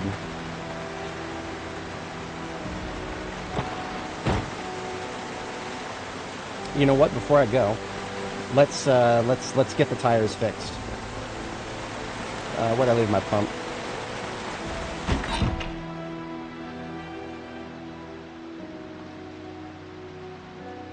We'll get the tires fixed and we'll leave some markers for the generators.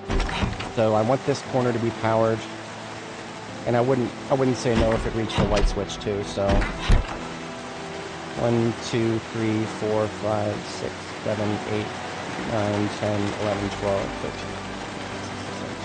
13, 18, 19. Okay, so we would probably put the generator right there. This would attract zombies from the south. But that's kind of okay. We just got to be very cognizant of that. And we're just going to do the exact same distance, but on this side. And then whatever generator we put down here should power just the one in the corner. And if I'm wrong, we'll experiment with that when we get back, because we'll have the generators with us. We'll have the generators with us then. So, here goes.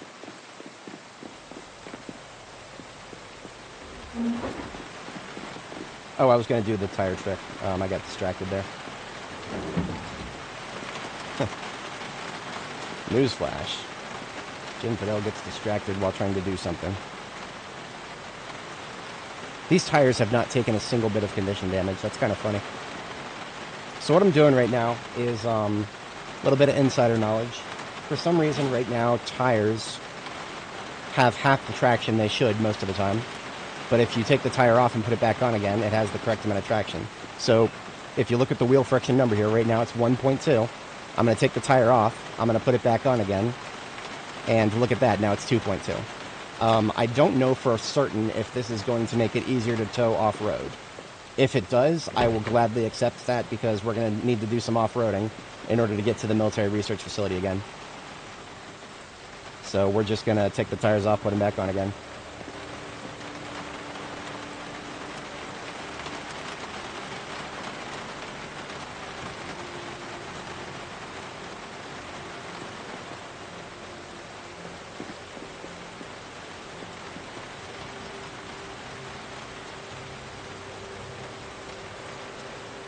Yeah, I am curious to feel the difference.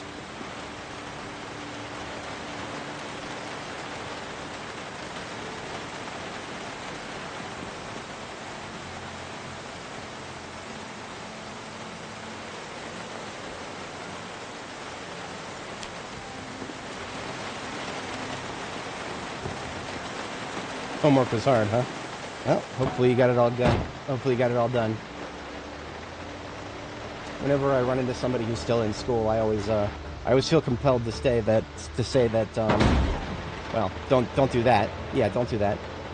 But it's worth it to pay attention to what you're learning there, because it, whatchamacallit, not that it'll actually be useful, but getting good numbers is very useful.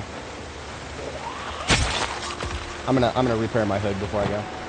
That stupid little lapse in judgment there. I hate stop signs sometimes.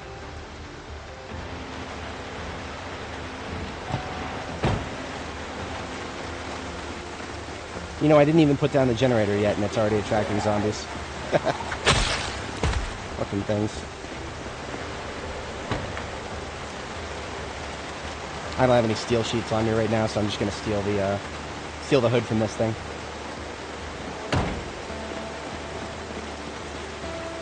It's not an RV, it's a step van. RVs would be even bigger than this, and we'd be able to live in them. That would be having vanilla RVs in the vanilla game would be amazing. I would love that. We're not so lucky, unfortunately.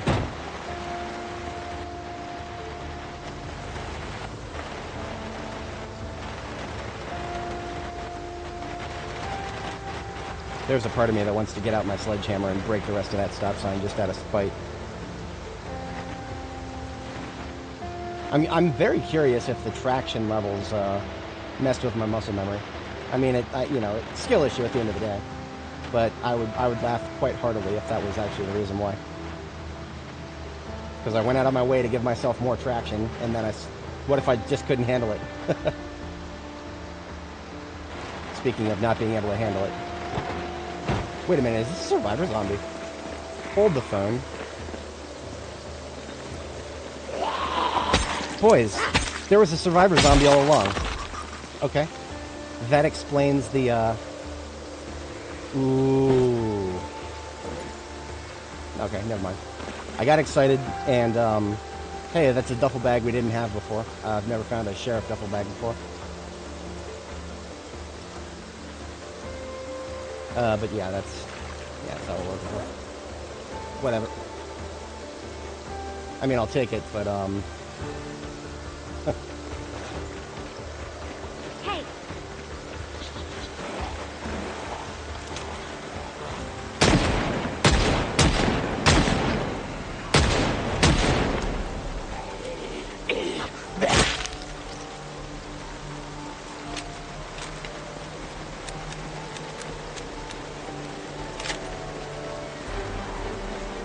I was always wondering why there were so many random zombies out here.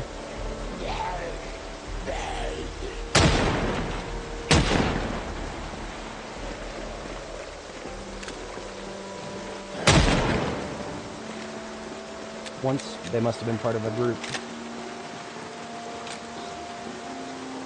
I'm willing to bet the group might have spawned further down this road. That would explain why I didn't see them. I mean, survivor zombie groups, you know, I'm usually on the lookout for those. Yeah, those trees. I saw you go into those trees.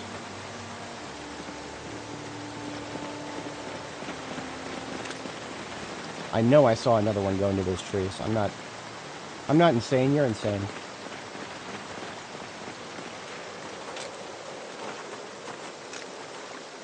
Whatever. If it wants to stay in the trees, let it stay in the trees. Let's triage the loot we found here.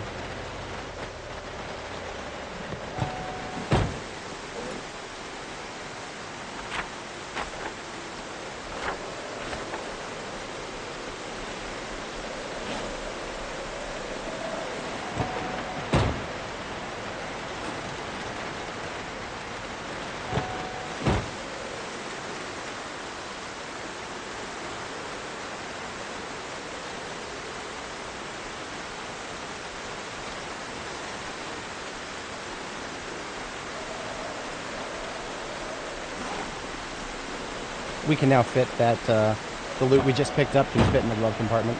That should be fine.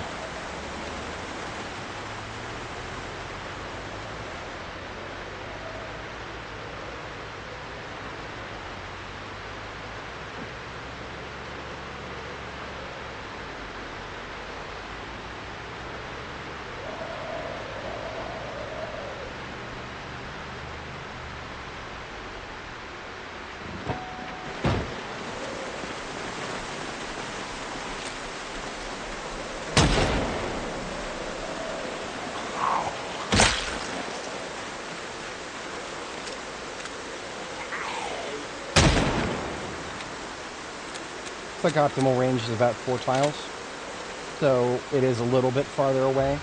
Or I'm sorry, we have to wait for them to get a little closer than the 44.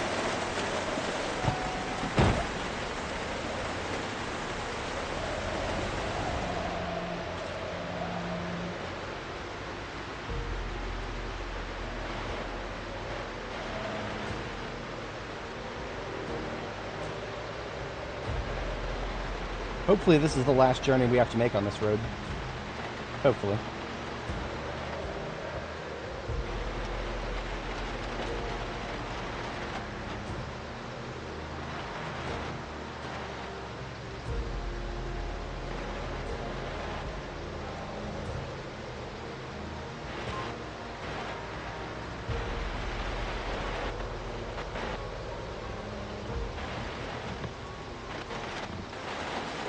Almost passed it.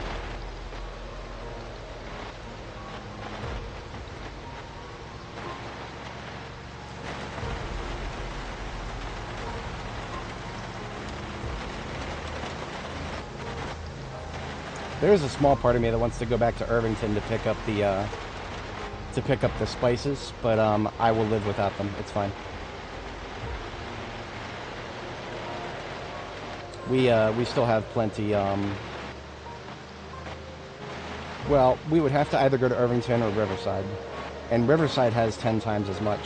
And we're going to go to Riverside again before deploying in the Louisville direction, so it's fine. Yeah, we don't need to put any more thought into that.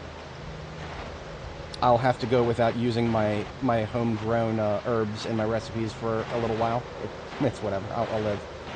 It's literally just a little bit to spice things up, as it were.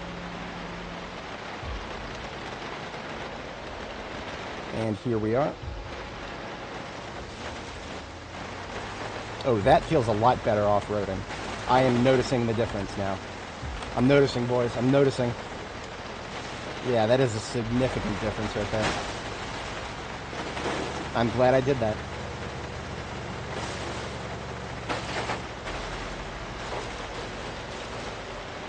Gun store close to the military supplies store? Which town? If you're talking about Irvington, yes. We have cleared everything in Irvington, if that's what you meant. As far as I know, every gun store outside of the Louisville direction has now been looted.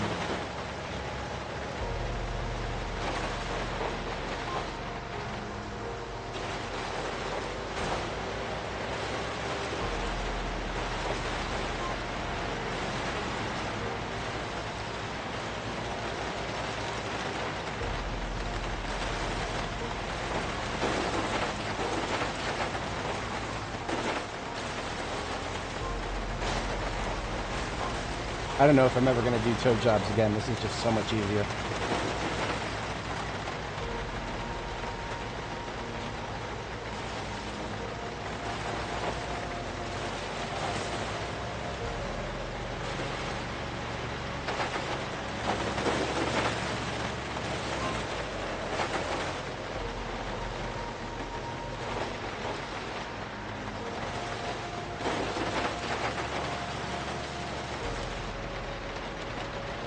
And the halfway house here, nothing of interest there.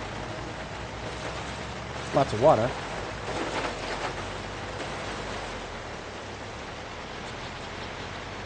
But we have even more water at our guard shack outpost.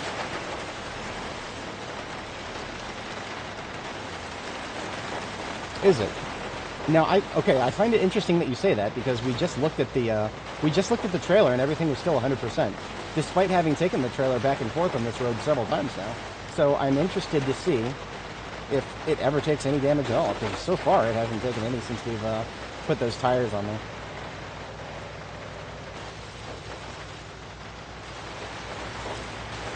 Did I clear the military base? Yep, 100%. There were a few pockets of zombies we didn't kill, but no, I'm not going room by room when there's I explained it before, but there was a couple of the lower floors with multiple stairwells. I was done with those. I'm not doing a room by room on the lower floors with multiple stairwells in them. They weren't the bottom floors, so I didn't really care about those. I did not check the gas tank and muffler. That being said, I did repair the gas tank to 100% semi-recently, so we can take a look at the gas tank after we get to our destination. If it's taken any damage at all, then that would probably explain it. Yeah, that's true. That's true. To be entirely honest, it's so hard to figure out exactly what can damage parts. So these little generator banks with the yeah, this is what we're here for, to pick those up. But we're gonna turn around at our guard shack base and maybe take a bath. We're not gonna need the water here again for a long time, so we'll get cleaned up. There's not gonna be very many big water sources.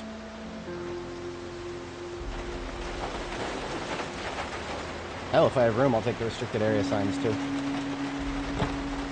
Oh, look at that. Look at that. Hello, respawns. I'm glad I got out of here when I did. Getting respawns next to my my guard shack base. That's mean. That's mean.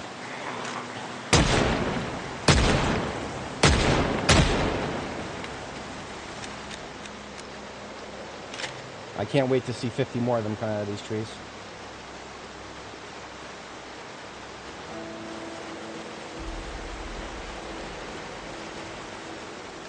I did already make sure that I cleared the sheriff's deputy car, yeah.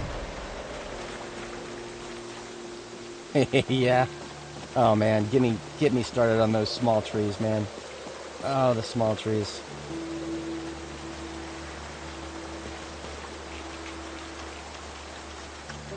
I think I just heard a zombie. You know, I've never shot from an elevated position before. I've actually built an elevated position once to shoot from, and then I never found any zombies to shoot. Nice. It's nice. It didn't look like I had any bonuses, but, yeah, you know what? Bring it on. All y'all. Let's go. Let's go. It's over, Anakin. I have the high ground. Don't try it.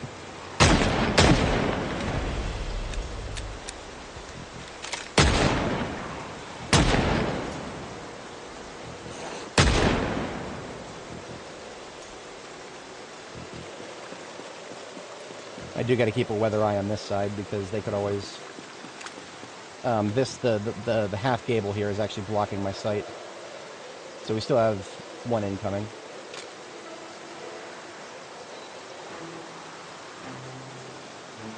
Two incoming, slow ones.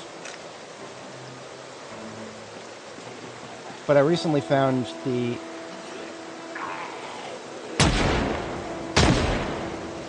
I feel like I heard grumbling over here. Okay, we're clear in this direction.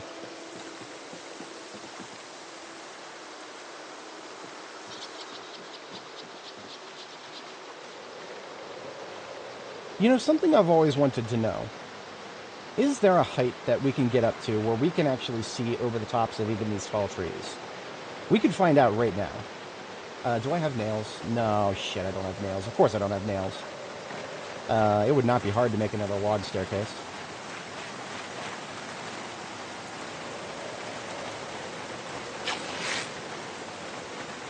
While we're here, we might as well learn something, right?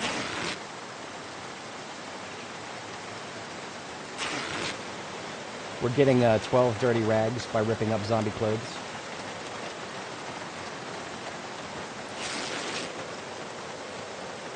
And then we'll just cut a tree or two.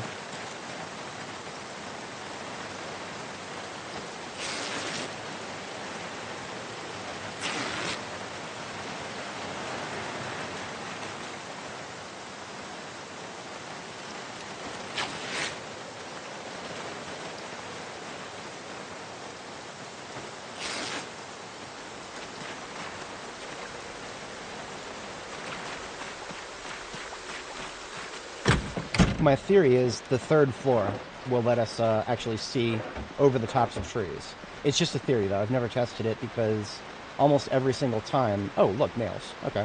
Heh. I forgot I had loose nails here. I should have checked. Anyway. Yeah, I've never actually built all the way up to the third floor anywhere without having already explored everything around it. So, if I actually reveal terrain going into the woods there, then I will have learned something interesting. Will I be able to use that information? Very, very rarely, probably, but it will be good to know. I will like to know that. Speaking of herbs, I was talking about herbs before. There's no point leaving herbs here. I do want to leave just a couple things in case I come back here someday, but not herbs. Herbs are going to be more useful in the immediate.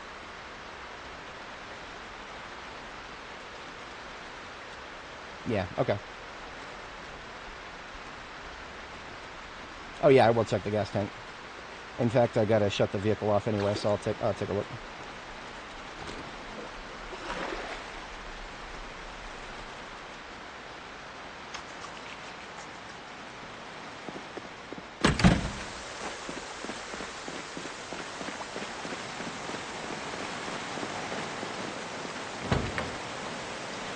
Gas tank, 98%. So all the back and forth we've done since we've started this operation, because remember, this thing came with us all the way from Riverside. Since we started this operation, it's only taken 2% damage. So, good to know, but not the worst thing in the world. The muffler has taken 9% damage. The muffler was also pristine when we left Riverside. The thing that has taken the most damage has been the tires. These were all pristine when we left Riverside. So, and it's all over the place, too. Yeah, 86, 91, 95, 93. Like, why is my rear left, like, 10% higher than my front left? That is weird. It probably has, I want to say, it has something to do with where I ran into zombies and where I bumped over them or something. I have no idea. That's just a theory. Yeah. Good to know. Now, what would 2% damage amount to if it is a perfect big gas tank? 70-something liters, I believe. So, whatever 2% of that is what we would lose. Doesn't sound like too much to me.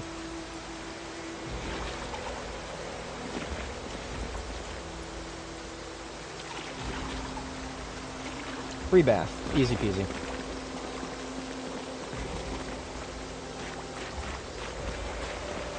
And I thought I had some axes here still. And I should. Shouldn't I? I swear I left some axes here. It'd be kind of funny if I actually took every single one of my axes with me.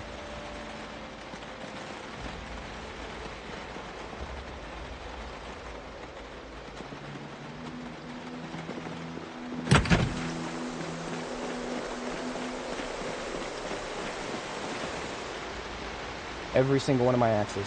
Now that being said, I actually know. I know of where I left an axe head. It's pretty close to breaking, but it's still intact.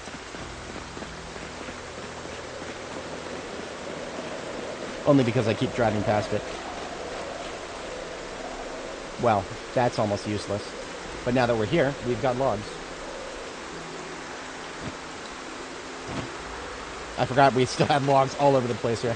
I should have. You could almost say that I blanked it out of my memories that I had to cut so many trees. I just went into tunnel vision mode and got it done.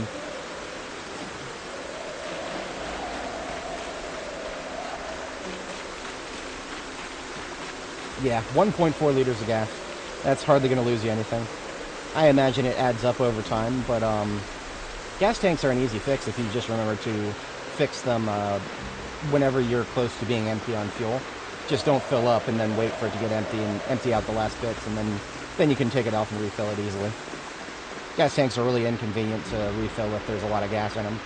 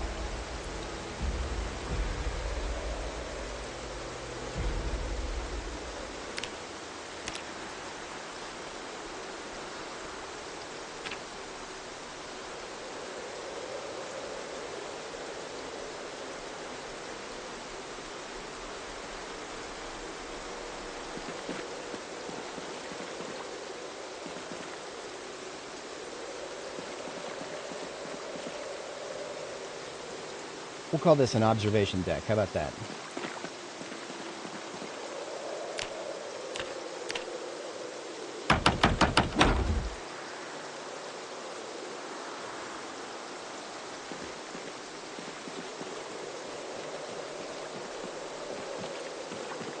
Okay. Look at that. We're revealing some terrain, but not all. So we revealed a little bit. Okay, but these little sections, these little clusters of trees that are like super tightly condensed, we didn't reveal anything there. So, okay. Interesting. Very interesting. So that just means that really tight clusters of trees, there's literally no way to see into them unless you are, whatchamacallit, unless you are going in there yourself, which I don't recommend, unless you're 100% sure there's no Zeds in there.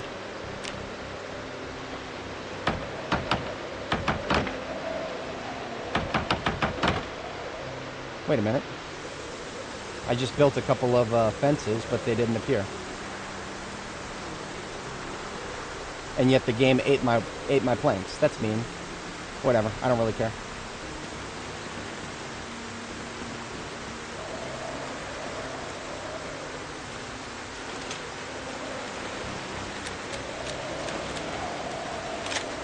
Okay, we're done here. I just wanted to see what that felt like.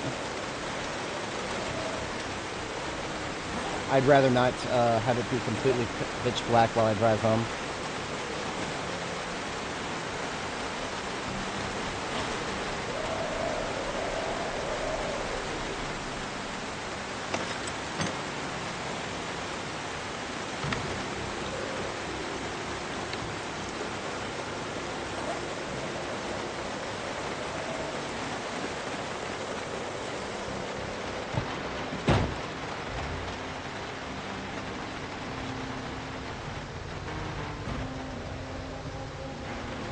Alright, so I could be wrong about this, but I feel like something weird happens if you cut the power to the freezer before taking the stuff out. So I'm going to take the stuff out first. I don't even know exactly if that's a thing, but I have seen weird stuff with stuff in these freezers before. So that's what I'm going to do first. Just take all the contents out of the freezers, put them straight in the trunk.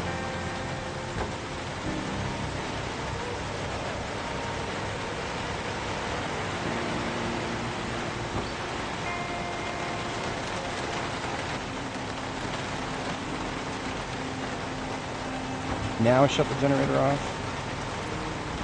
Top it up.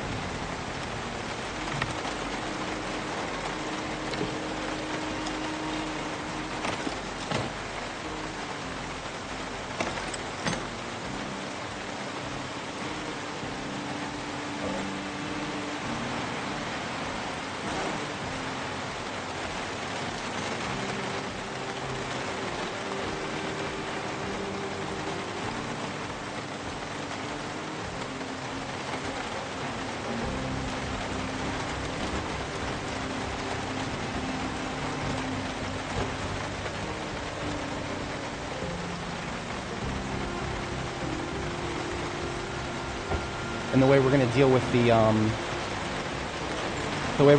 the freezer itself is I'm going to exploit the fact that I can just pick them up and ignore inventory size limits and then just hand carry them. It's fine.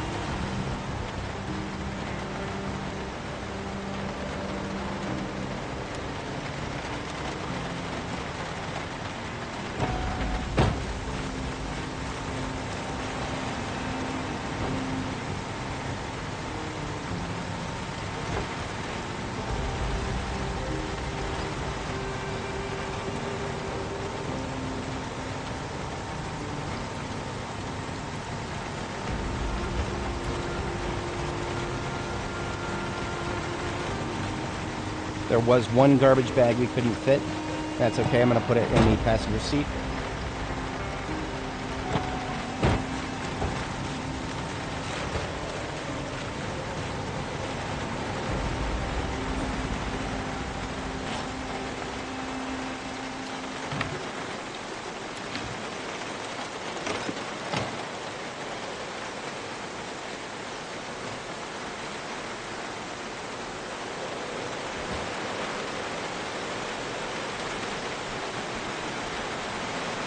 So 2 red generators and 2 chest freezers. That is going to be the majority of the trailer. I think we'll have just enough room left for the duffel bag and the leftover gas.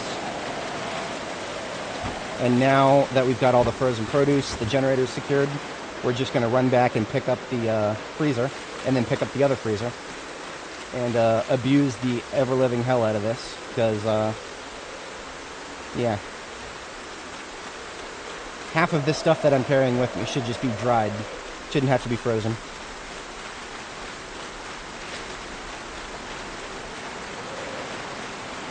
This is my protest. A humble protest, but it checks out. Alright, now for a miserable drive home in the super rainy, heavily encumbered forest here. This is where the true test of the tire traction works. We're feeling pretty good, all things considered. No problem getting a third gear here.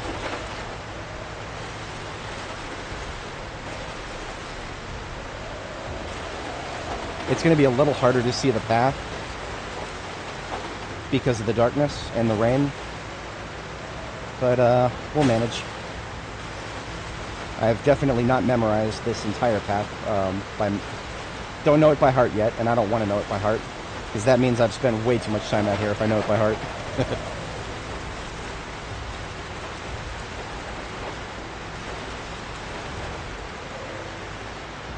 For anybody joining, welcome. We are doing our final exfiltration from the military research facility area, and all we did this time is we just came back here to pick up our deep frozen goods storage. So we've got a bunch of freezers full of frozen stuff, and we are driving back through the woods now with it, and then we'll take it to our staging point at Rosewood. After that, we're probably going to... There's a couple things we could do. I might hit some residential in Rosewood. I don't even know if I have a specific goal for that, but I might. The most important thing is I have the choice, and I kind of want to take that choice. But after that, kind of on the docket today, is we're going to see if we can take a look at March Ridge, since March Ridge is here on this side of the map. It's accessible, and if we hit March Ridge, then that'll mean that we've basically done a full exploration of every town on the east half of the map. So when we go to Louisville later on in the distant future, we can rest assured that we're not leaving anything behind.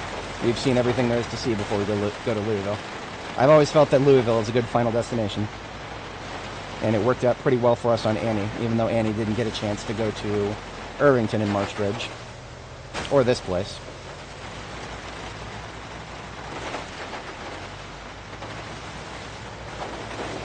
Yeah, that's what we're going to do. We're going to hit the garages in Rosewood. I have a feeling that we might be able to upgrade all these red generators with yellow ones, even though we've already got more yellow generators than we really need at this moment. It's okay. I will always take more. Always. Every time.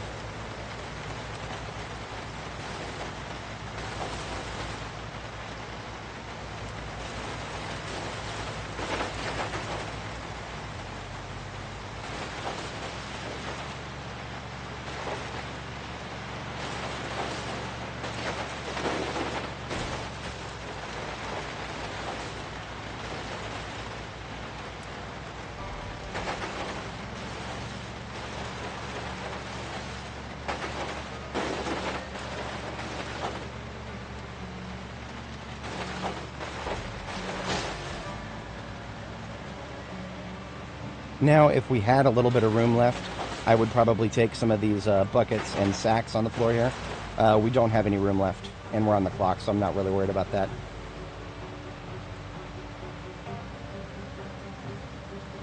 And when I say we're on the clock, what I really mean is, whatchamacallit, these garbage bags full of frozen produce. As you can see, it is no longer frozen.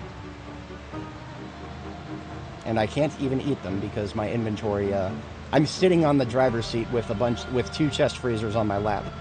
So, yeah. What that means is I can't pick anything up right now. I would have to drop these freezers first.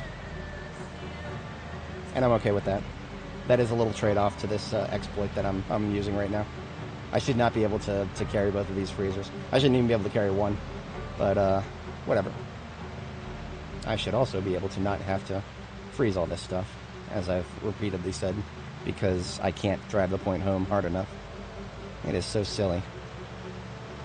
All these crafting options, and of course, a few of them have to do with actual long-term food production. I almost kept going straight there.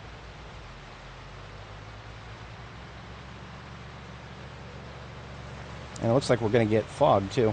This nighttime fog, this is indicative of a hurricane, if I'm not mistaken. If tropical storm or hurricane, something like that, if I listened to the radio more often, I would know for sure. But yeah, that overnight fog, that definitely means it's going to be raining for several days straight now. Which is, threaten me with a good time. I like free water.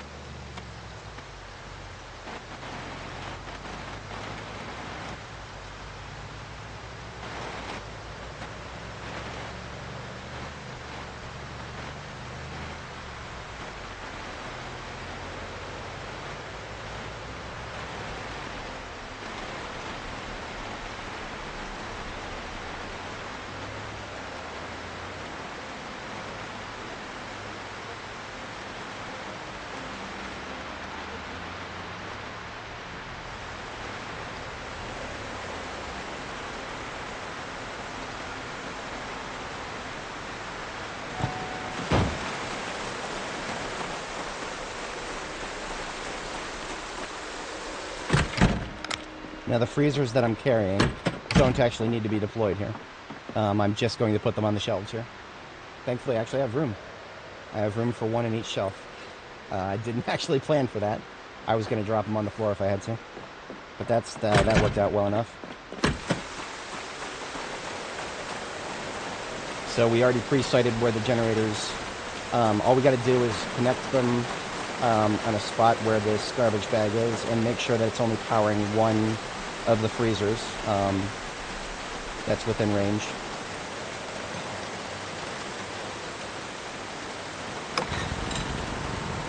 Shit, okay, it's not. We're too close to the other one. I should have known that that would happen. Too late now. Let's try just a couple tiles away here. That should hopefully be enough.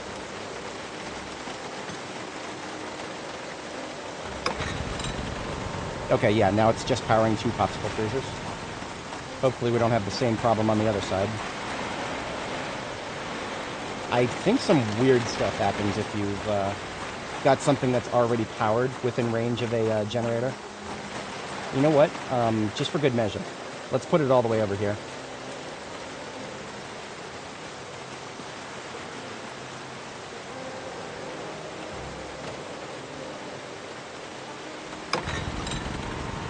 Perfect. So both of them are only powering 2 freezers.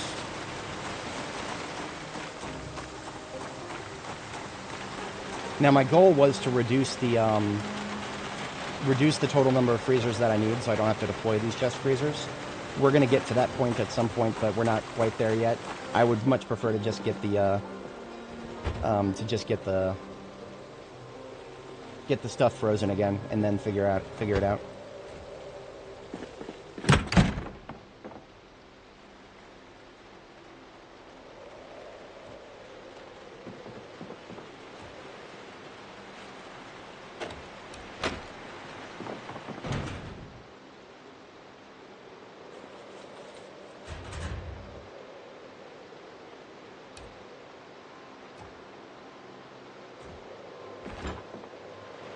Wait a minute, is that powered? We're gonna have to double check.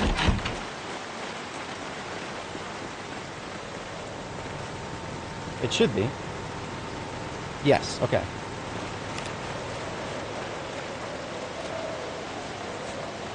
Alright, now I can put the stuff into the freezers.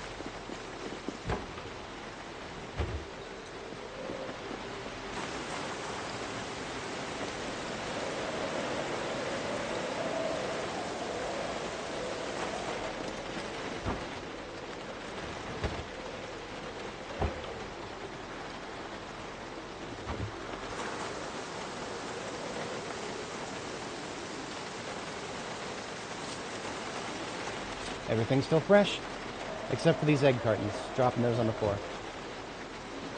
Glad I caught those. I don't care about the stale ramen noodles. I mean, they shouldn't be stale, but they were stale when I put them in the freezer.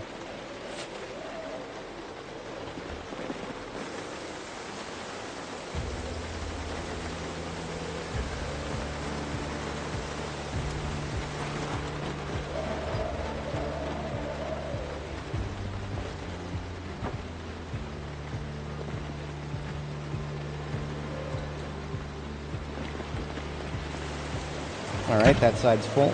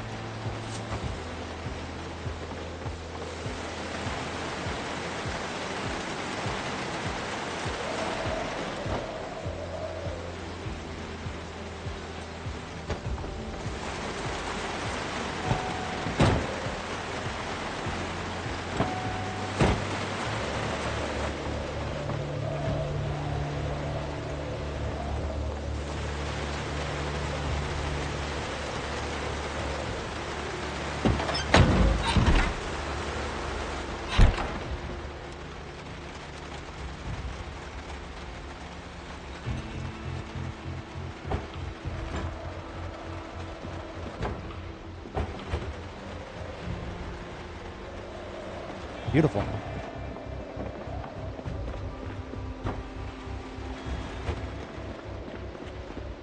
All that stuff, and now we are actually kind of hungry. That's all right. Having a bite to eat, big bite to eat. Job well done.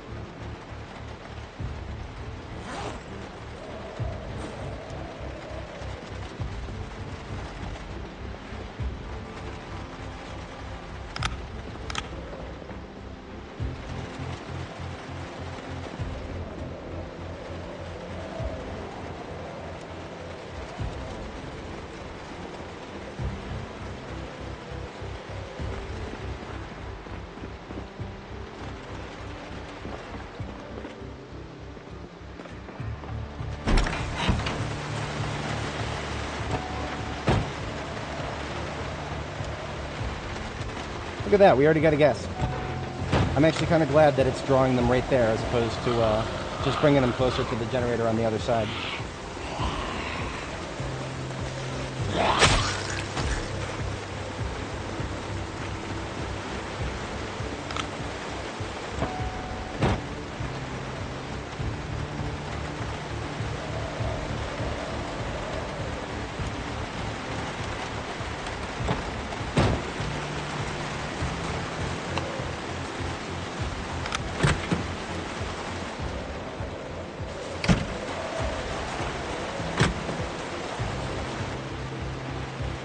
Just making sure the lights aren't on in there. We should only have like one light on. So there's two lights on this generator. And then I think there was also at least two on the other one. Let's check.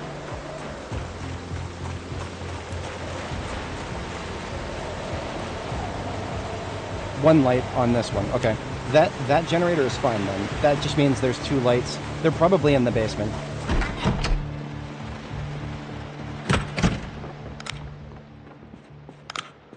No? Nope, none of the lights are on in the basement. It might be upstairs then.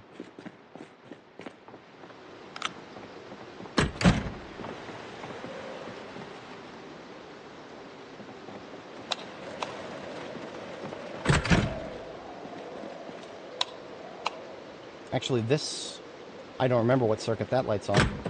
It's okay for that light to be on. And there's no lights upstairs. Okay. Well, that's fine then. We can actually afford to have the lights running upstairs. I'm not worried about that. Okay, it is long past our bedtime, but that was good.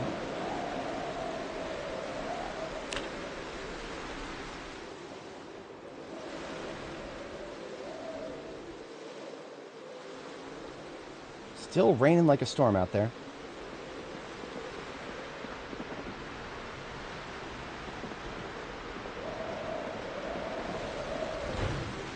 Well, not like a storm, it's definitely a storm.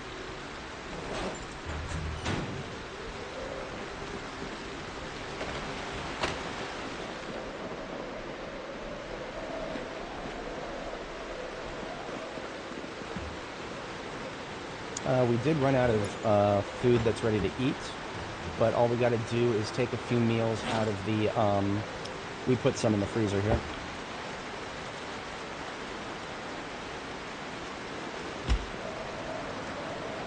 Speaking of freezers,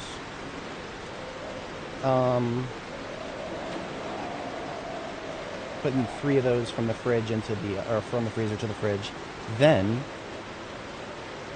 these 2 freezers here, let's see how well we can collapse these.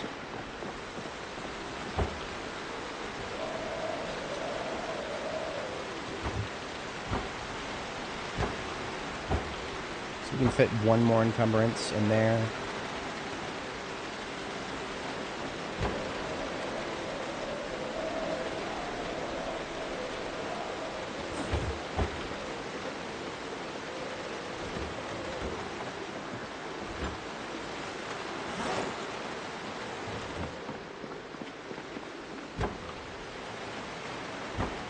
So both of these potato bags have too much potato in order to, a little too much potato. But I might be able to actually collapse this freezer too. So I just gotta take 1 potato out of here. And now this garbage bag can fit in the freezer or the fridge. And then this second garbage bag of potatoes, that's 26 encumbrance. We won't be able to fit it into the main body of the fridge here. Yeah, we're close. We're very close to being able to collapse this last freezer. That's kind of our goal right now, is to try to collapse this last freezer. In order to service that goal, let's... I don't want to do nothing but recipes with potatoes. Let's take a variety bag out of here. Or how about this one? This one's got a diversity of ingredients. We got cabbage, I'm looking for varied ingredients. One of these was like a very big variety. There's nothing but pumpkins in there. Watermelons, strawberries. I'm using up some watermelons. I could go to use up strawberries too.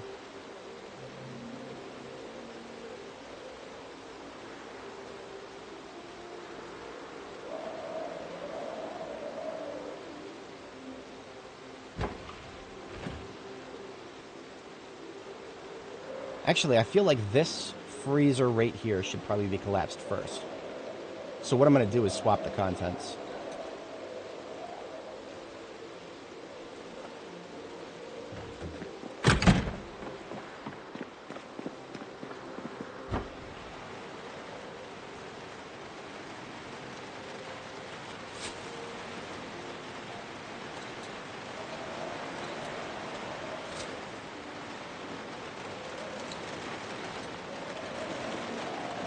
Because we got a nice variety in here now.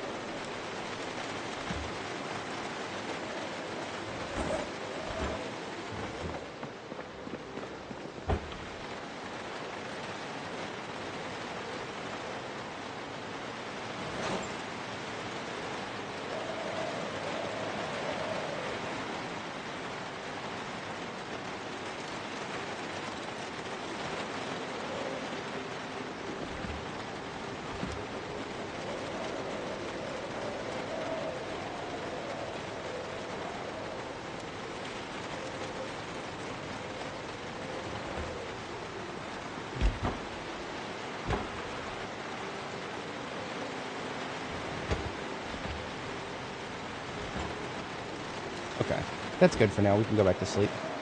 Catch our second sleep here.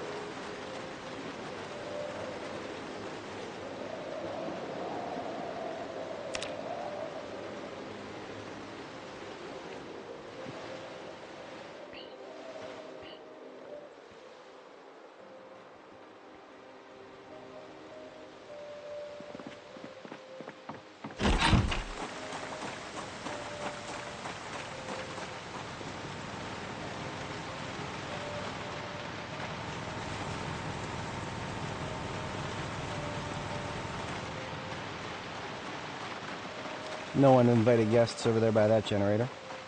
And none down here. Looking good.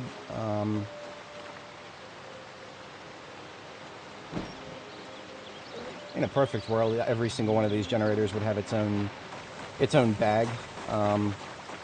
We don't always need to have that, but I mean, I suppose if I have any... Do I have any spare duffels here, I wonder?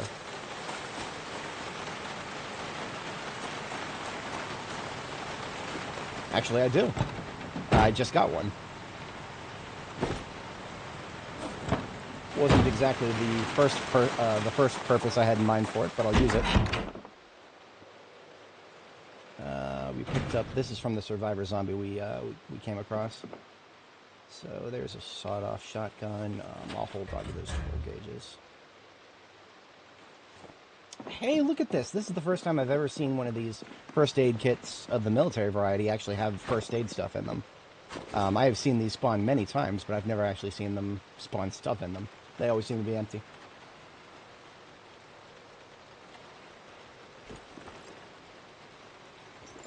No. Black sage? Huh. I've never grown that before. That might be a slightly rare seed packet, or at least less common.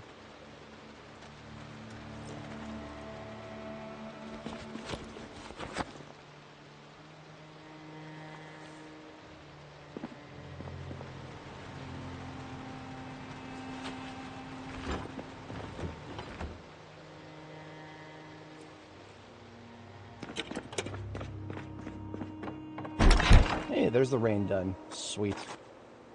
Oh, there's my bags, of course. I knew I had more bags. It's alright. As long as I have them somewhere. Good to know. To be entirely honest, I almost forgot what I put in some of these vehicles.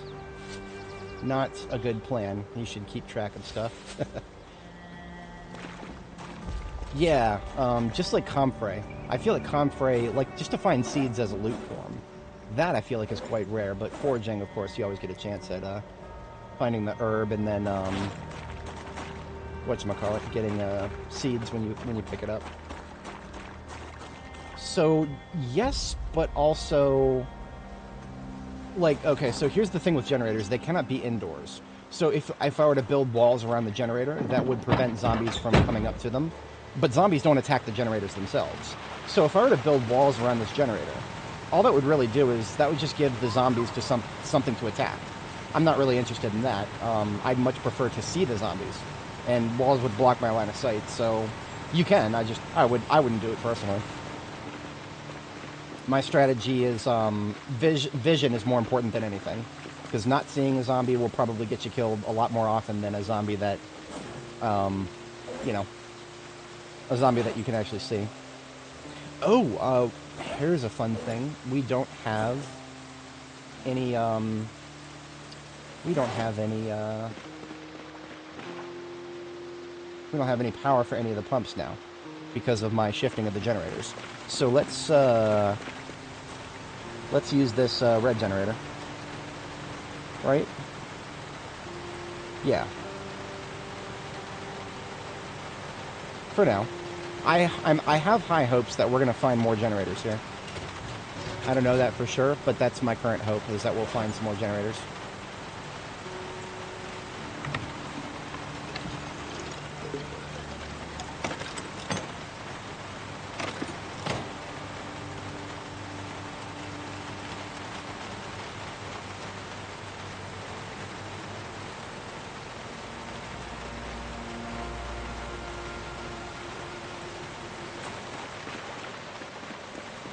One thing to keep in mind is generators generators are kind of just like cars. They put out carbon monoxide.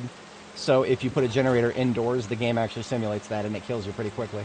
Actually, the game kills you faster than carbon monoxide would kill you in real life. In real life, you would just pass out and then slowly start to asphyxiate, I think, if I'm not mistaken. But in this game, you just straight up die, like, within seconds, apparently. I've never done it, but I've heard some folks in chat say that it's like, it happens within seconds. Which is, well, that's silly. It's a little silly, but whatever. Just make sure not to do it.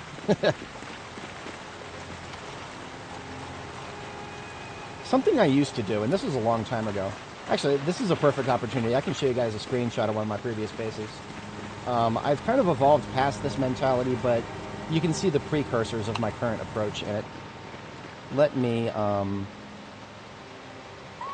going to park our girl in the car real quick here. Actually, before I do this, I'm going to, I don't want to get too distracted too fast. I do want to show it, because I like showing off my bases. But, let's get our generator bags sorted out real quick.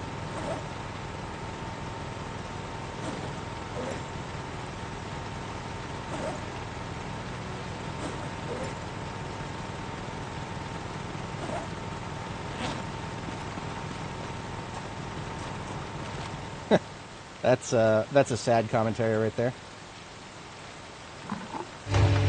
Right, and I've always found that to be a little silly, but I guess the devs didn't really feel like trying to simulate. I mean, this game has already got a lot of really weird problems with considering places indoors. So that tells me the devs have always had problems with getting a place to be considered indoors properly. And therefore, it makes perfect sense that they wouldn't have, like, you know, trying to simulate how quickly the carbon monoxide would be captured versus how, you know, how much would it be retained versus how much would it just escape the room.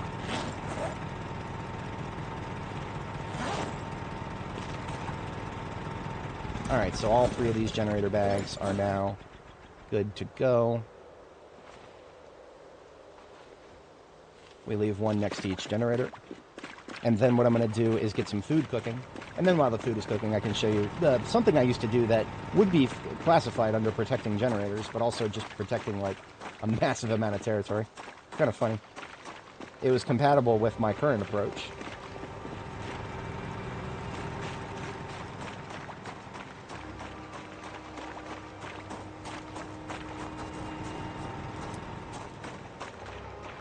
If anybody's not familiar, I'm using key bindings to drop whatever is in my primary or secondary hand.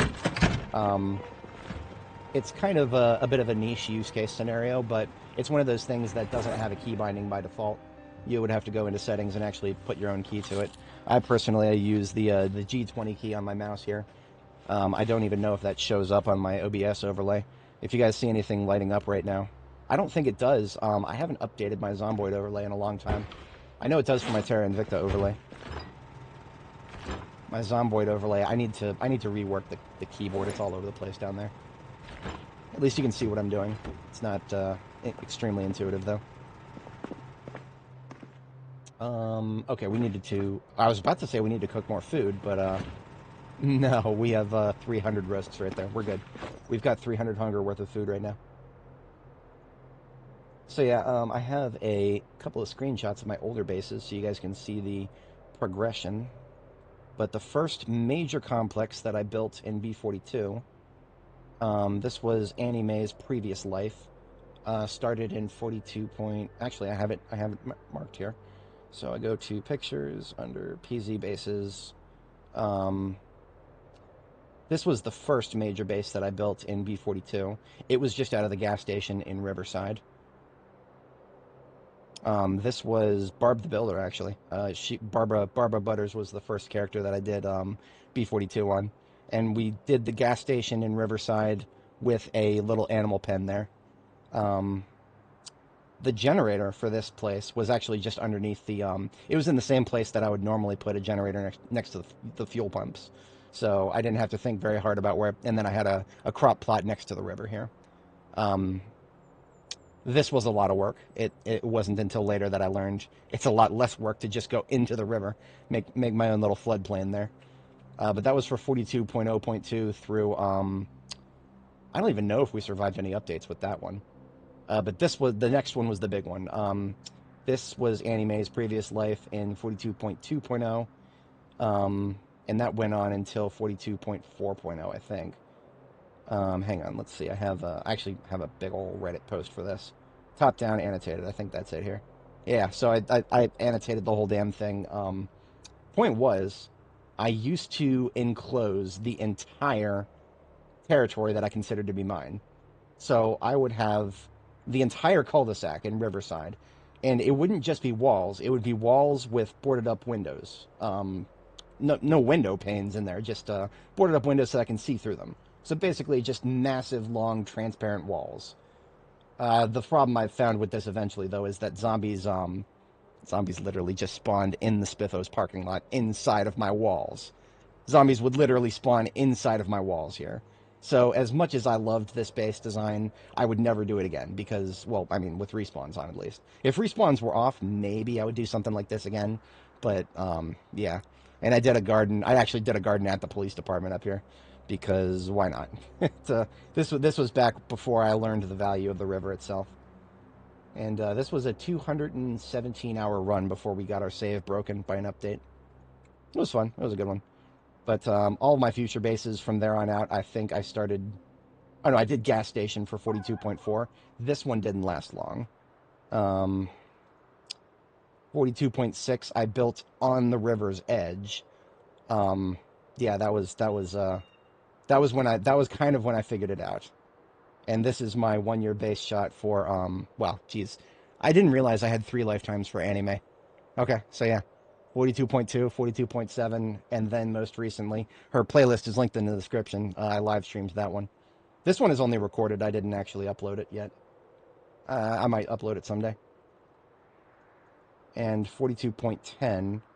This one was live streamed. So this we can see my bases here. This is just from the playlist for this one is the one linked in the description. So this was our complex. As you can see, we're in the river, but we're still connected directly to the riverside. So my latest base design built here on Nora is even further improved from this. So every single time we've built a major base, we have improved it slightly. And I enjoy that. These are my field bases. This one's a Reed base in Louisville. Jericho base in Louisville. And, yeah, we had fun here. It was a lot of fun. I learned a little too late to build, this was Foxtrot base in Louisville, before we connected our land bridge.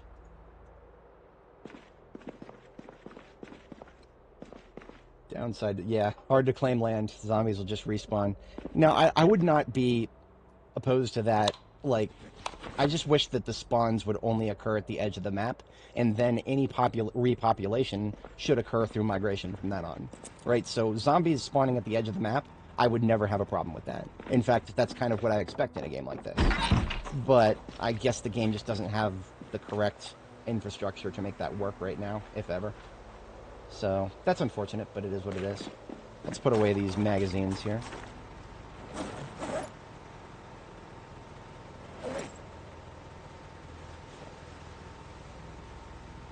And, actually, we need a replacement 9mm mag. There's one right there. And I don't suspect we'll be needing any shotgun here, not in this town. I may eat those words, but they're my words to eat. We're not using M16 either. It's not worth it. Outside of the Louisville checkpoint is probably the next time we'll deploy shotguns and M16. However, I will probably take my rifle. Yeah, I'm absolutely going to take my rifle. Let's do MSR 788. Seeing as we are using an M16 actively, and we don't actually have an M14 right now. Yeah. Wait a minute. Yeah, that's what we're... Yeah, okay. So I will store the rifle ammo in my backpack. We're at stage 2 over encumbrance at the moment. I will take my field kit off. I'm okay with doing that for now. I can't take my field kit off. The trunk is too loaded. I'm really loaded for bear here. And that's okay. B Delta. I can pull B Delta out. B Delta is sort of like a base bag. That does not need to be carried around with me if I'm going to stay in a town here. So that gives us some room. I'll take the satchel off now.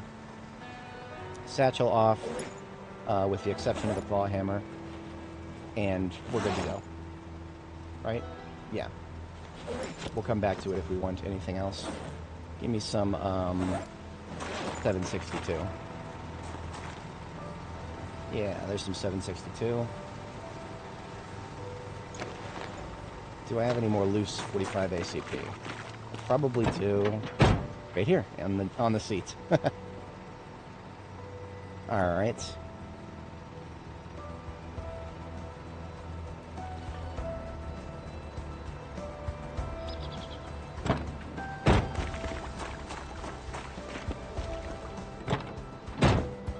So our goal is to explore the residential here. We're going to take a look at the garages and whatnot.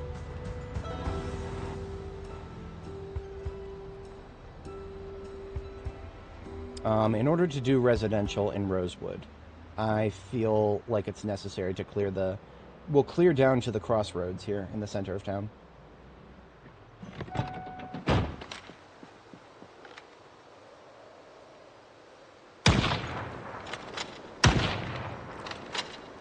Oh man, I love this rifle. On a clear, bright, beautiful day like this. Yeah, it's beautiful. Okay. We're gonna have fun today, boys. We are gonna have fun today. Let's go ahead and open up these boxes here, 762.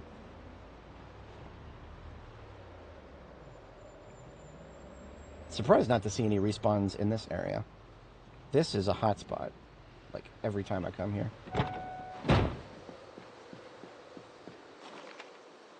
I would like to lure them out of the road, so I'm just going to kill that one and then let them walk themselves out of the road before I shoot them.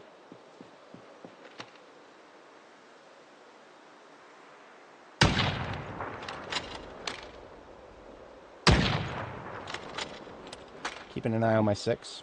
Never know when there might be a quiet one. It's always the quiet ones.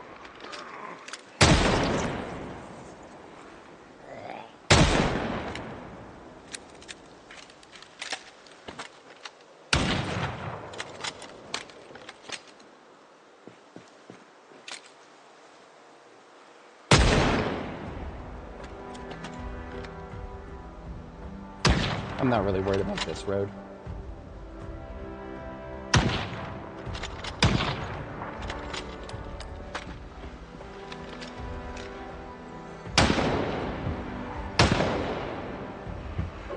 Haha, I'm surrounded.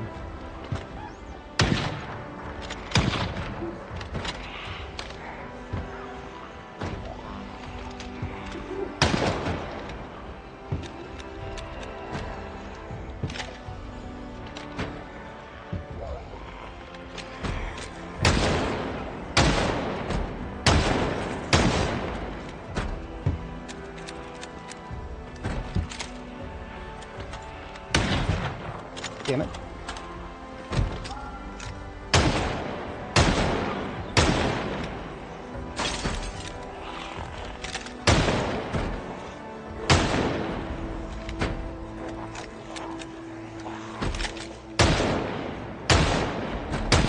I'm only doing this because I know this area.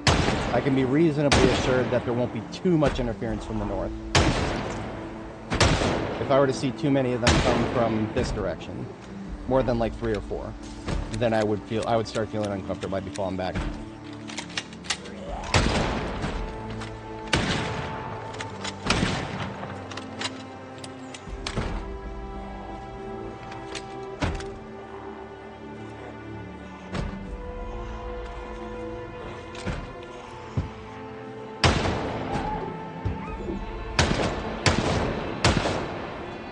That didn't work. Probably bad targeting.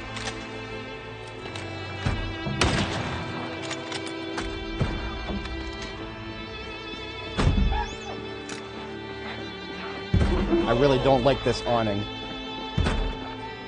I really don't like that awning. I can't see anything in there.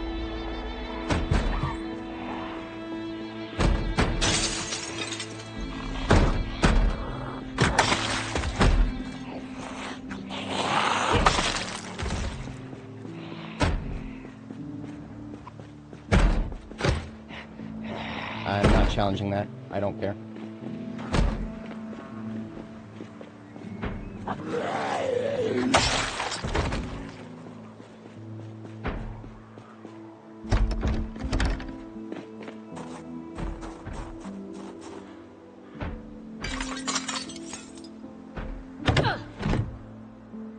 Because remember that door right there?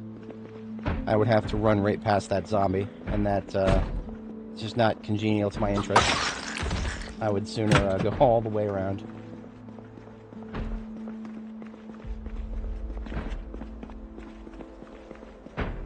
That sounds like the back door.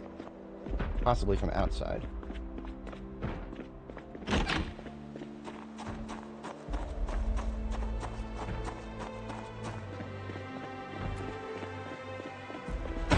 Sorry, bud. Jenny's is closed. Forever.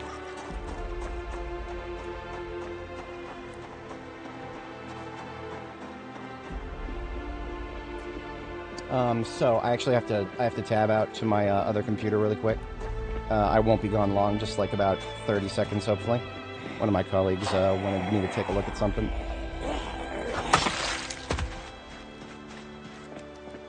So I will give our girl a quick break in here and have her have a bite of roast. All right, one moment.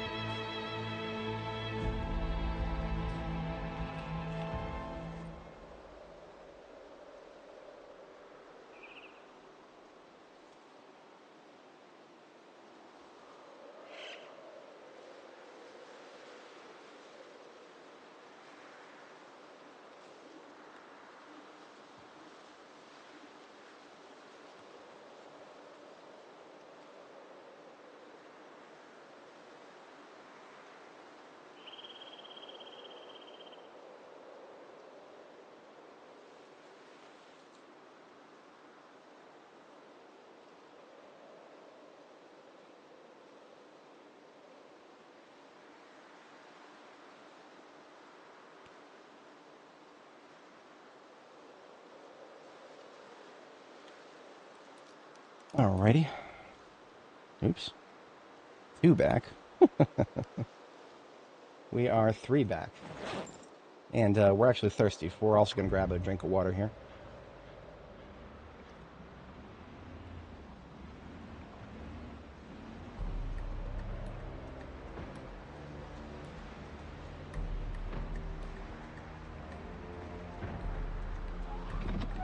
Two birds with one stone.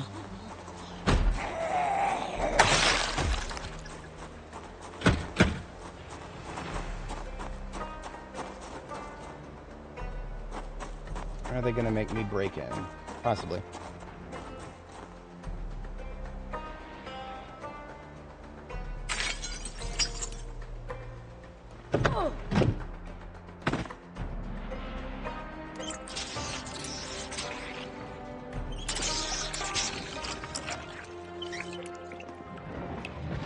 Hello. If anybody's not familiar, that was the sound of a zombie clawing at a door. It's a relatively new addition to the sound tables. No coffee or anything here. I should be so lucky.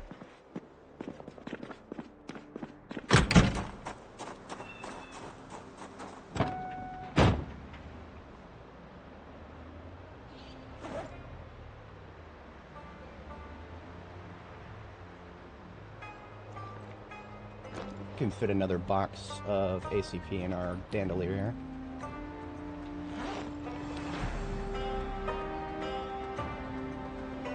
Close to another box.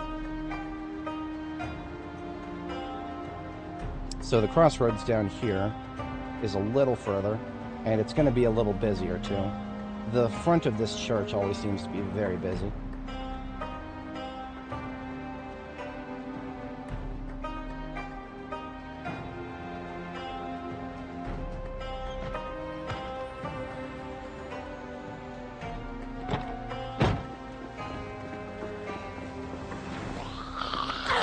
I'm going to start out quiet. See if I can't get a beat on where most of the folks are.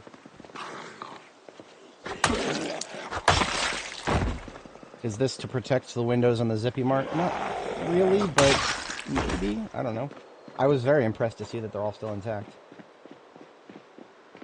I didn't expect that. I know I've cleared this area once already, so the I would have expected to have some attention on those windows.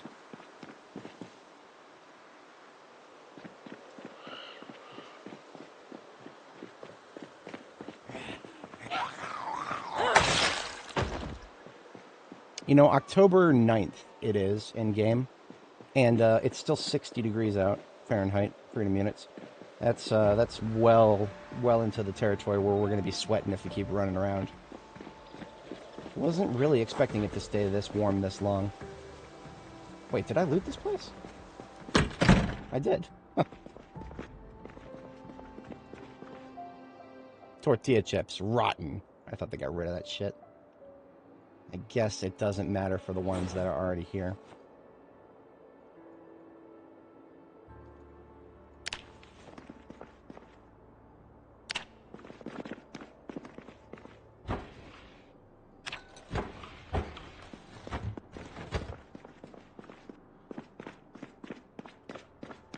I know I looted the, whatchamacallit, the hair cuttery. I always look out for, rare hair dye. I think we actually do have some solid purple hair dye. You know, no, it's sad that I only just remembered that. Because it's all the way back at Riverside. Purple hair would actually, as much of a meme as it is, purple hair would, not be a bad match with this, the outfit we're rocking right now. We're forced into this color at the moment because it is one of only two colors that this type of shirt comes in. This is scrubs, medical scrubs. It has the lowest insulation of the long sleeve shirt layer, which is, well, I mean, as you can see, we're still getting hot despite wearing the lowest insulation shit. Alright, we're here for garages, though, at the end of the day. Now this, starting in this area, I have not cleared any of the Zeds.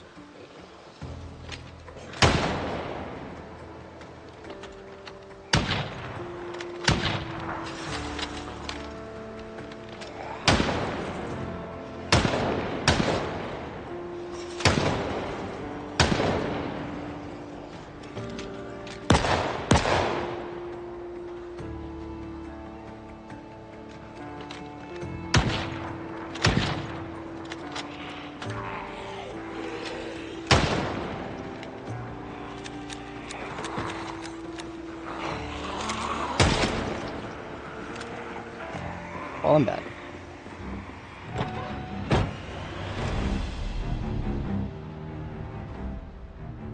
I knew that I would be surrounded there. That was promise. I'm not just flexing. That was deliberate. The point was to get a group moving in our direction so that we could fall back to territory that we're a little bit more assured of back here. Just a little bit. My head is still going to be on a swivel because even though we didn't see anybody, that doesn't mean that they weren't there.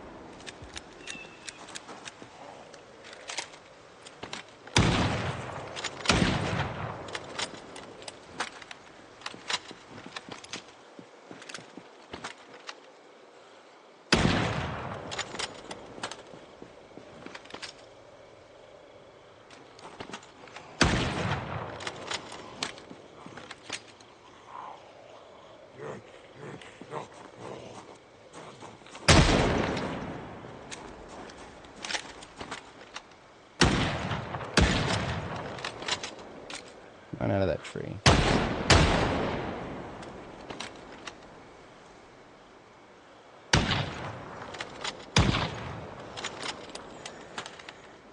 That guy's on the other side of my ambulance. I can't shoot him. Fun fact, if you aim at your own vehicle, you'll shoot something on it. And if you're really unlucky, it'll be your light bar. And one of the hardest things to repair in the game will suddenly get destroyed with one shot. I don't recommend it.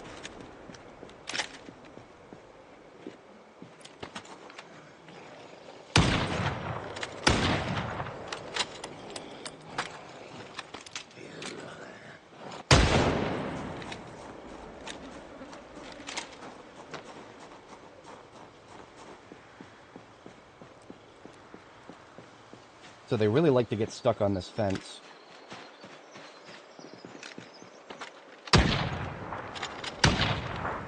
No entry into the road, please.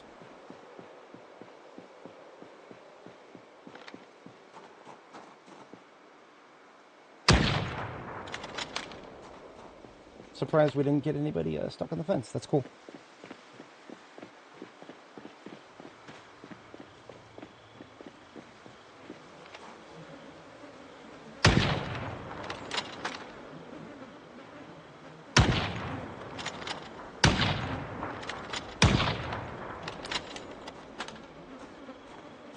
Okay. There's probably still a few who are late to the party, but we've made a good ingress into the residential area here. I remember there being a lot. We discharged a few 9mm rounds, so I kind of want to just finish off this magazine now.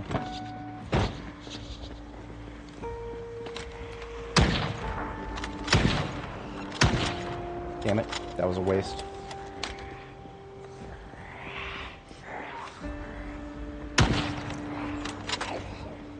In a perfect world, I would use this fence to my advantage.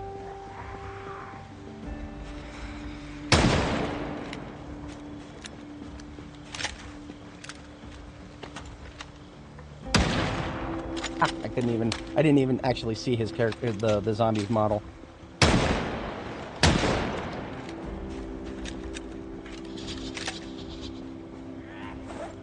Okay, M9 has got 13 rounds.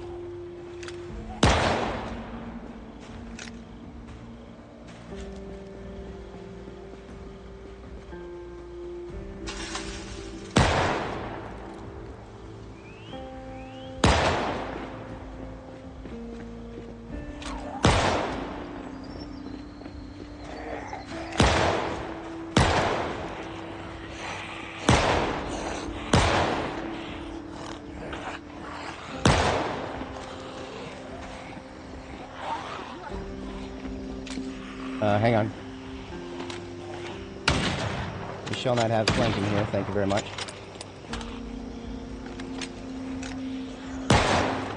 I shouldn't be so desperate to empty a magazine. I should just be patient, they will come to me.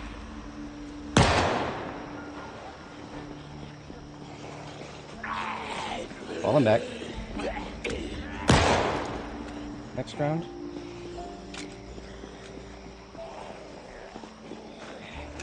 This tree line is also making me a little nervous. The trees are regularly spaced just enough that it doesn't matter that there's nothing back here now. If there suddenly is something back there, I won't see it.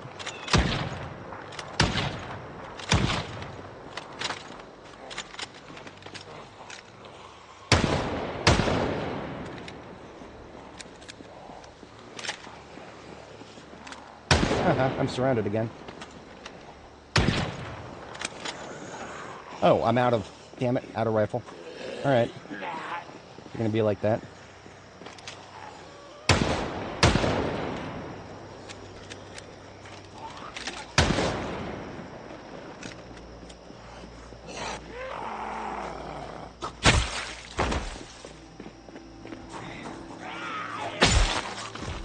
Now, normally, it would feel wrong to be using guns to take Rosewood. That being said, I have always felt like this particular road even in previous lifetimes on different spawn maps, this road has always felt like it had way more than it should. So this particular instance, I don't mind at all, because this is some of the most you'll ever see in my Rosewoods. I don't know about your guys's. I want to believe that the spawn maps are varied, but every one I've seen, this road is always just loaded, and they're always not just in the roads; they're always in the nooks and crannies. Is this Oh no, he's got an improvised weapon stuck in him. Saw blade hatchet. I can make real hatchets, so I don't really care.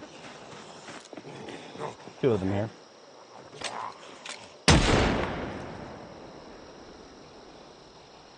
Somewhere on the other side of that tree.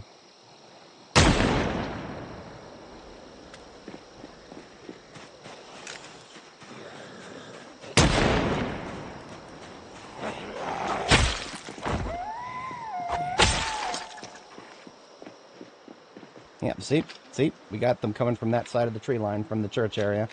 And if I was not being vigilant about paying attention, I may have failed to notice that.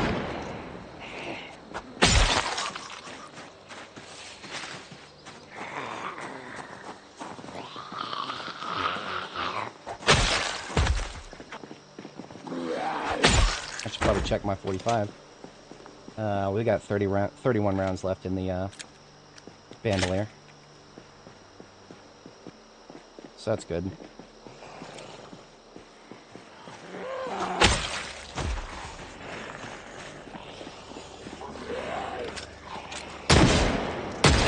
Really?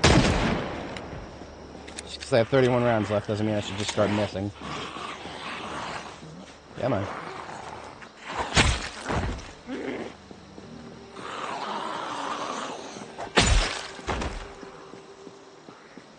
Yeah, I can see that. Honestly, I've never felt like the distribution always feels weird.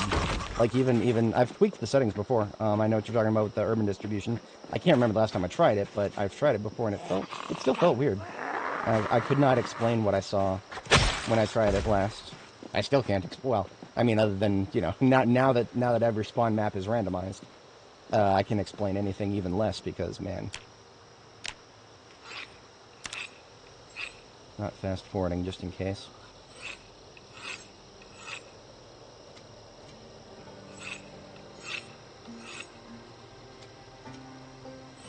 I got this. I know myself.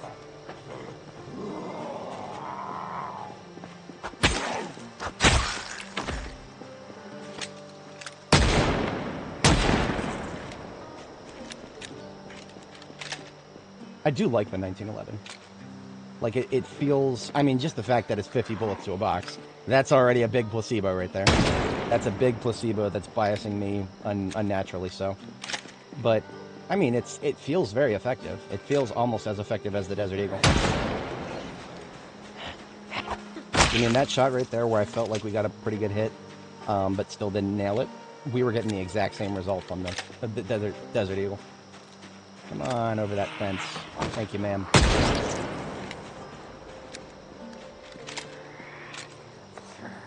I would believe it. Basement spawns, yeah. I mean, the stuttering that we've observed most recently here, and I have not noticed stuttering anywhere else in the latest build. It was all due to the military research facility spawns, of which I think we totaled about 1,200, something like that. Most of them coming out of the underground, although there were there was about 100 above ground, if memory serves.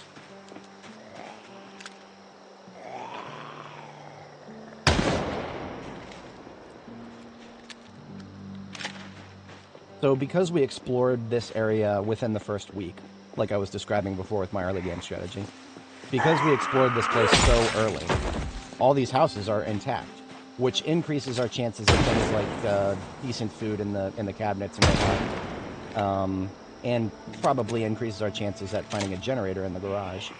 But at the same time, that also reduces our chances of a late game survivor house. So I actually am rethinking my early game strategy by looking at what we're seeing here.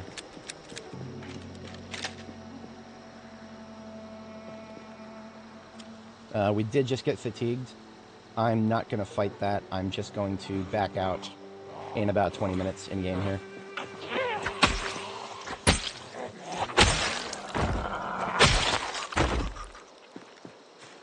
I think the sword is on its last leg. How's the sword looking? It's about half. It's about half. I don't know how I feel about that.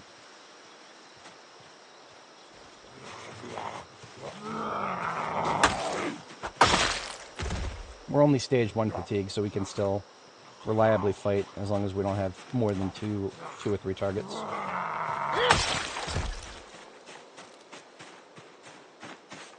Just for the longevity of my melee weapons, I usually prefer not to fight fatigues, because if it takes more than one hit, when it should just take one hit, then that's just increasing the degradation rate. See this right here, this is a looted and trash house. We're not going to find hardly anything in the containers, because it is looted and trashed. So even like starting your exploration early, even that is not a silver bullet.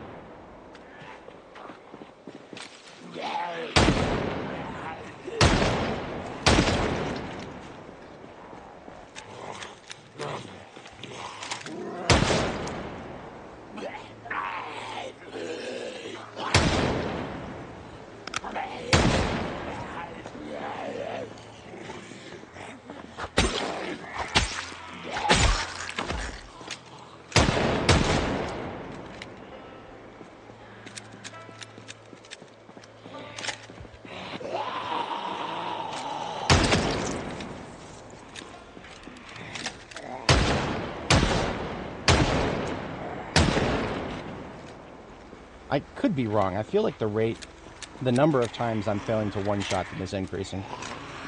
That may be because I'm tired. In fact, yeah. The fucking noodle shake. Condescending bullshit. Alright, fuck this, we're out of here.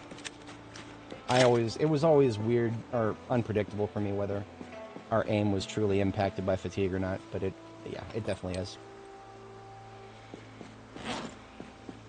Not worth extra bullets. Absolutely not. It's barely worth extra sword hits. Fuck this, we're out of here.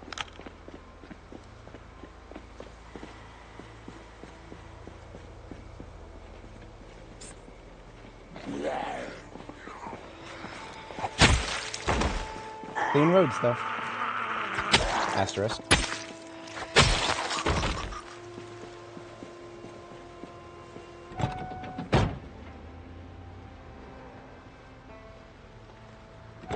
Fuck did you say to me? Running motherfucker. Go back to the dirt.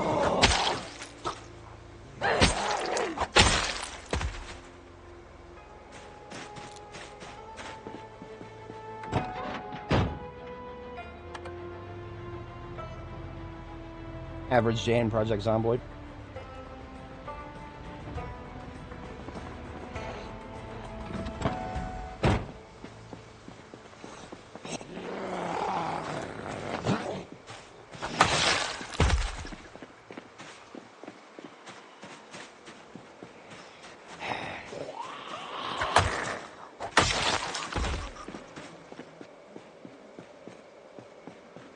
This one corpse right here was probably one of my few mistakes. True mistakes. I feel a lot better about that road now. Alright. Fave weapon is bare hands. Look at that, I got bare hands. It's been a little while since I've done that though. I don't like doing it. Even though I'm strength level 9, I don't like doing it. Damages your shoes. Actually, damages you a little bit too. The fuck did you say to me? I'll take kindly to those words here, buddy.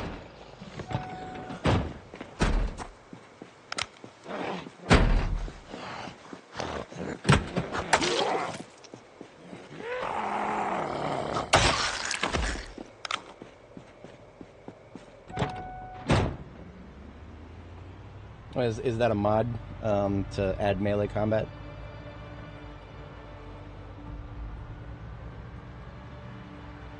I remember seeing somebody added a monk mod where you could You could bare hand weapon or like fist weapons in general, brass knuckles, shit like that. Imagine using your hands, something that is most likely to get bitten, and just putting them near a zombie's face. Imagine doing that intentionally. I guess the zombie apocalypse leads to some very strange behaviors.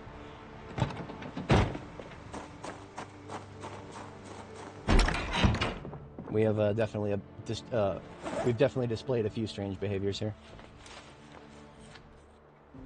Behaviors that are not anything to do with our survival. Oh shit, we're already losing weight again. Fuck. Well, yeah, I mean, I do that all the time. Usually these days I let them stand on each other as opposed to me standing on them. But, that doesn't exactly damage them. It just means they can't get up.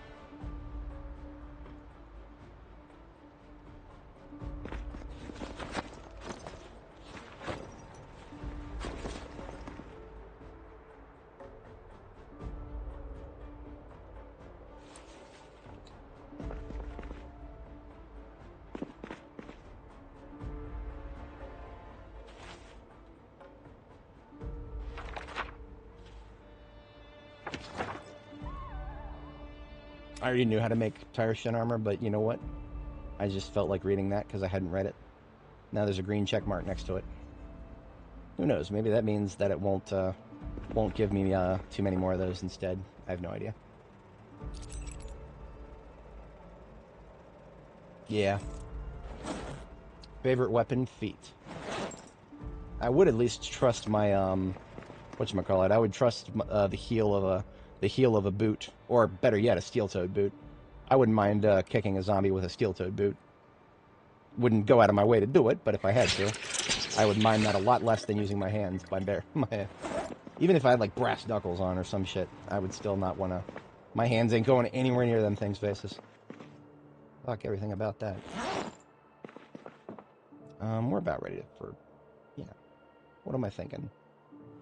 What is my brain meat trying to say right now? Put away the M9 magazine.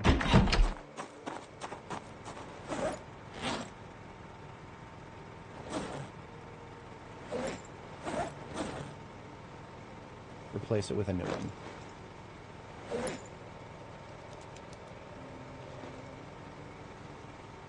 And that's it. Now, as much as I would like to keep doing 45 ACP, we don't have a lot of loose boxes. We do have a carton, but opening another carton would really disrupt the flow of what I've got back here. So while I am enjoying it, I think I am going to go ahead and pack. I'm going to pack this box back up, and we're going to go ahead and go back to. We're going to go ahead and go back to 357, just because that's better for my current logistical situation. I do enjoy the 1911, and I would shoot it more if it was not the fact that I have a lot of loose boxes at 357.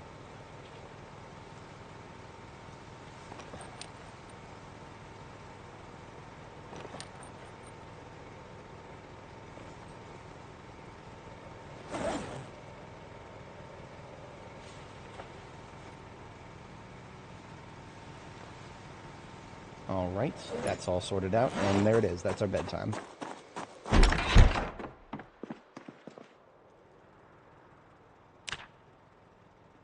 Nintendo Power Glove modified with...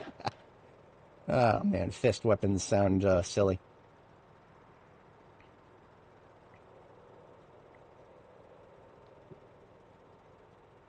Another thing came in on my work messaging here. Give me just a moment here. I'll probably be about a minute or so. I'll be right back.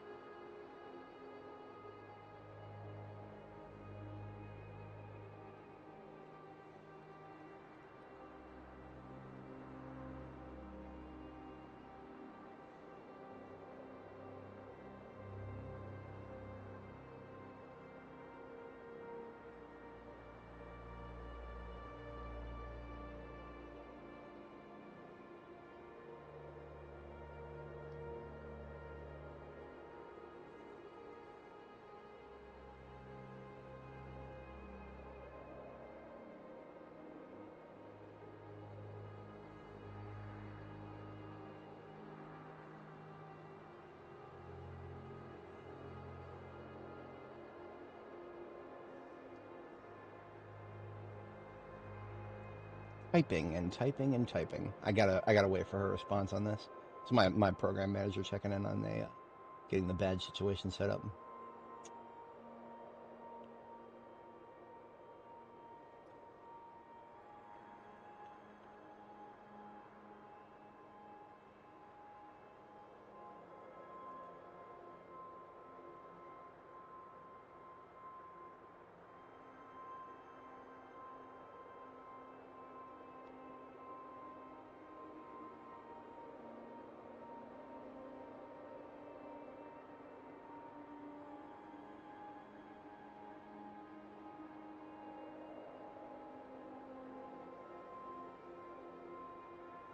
So it looks like I will be doing my drive to Arlington tomorrow. Being as that, so I'm going to try to move towards my streaming schedule that's going to be valid for the long term here. So I was not planning on streaming tomorrow, Wednesday, and Thursday anyway. Like, even if I was available, I'm still sorting out this badging situation. Eventually, I'm going to not be streaming on those days anymore. I won't be able to. So I am... Yeah, I'm going to go ahead and make it so that I have to do the drive tomorrow. I'm thinking that they've probably got the roads cleared. We had a big snowstorm in the area recently. Yeah.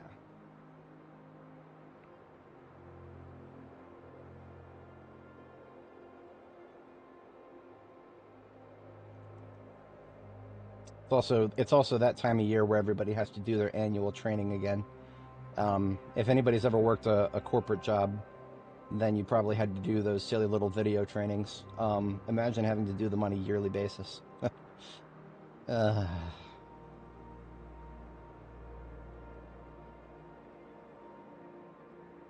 Okay, there it is. I'll just leave that open and get that scheduled later. I don't have to do it immediately. Okay, I am now back. I appreciate everybody sticking around. Didn't have to go too far that time. So we're going to have a bite to eat. And then we've got a couple more of these roasts just like that one.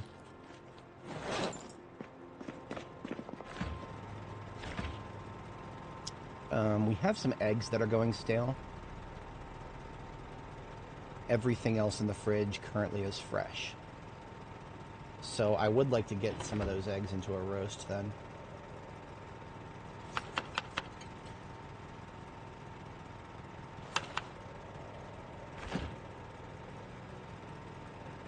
And we'll finish off this roast later. I just want to get the eggs into something before they go bad completely.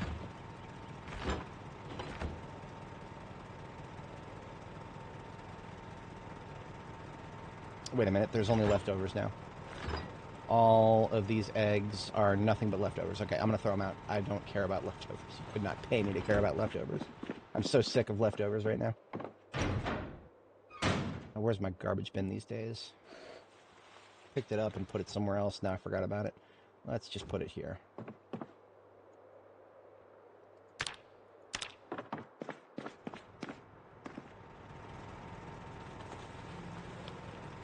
I would say so. I mean, I'm sure there's an appropriate level for you to have, like, let's say you have a hen house with only hens, and then you have a breeding pair. Whenever I have a breeding pair, I don't pay attention to them often enough, and they start multiplying, and then I have to come in there and kill them all. And that's never a fun thing. So I don't know.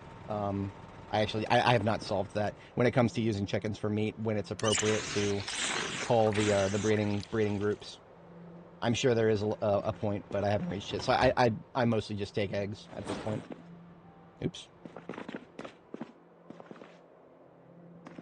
Oh, where am I on the map? This is Rosewood. So here's the entire map, and we are in Rosewood at the north end of it right here. This is the gas station at the north end of Rosewood, where Main and 60 intersect. And we are just trying to spend another hour here before we get back to sleep for our bedtime. Tomorrow morning I will take one of these roasts out of the fridge.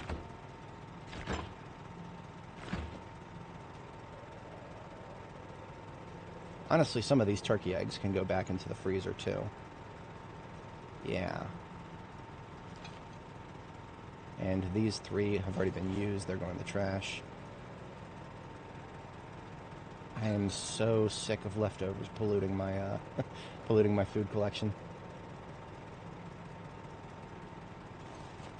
I have such little corn that I don't mind leftover corn, but everything else, ugh.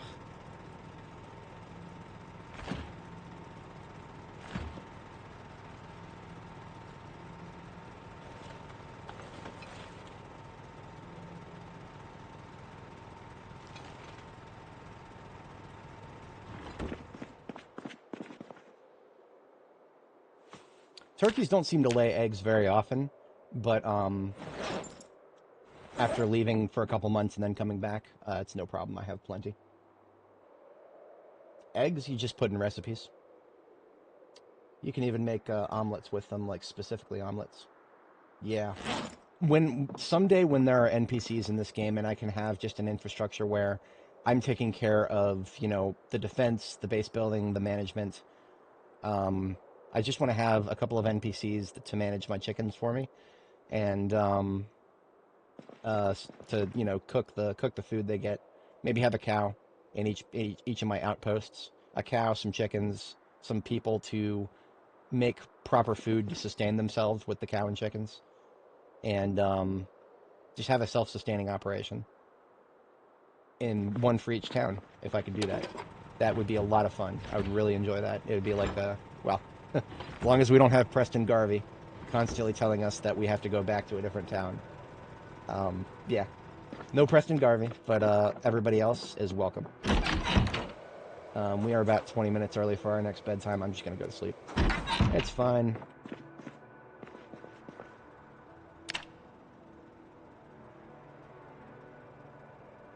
But yeah, if you're not familiar with evolved recipes, that's what you use eggs for. That's what you use most food items for, is evolved recipes. I recommend going to the PZ Wiki, pzwiki.net, and looking up the cooking system, because most of what's described in there is true for both B41 and B42.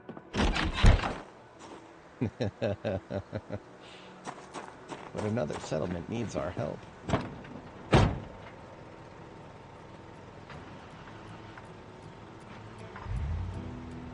All right. Oh, I should take the trailer. This is an investment in our own success. I'm going to assume that we're going to find some generators. And assuming we do find some generators, I'm going to need something to put them in, because this ambulance is full of everything that I'm using right now. I got no room in the ambulance to put loot.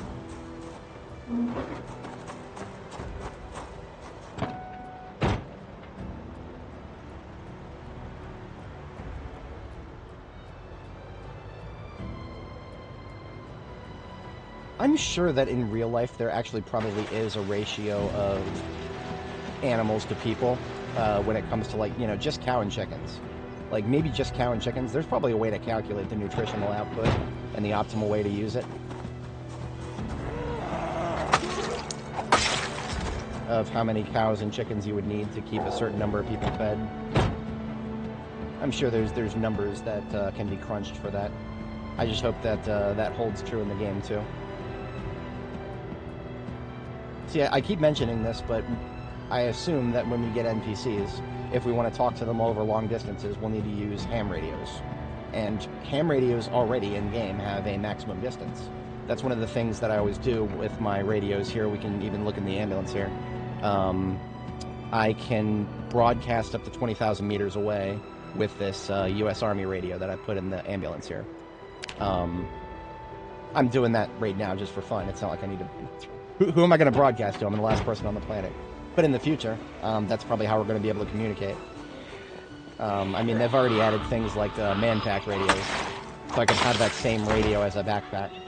I don't know what player would ever want to do that as opposed to having an actual backpack, but sure, you could have an NPC do it. I'm sure that would work. I dropped my rifle here because we ran out of ammo. I'm not going to be carrying it around if we don't have replacement ammo for it. Speaking of carrying things, I don't have the food that I was supposed to pick up, because I'm an idiot. So let's go grab that real quick.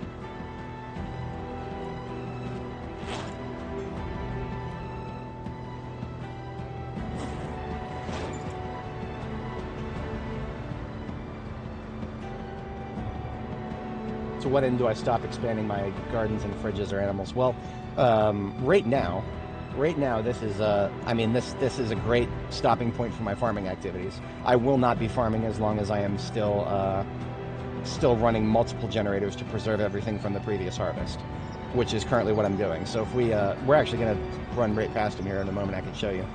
Just to recap why I have 3 generators at this base. One in the top right here, one in the center left here, and one in the bottom right here. I have 3 different generators running right now, and the reason for that is we have 3 separate double freezers full of produce from our last harvest. So as long as that remains true, as long as I have several of these freezers still full of stuff, and it doesn't even matter what stuff. I mean, I've already verified that all the stuff that's in here is useful stuff. Until some of these freezers start getting emptied, I'm not going to be planting anything else. I'm just going to keep taking this stuff with me because, generally speaking, the frozen stuff, as long as it stays frozen and doesn't thaw for too long at a time, you can preserve it for... I've never seen it go bad. I have seen a weird thing happen once where, for some reason, one of my freezers, everything went bad in it at once. I think that was a glitch. That happened back on Annie Mae in a previous build, so I don't know if that's still a threat. But so far, I have not seen any of the stuff that's in these garbage bags in the freezer here. So, like, for instance, 29 cabbages. That's like a week of food, if I'm not worrying about weight gain, which... Thanks for reminding me. Thanks for reminding me. I am worried about weight gain, and I'm not gaining any weight right now because I'm an idiot, and I switched to a calorie loss mindset way too early. So we're going to make some stir fries with simple ingredients. Yeah, we're going to do a potato and a turkey egg, and look at that, we got 3 units of corn.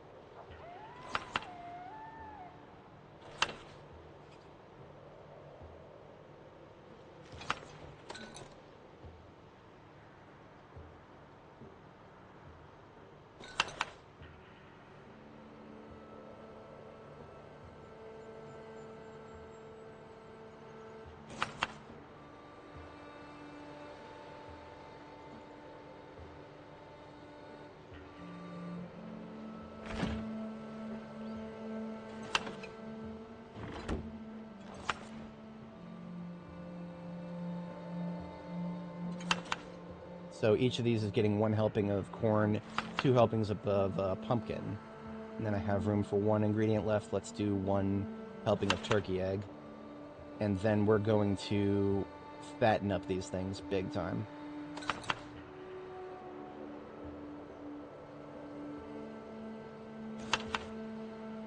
Okay, now all 3 of them get to have a helping of butter and a helping of vegetable oil, and a helping of margarine, and a helping of lard. This vegetable oil also came from my garden.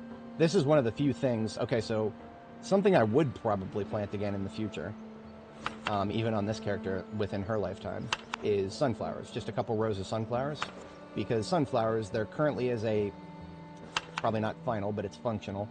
There's an infrastructure where you dry out the sunflower, you pull the seeds out of the dried sunflower head, and then you press this, you mill the seeds into seed paste, and then you press the seed paste into vegetable oil.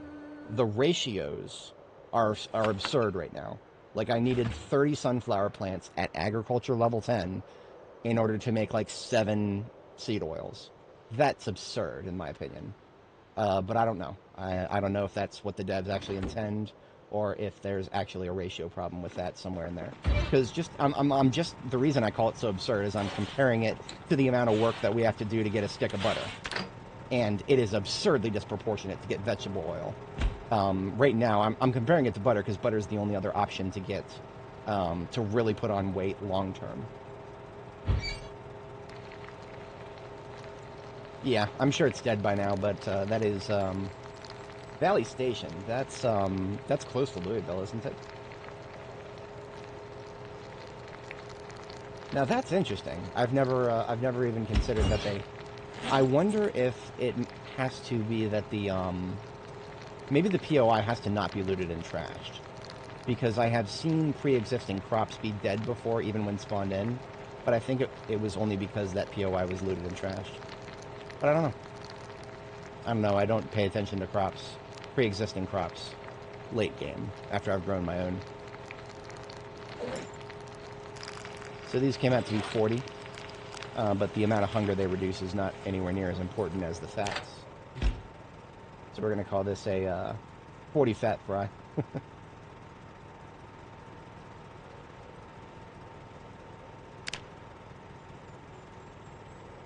And we got 3 of those bad boys.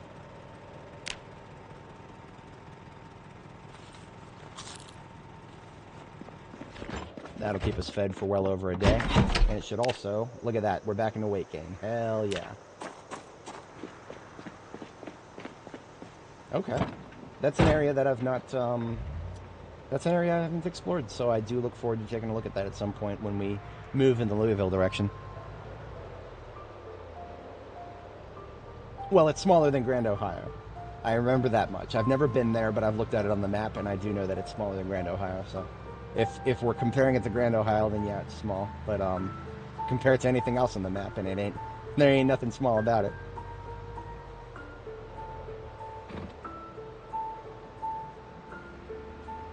We'll just call it the lesser of 2 Louisville malls. I'm going to start by parking here, because I have not even checked the garages of the nearest houses. So let's get started.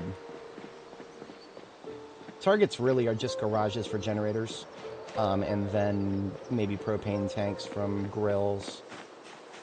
I really don't care about most other stuff in residential loot tables at this point.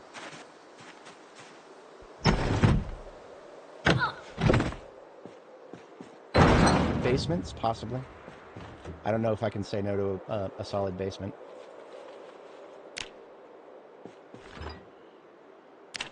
I don't know if I could say no to another freezer. I should. I probably should say no to another freezer. Here's what I'm going to do. I'm going to drop it on the floor out here. And if I feel like picking it up, if I have room for it, then I'll take it. If I don't, it'll stay there forever.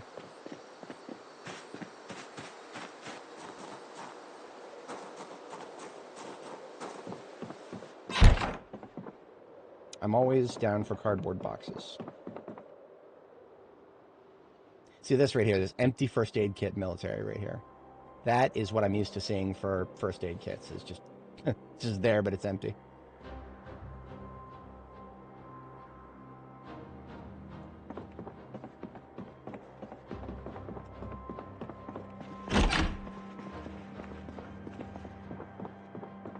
And you know what? There's a basement right here.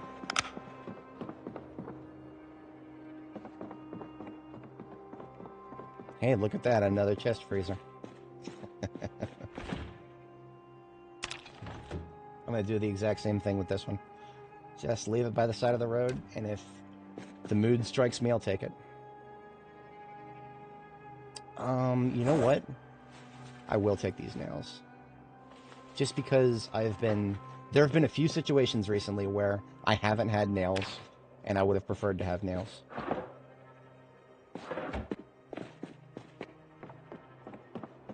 Okay, I don't even need to go upstairs. We're out of here.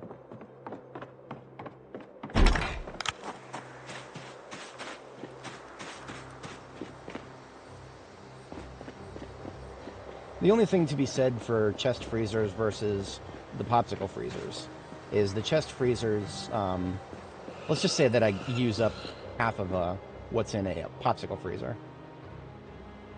Oh, hang on, I hear a noise.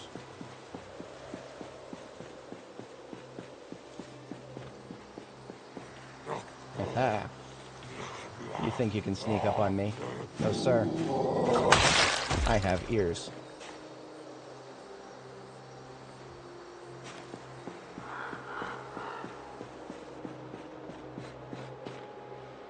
But yeah, these are purple boots.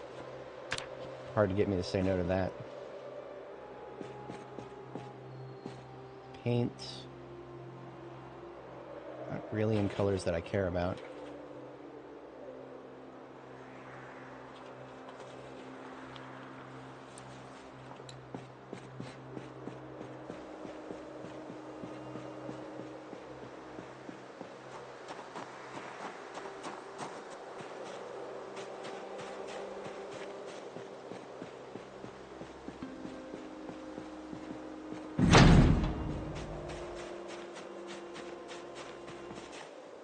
Hello, generator in there.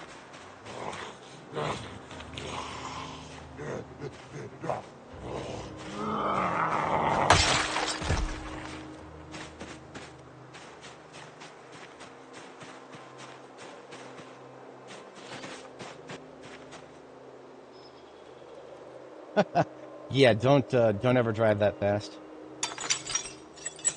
I want to show you guys a meme really quick. I'm gonna show you guys a meme really quick. It's appropriate. It's relevant. I promise. Go to my Reddit post history to find it because I'm the one who made it. Well, no. It was a response to something I posted.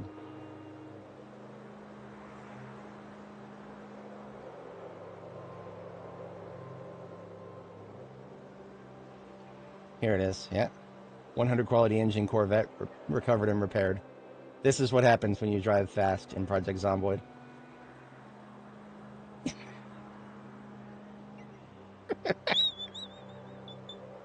Don't drive too fast in Project Zomboid. It's no good.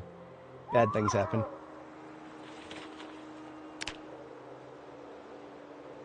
But speaking of bad things, here's a good thing. A 100 pristine yellow generator.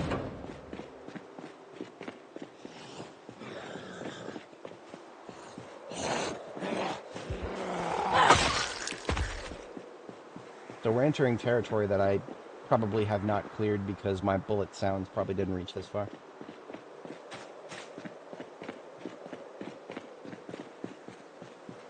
But the funny thing is, that meme was a correct reply to my post about finding a perfect quality Corvette. This is back on Annie.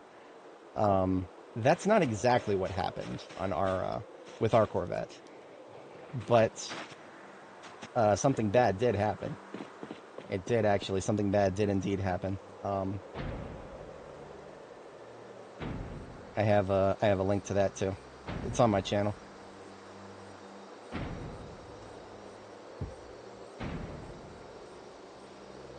I'll post it in chat if anybody's interested.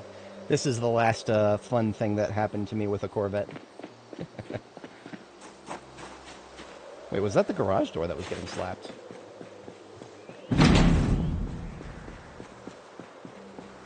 I stopped paying attention for a second. I was waiting for that. Okay, yeah, there is one in there. On the inside. I saw somebody inside the house, and I was waiting for them to come outside, but they lost track of us.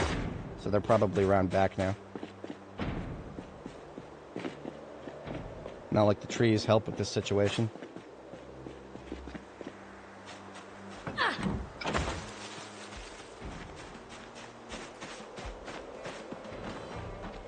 Did you, like, go back into the house?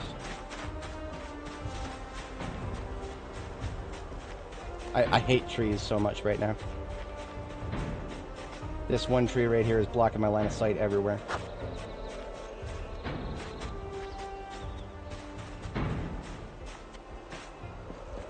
And you can fucking bully me. And you can trick me. No, sir.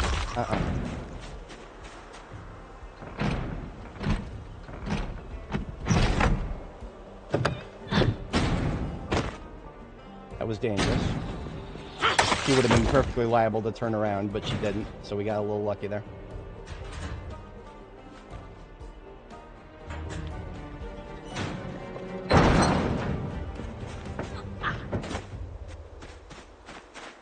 Status bar that I had in the link. Oh, Simple Status. That's the name of the mod. I ported a version of it from B41 myself, but as of the start of this character's journey, came with a fundamental change to the way the character classes work. I didn't feel like updating the mod myself. Other people probably have. I'm guaranteed. It's a very popular mod. The original author didn't update it for B42 at all, so there's a lot of unofficial ports to B42. I have no idea which one to recommend, but if you do a search on the workshop for Simple Status, that will... I'll type it out real quick if anybody in chat is interested. That's the search term. Just look for something that's updated for B42. Or if you're on B41, the official version is still good for B41.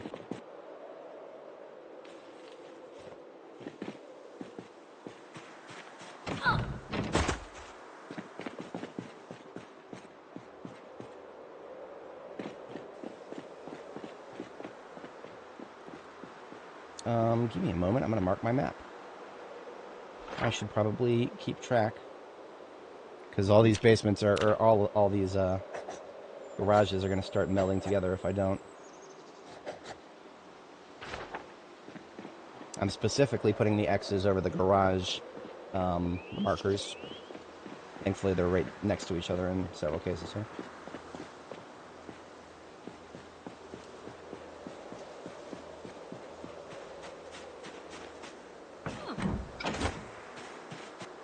Oh, look at that. Look at that. Boy, am I glad I didn't go next to that fucking tree. How about no? How about good night? Asshole. Just standing right in front of the window. Right next to the tree. In a perfect spot. I'm sure it's not intentional, but sometimes shit like that feels intentional. So this garage has a bandsaw in it. Bandsaws are neat. I wish we could pick them up. Perhaps someday. I can guarantee you these things weigh less than a commercial double fridge. And yet, well, we can't pick these up. Or, right, hang on. Yeah, no, still can't pick them up. Perhaps someday, perhaps. What they do is they just cut, they can cut steel really quickly. So things like steel sheets, steel bars, iron bars, that kind of stuff. Anything that can be cut with a hacksaw in the crafting menu can be cut much faster with one of those bandsaws. I would probably make room for a bandsaw next to my forges if I, well, if I could move them.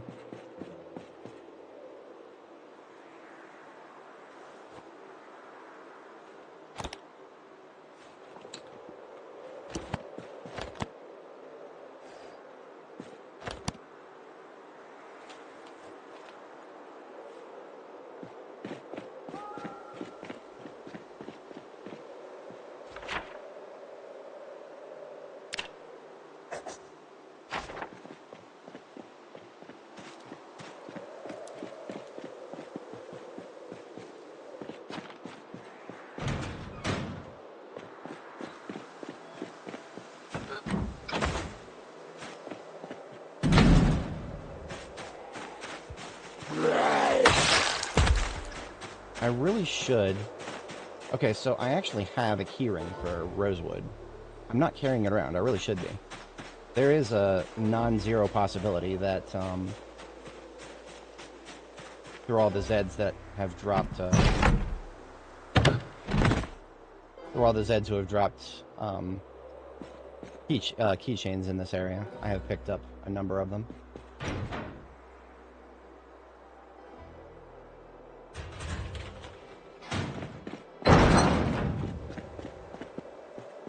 Going to take the miscellany loot and put it in here.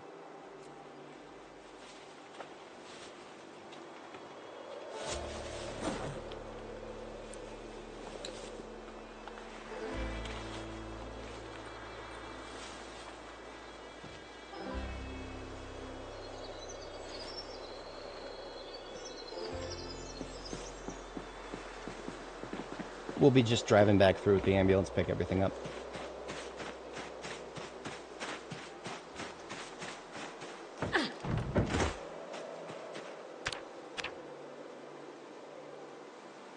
So I did burn off all the calories from breakfast, so I'm going to go ahead and continue overeating slightly here. That puts us back into weight gain.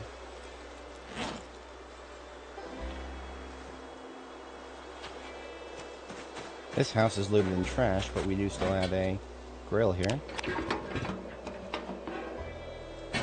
And the grill still has a bit. I'll take it. After probably a couple torches at least.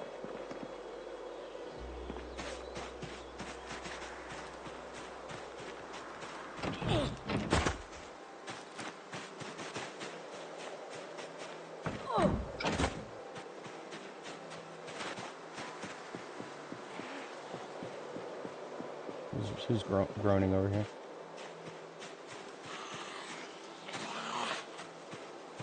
Really late to the party.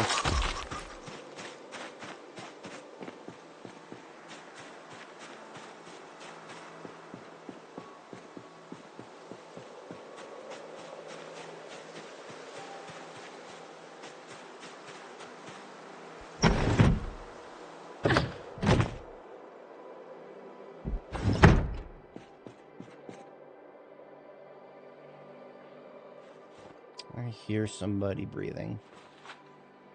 If she breathes, she is zombie.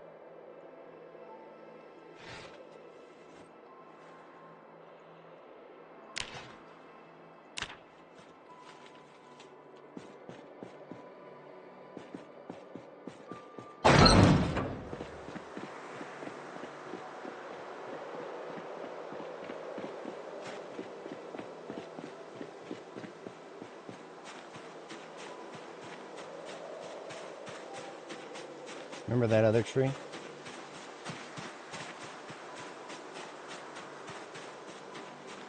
Okay, we're clear. At least it feels... Hey, look at that! First house on this side also has a yellow. So now we have 2 yellows. We can upgrade the 2 reds that we've got running on the freezers back at base. The battery charger, we'll need a couple of those when we get to Louisville.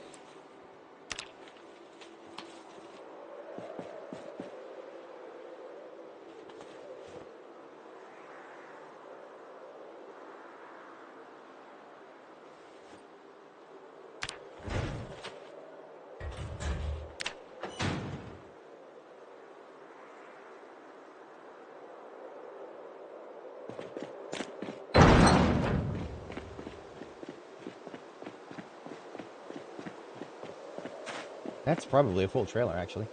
Yeah, let's go ahead and take a shipment back then, because we've got another generator waiting for us.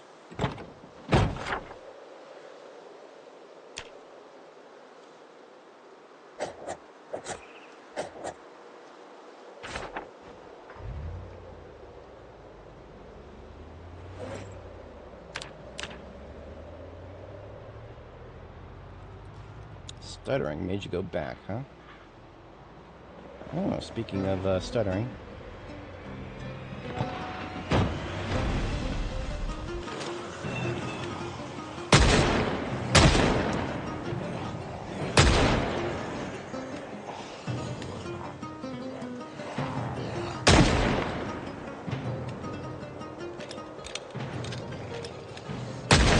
Oh, right, I almost forgot that we're using 357 now. I don't think it's that much different from 1911.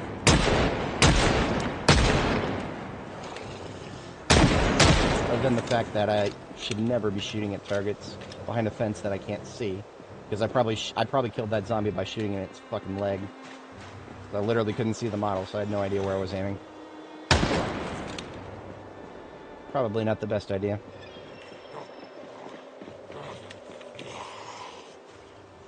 Yeah, what is that? That's optimal range. That is 1, 2, 3, 4. So that was 5 tiles away. But we never got as good of a shot. So even though optimal range was reached, optimal range is less of a threshold to be worried about. Or, well, I mean, it gets us less than it does with other guns.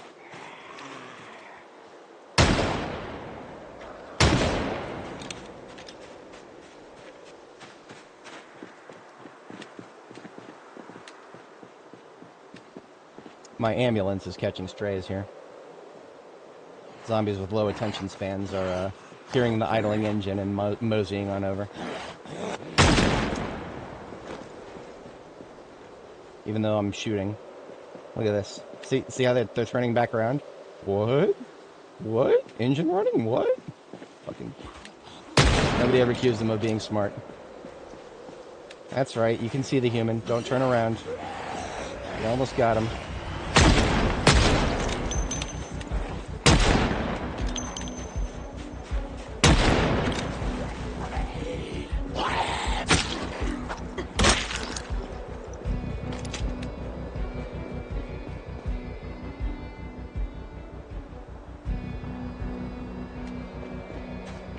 I feel like things should thin out a little bit, but then there's the school right here. So my feelings are invalid mostly. I don't see too much of a need to hit the school. But I mean, if we end up clearing the area around it anyway for garages, then checking the school desks for glue that would be the most important thing in the school for me right now.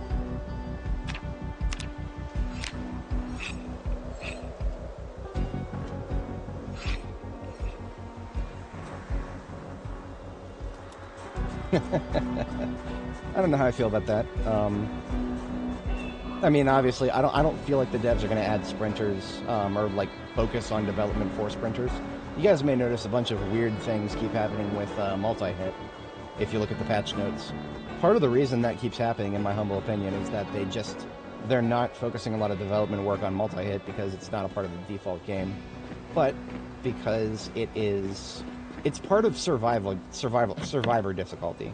So I do think they should probably put more effort into it. But they don't. So there is a basement to that house, but I think otherwise we've lost the garages going this way. The sheds can still have generators.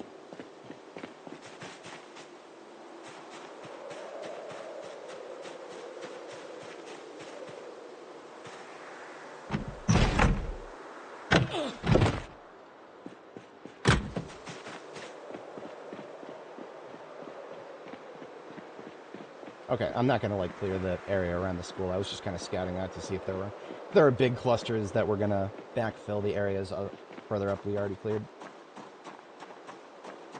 Oh, I see. Yeah, I don't know. Look at this. Look at this.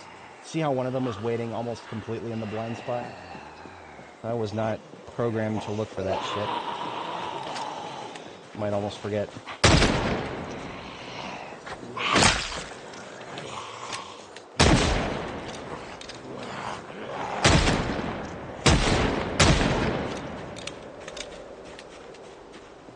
Forcing me to shoot in the general direction of my ambulance.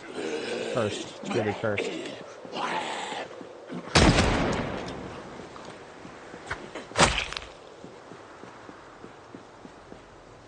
See, I always want to point this out whenever it comes up. Where did I go? Where did I go? You can't see me. Why can't you see me? Wouldn't be able to see a zombie there either. Just FYI. Remember, they're always programmed to walk towards the driver's side door.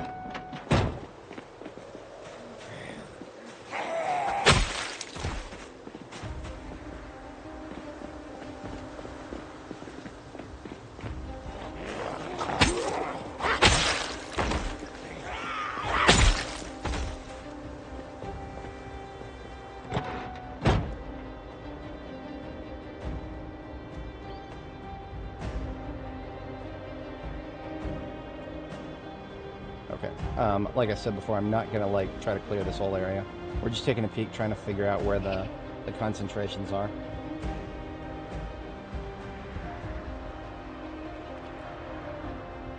And on our way back, I want to take this road because we're gonna loop back through the nicer side of town where the stuff we left behind is waiting for us. And that is gonna be a full... Wait a minute, this might not be the right turn. No, it is. Okay, we're good. Here's our garbage bag of loot.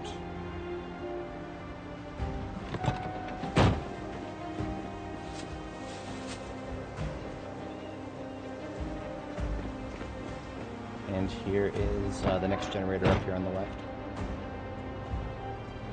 We're coming up on... Well, we're getting close to dark. Close to fatigue moment here.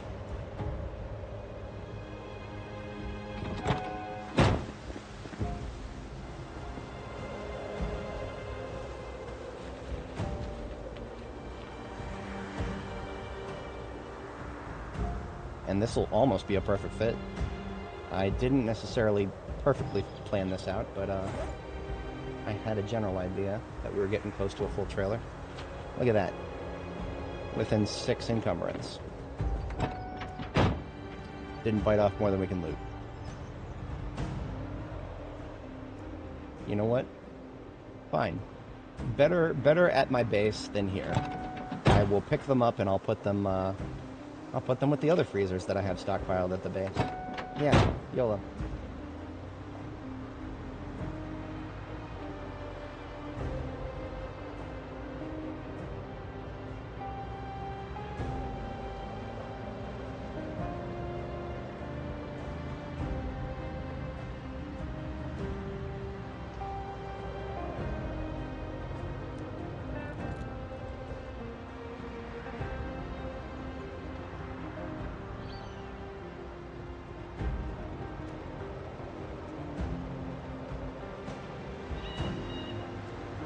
Alright, so for weekday streams, I probably am not, I'm not going to go anywhere close to the 12-hour mark like I do sometimes on weekends. The past couple days, I've been able to go for a really long time on weekends. But today, I'm probably going to have to cut things off. Not, we definitely got another day or two in us here, but that is the meta right now. We're going to have to be thinking about wrapping up in the not-too-distant future. I definitely want to try to decide whether I want to... I mean, right now, what we actually have on site here, we have enough to...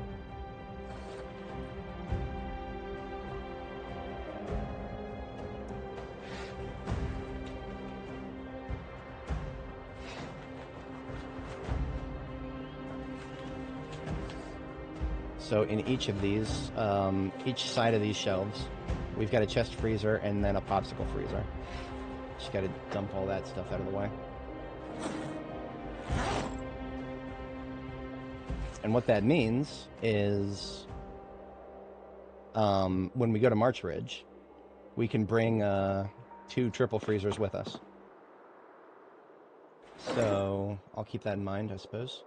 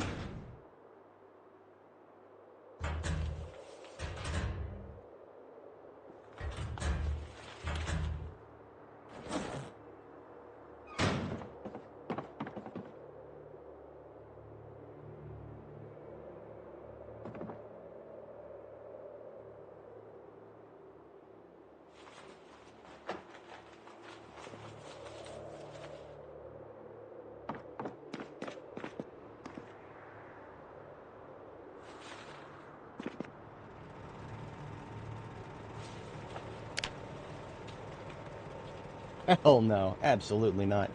Garden Gnomes, okay, so you're talking to somebody who's played World of Warcraft even longer than I've played this game, and we're up to 2,800 hours in this game.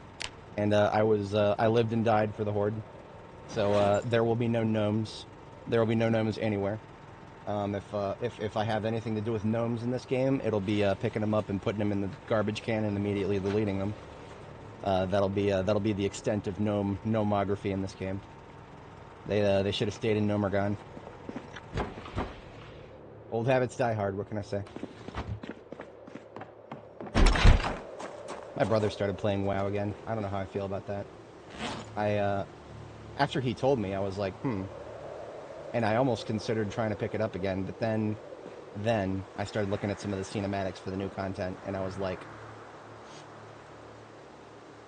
do I really want to get back into this?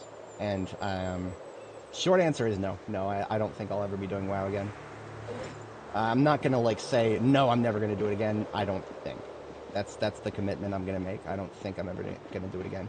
It feels like the likelihood is extremely low.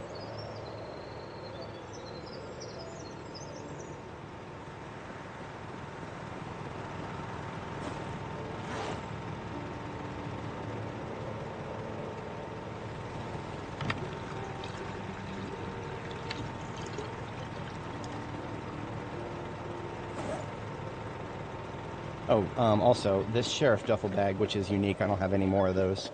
I don't need to be using that. I have literal mountains of duffel bags right over here.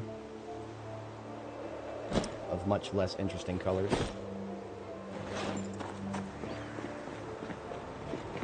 And I'm perfectly okay with that.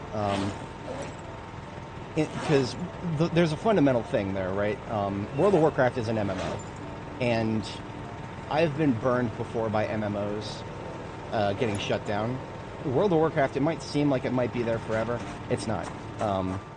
Remember, Blizzard is the one doing it. It's not going to be there forever. It's not even going to be there. We can't even be guaranteed that it'll still be there 2 years from now. I feel like WoW is one of those games that's been there long enough that if they're going to wind down operations, they would give us a year, maybe a year of notice. That's the most I'm ever going to... that's the most charity I'm ever going to extend to Blizzard. Sorry, not Blizzard, it's Activision now.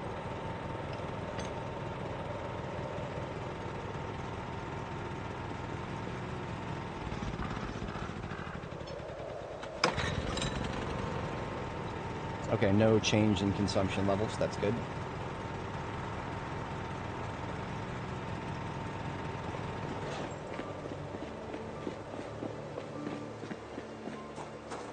How many generators does Bro have? Probably more than he needs.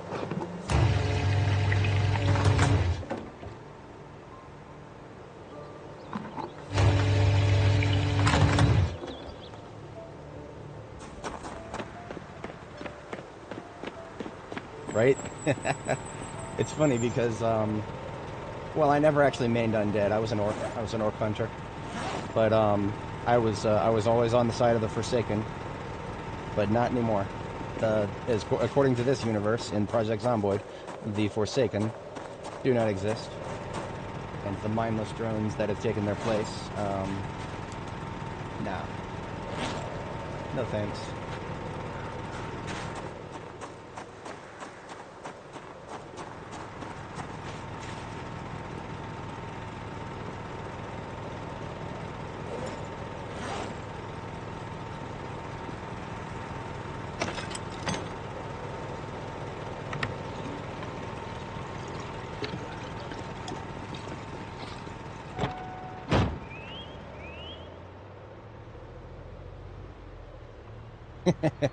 You know, to be entirely honest, if I could just like leave something at the edge of the map and have somebody else pick it up, if that was a form of multiplayer, oh, I'd do that. I'd absolutely do that.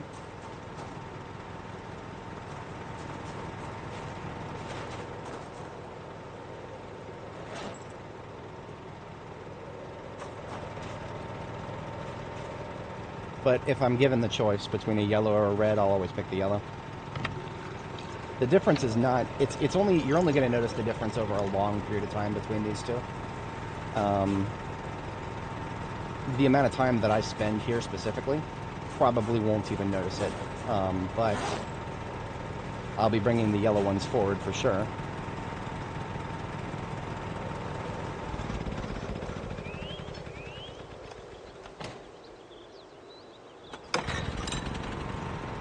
Still powering all the necessities? Yes, okay.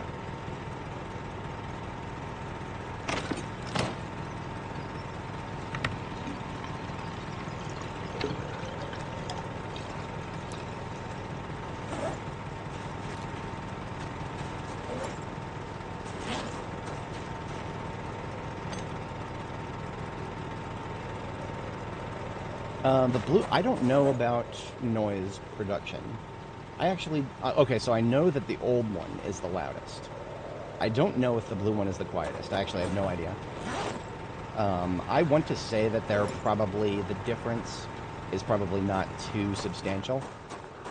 But I don't know. I actually don't know that for sure.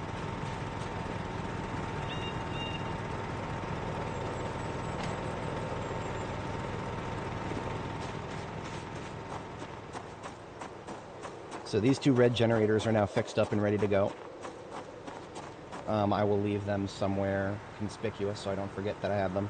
That's usually my standard procedure. If I have spare generators, I put them somewhere very obvious where I have literally no chance of accidentally forgetting that I have them.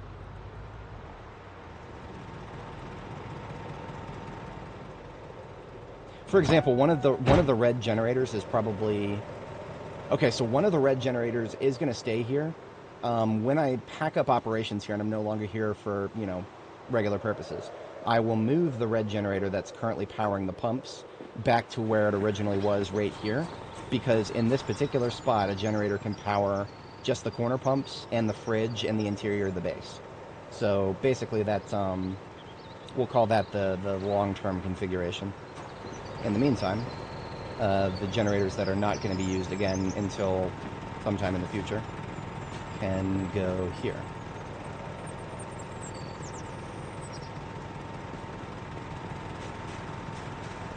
Now, that being said, if you're trying to level electrical, every time you put a mechanic or an electrical part, a scrap electronics to repair a generator, every time you do that, you are getting more electrical experience. So if you intentionally use a blue generator, that is actually just that's constantly generating something for you to repair. So that's something you can do. I don't know if that is. I've never measured exactly how much experience you get for it, and whether it's worth the gas you'll be spending. But if you're going to be spending gas anyway, and you're going to be in the area, you can afford to babysit it. Yep, that is accurate right there. That which has been posted in chat. Where's my key ring? I think it's right here. Yes. We only have a few. We only have a few key rings for residential here, but yeah, I'll take anything over a garage door that I've got to get the back entrance to.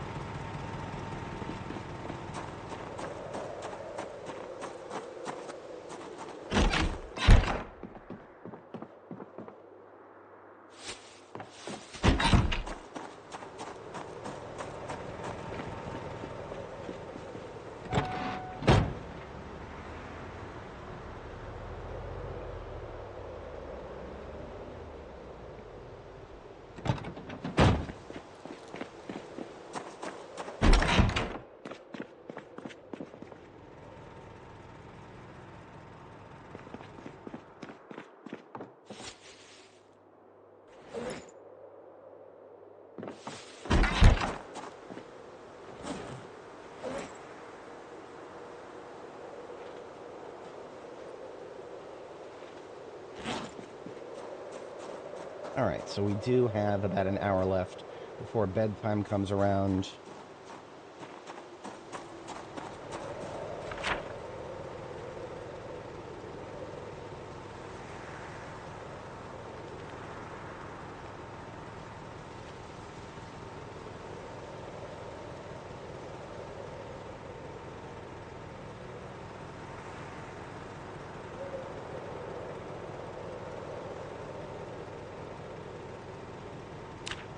Edit this from MRF Prep to MRF Road. Since it's no longer a prep site, we're completed there.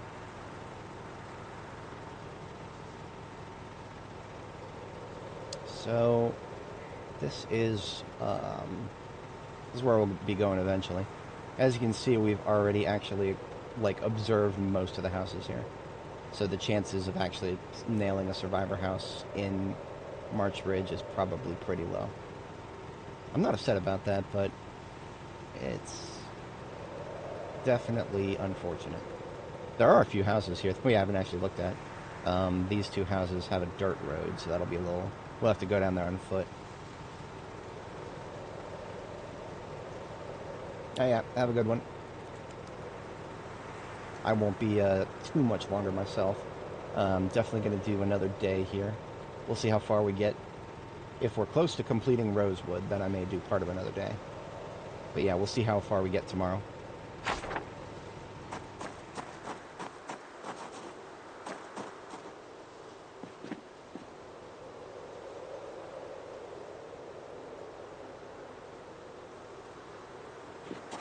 Let me go ahead and put the floodlights I'm not currently using in there.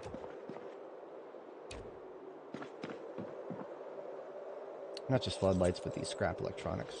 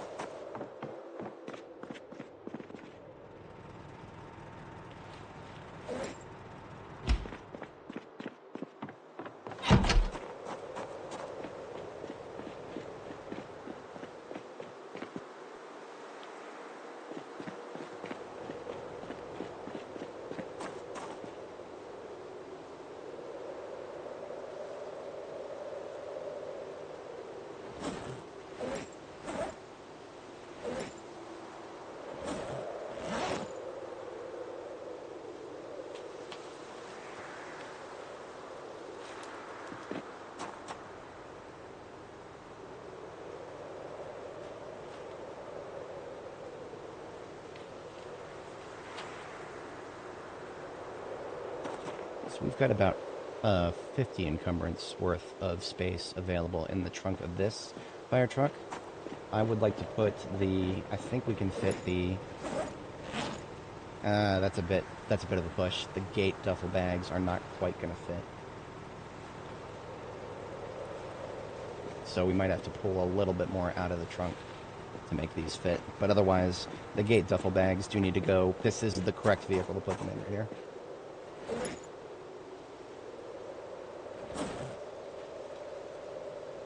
So I need to get about 10 encumbrance out. Easy. Let's just take the, some of these bags out. We'll put them elsewhere.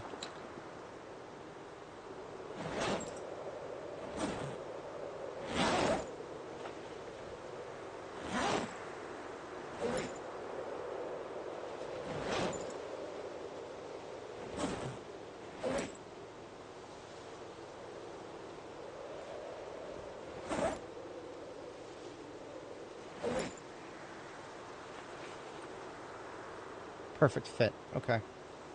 Now we just got to find a home for some of the other containers here. I think we can...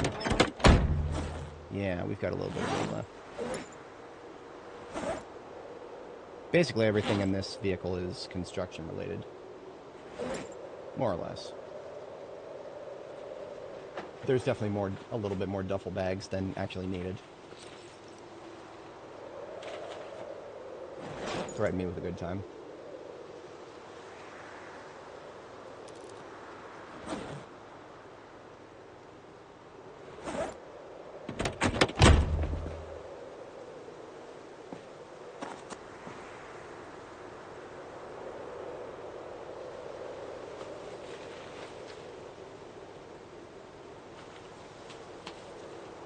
Perfect.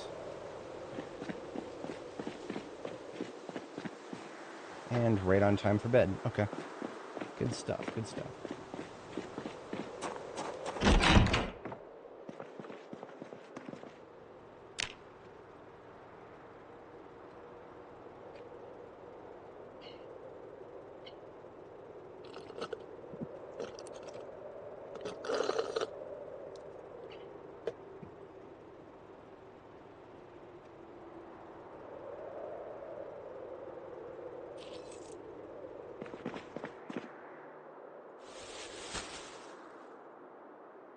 Could do worse than have my sledgehammer in that vehicle. The sledgehammer will come with us when it is time to move bases. Until then, it can stay here.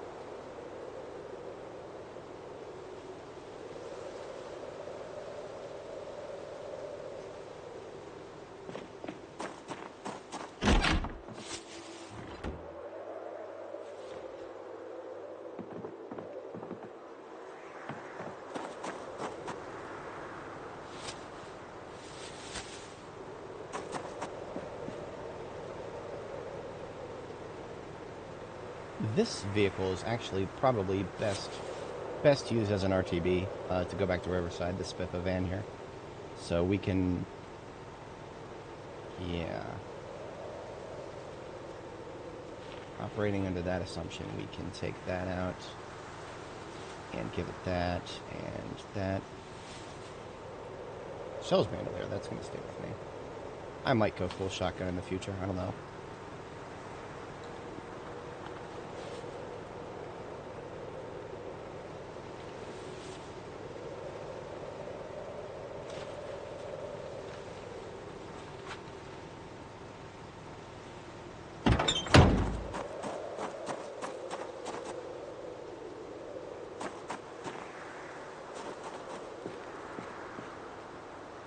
Somebody was getting spare engine parts, and I don't remember who.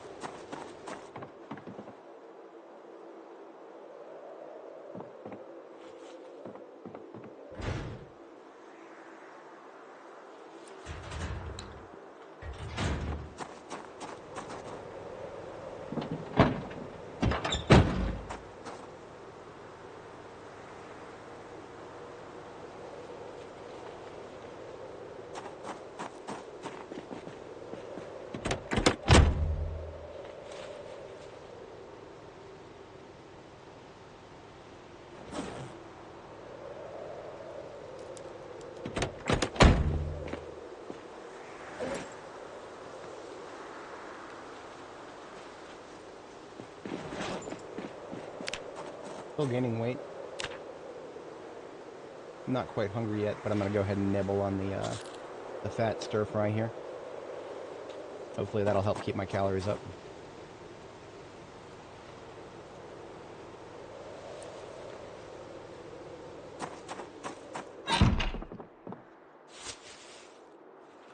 We actually have so many nails here, we're close to another carton.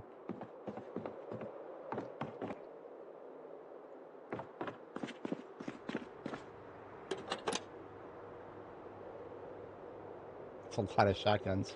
The police department here in Rosewood gave me plenty of shotguns, way more than I would ever want to bring anywhere with me. Because I've already got more shotguns than I'll ever need staged at West Point, which is going to go with me to, Louisville.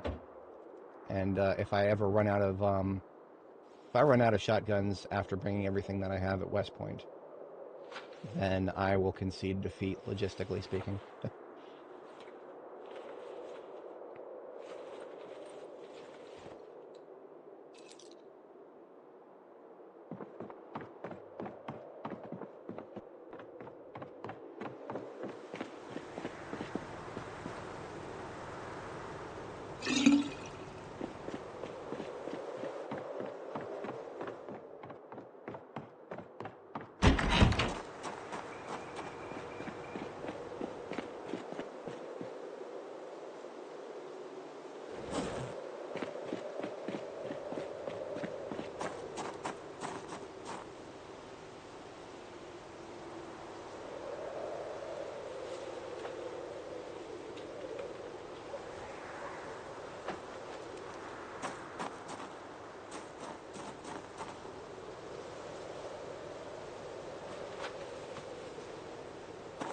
Separate my welding stuff from this pile to that one.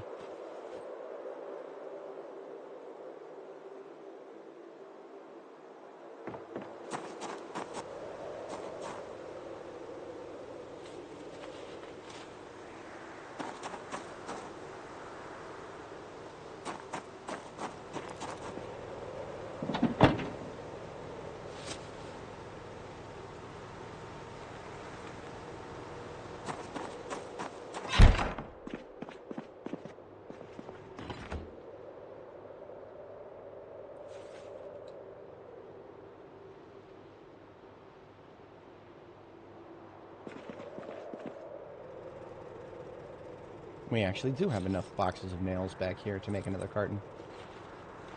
See, that always... Now I'm feeling like I'm overcompensating. And yet, that's what I do sometimes. I mean, it costs me nothing to just open these. Until then, it's more space efficient to just keep them packed into a carton. I mean, we're probably going to come across more loose boxes of nails by continuing our residential loot, which we will do in approximately 1 hour. Until then, I'm going to... Let's see how much water we actually have here.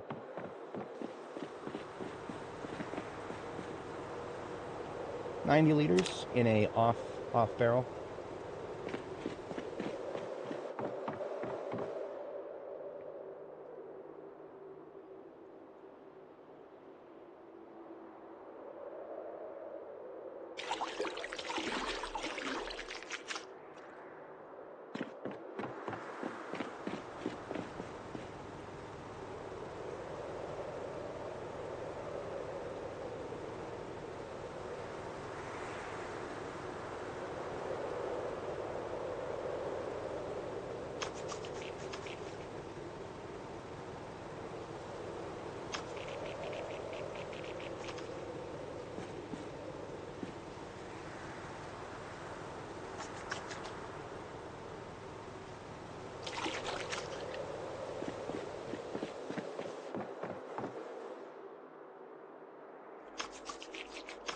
Perfect.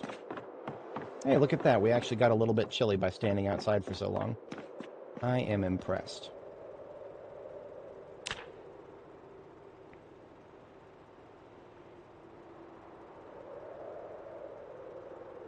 Alright. We shall now finish what we started with the residential area.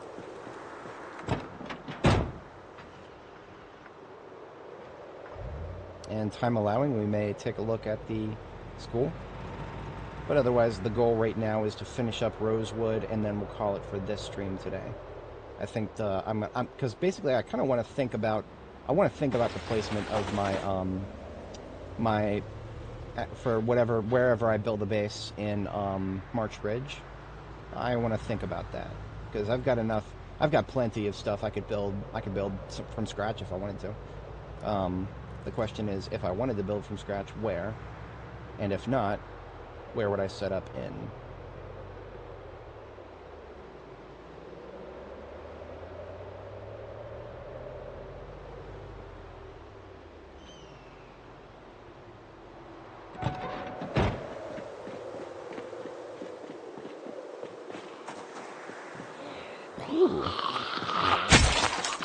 That is a black crash helmet right there.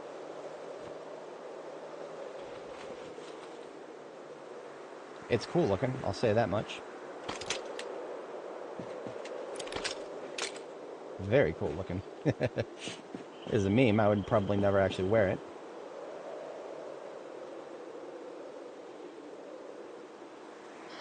But worthy of a screenshot.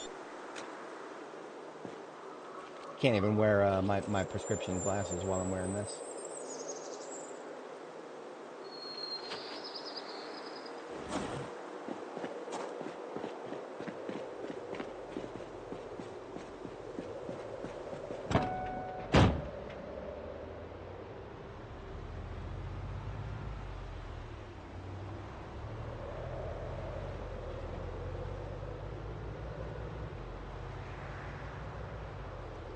Alright, and thanks to the markers we put on the map, we know that we are proceeding past a couple of those garages and then moving forward.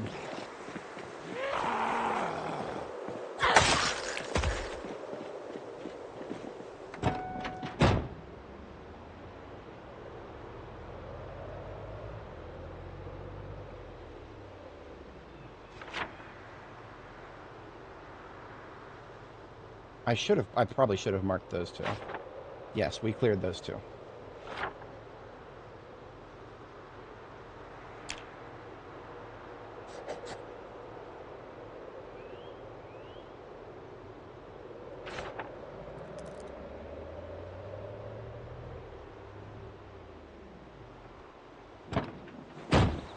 Even though we no longer have garages after this house, we've still got there's a shed in the next one.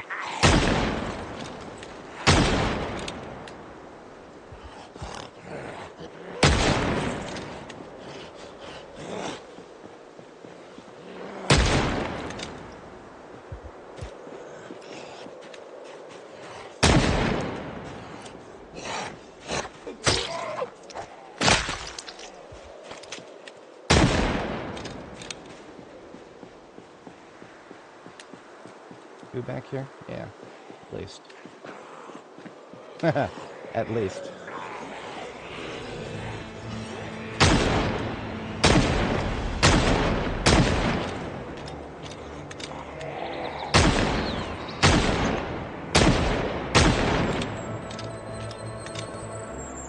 I gotta admit, shooting ragdolls now while they're down, that has definitely been improved over the past couple of builds.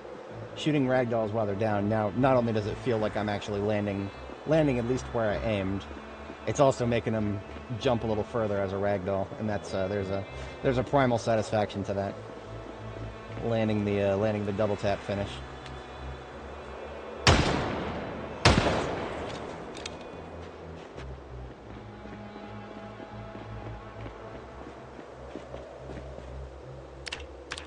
Still in weight gain, so we can afford to continue nibbling instead of chomping down on this this stir fry.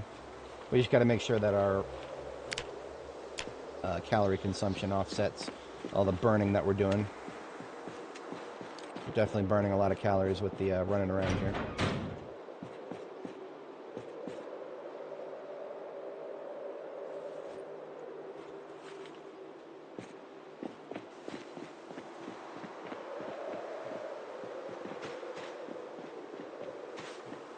It's like two boys late to the party here.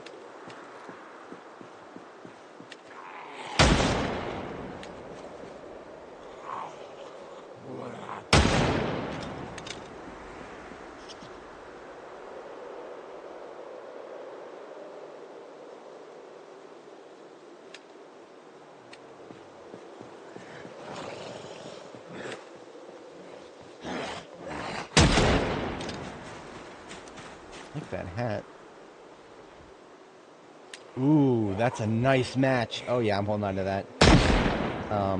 I know I have another really nice black hat back at Riverside, but now I have one out in the field too, and that's important. When I switch to my, when it gets cold enough to start wearing my military jacket regularly, seeing as I left the rest of my winter gear back at West Point, this will hold me over until I get the cowboy hat.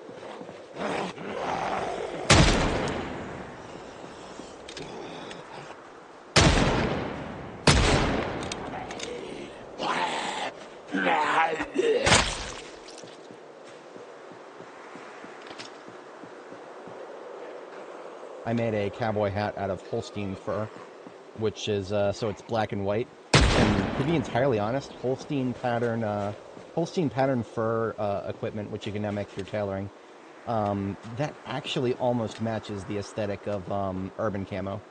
So the urban camo military jacket that I'm rocking for cold gear, combined with Holstein furred leather. It's I can't wait to wear it more regularly. But we're gonna need the weather to get a little colder before we can do that.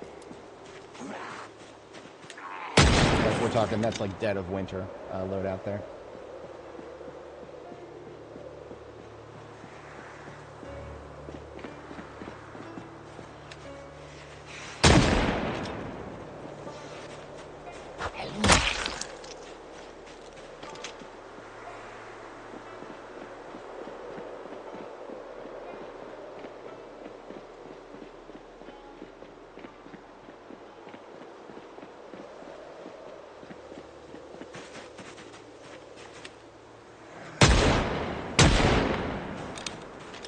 This is the one house that I know of in Rosewood that does, the garage does not have a window.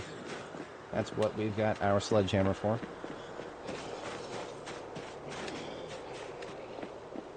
Playing ring around the rosy with the trees here.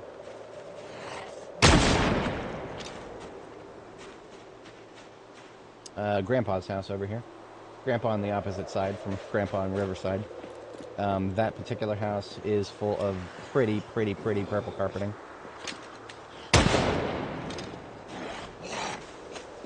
Sorry, violet carpeting. I shan't get them confused.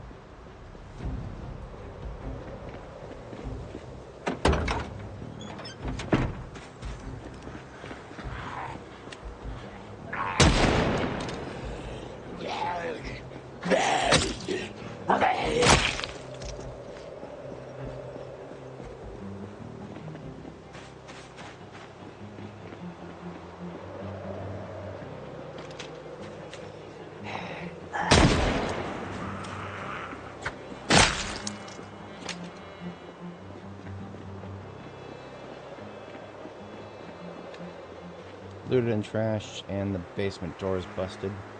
We're not going any further in this direction without doubling back. One of the reasons I've been kind of circling around discharging the gun, anybody in this area should now hopefully be woken up. Can't take a guarantee though.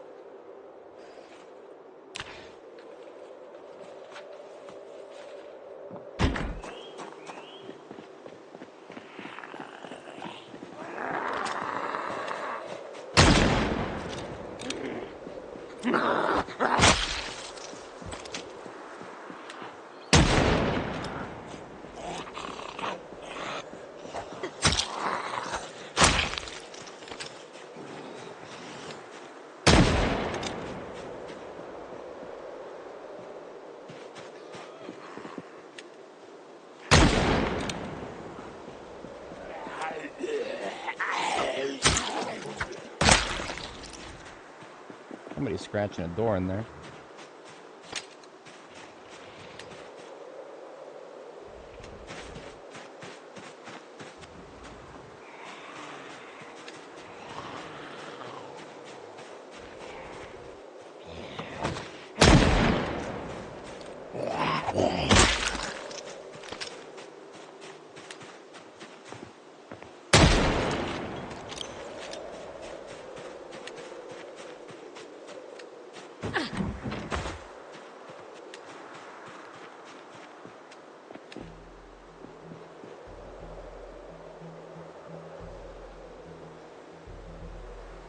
Interesting.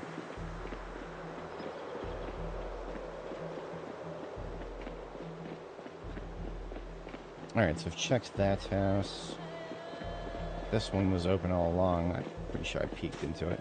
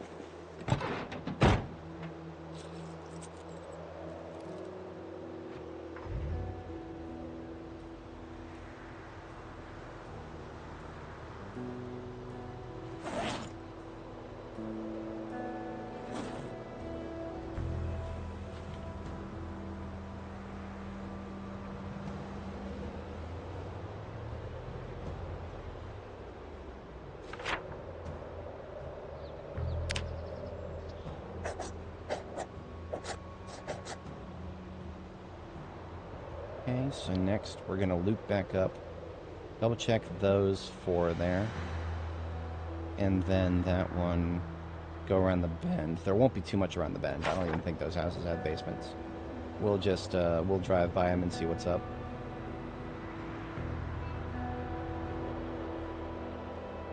Is this another one that has no windows? I'm going to preemptively grab my sledgehammer just in case.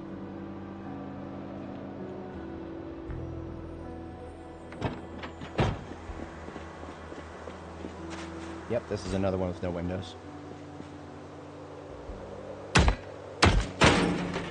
And of course, nothing really worth breaking, but we literally can't tell that unless we break in, so...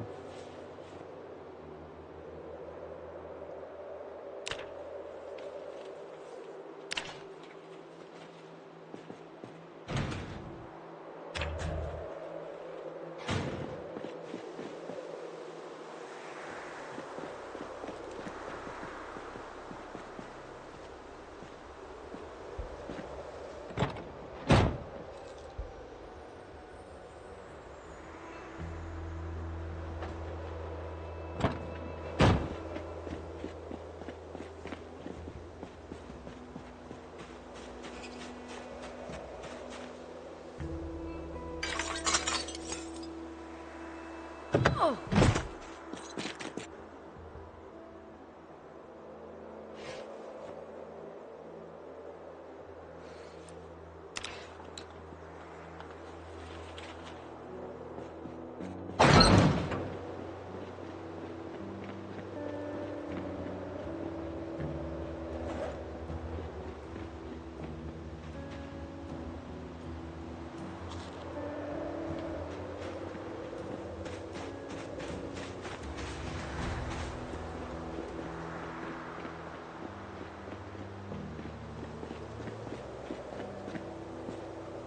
I don't like this garage. Look at how much. Look at this tree coverage. This is. I wasn't specifically planning for this particular one, but this is one of the many reasons I was just discharging my gun all over the place. If anybody is back here, I would have preferred to get them out of the way long before going in here myself.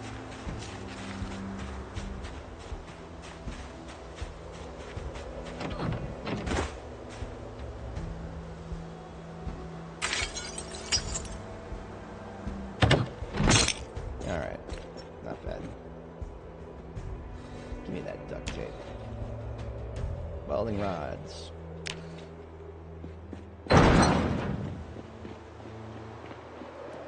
Feel very liberated without the extraneous kit. It's nice to have that duffel bag, but it's even nicer to be able to run free. There are no strings on me.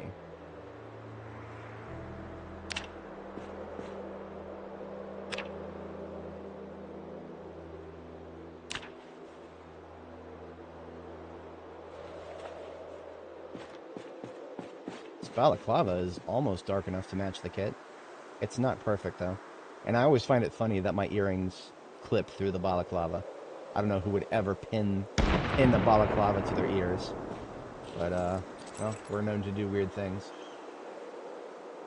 A balaclava, one of the only times I've ever worn it. Because if you think about it, that's like full face insulation right there. That is so much insulation. One of the few times I've ever worn it was when I wanted to sleep outside in like several degrees below freezing weather, and I was able to do it. Balaclavas that'll retain so much body heat that you'll actually be able to sleep outside.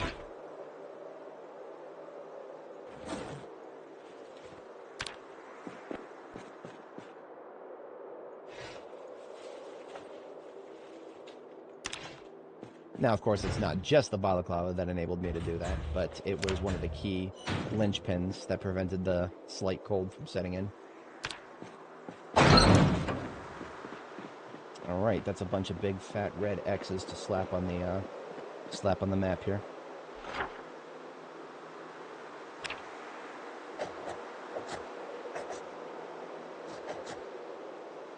And now we are going around the bend for Frederick Lane here. Go over here, take a right.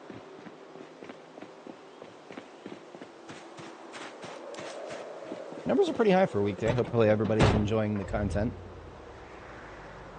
Average view duration is about 40 minutes or so. So that's a healthy mix of new folks driving by and regulars watching along, as I know some of you folks do. Shout out. What do we got here? Not much. Hey, some respirator filters.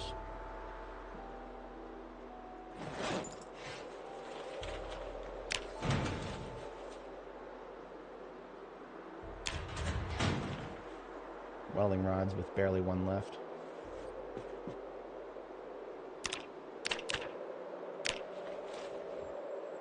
I'm dismantling the firefighter axe because the head is all I want from here.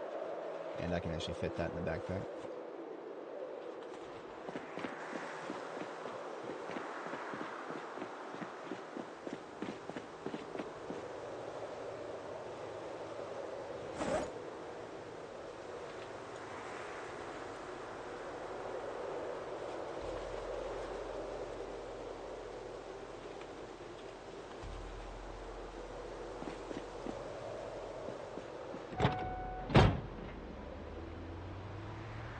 So I'm only interested in these houses if there's a basement, and even then, I will stop here because there's both a shed and a basement, although I did check that shed already.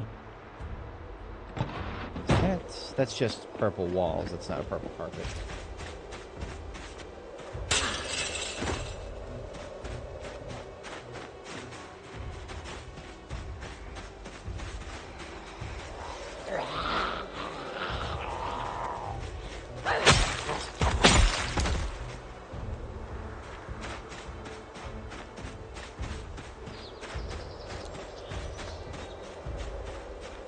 Looted and trash basement.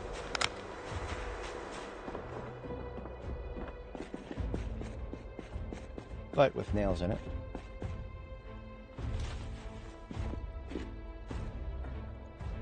Lots of nails in it.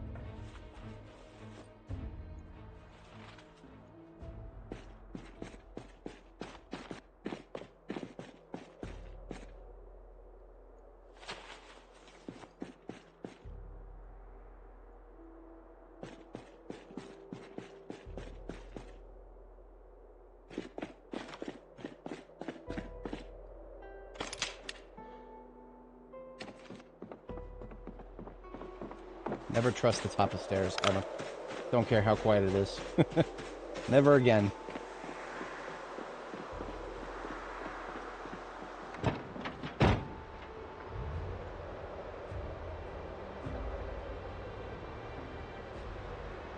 So that's a stapled garage right there. I actually didn't know that was there. What'd you say to me? Oh, it's a birthday party. Well, that door won't last long then.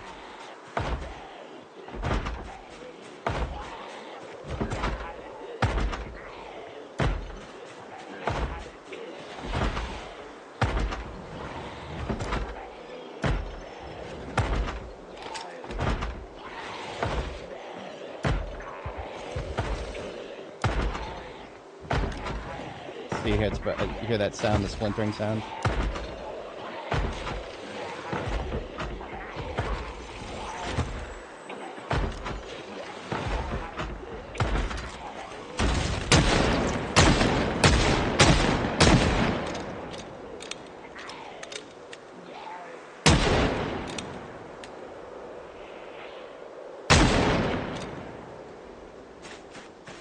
I'm uncomfortable with that tree behind me.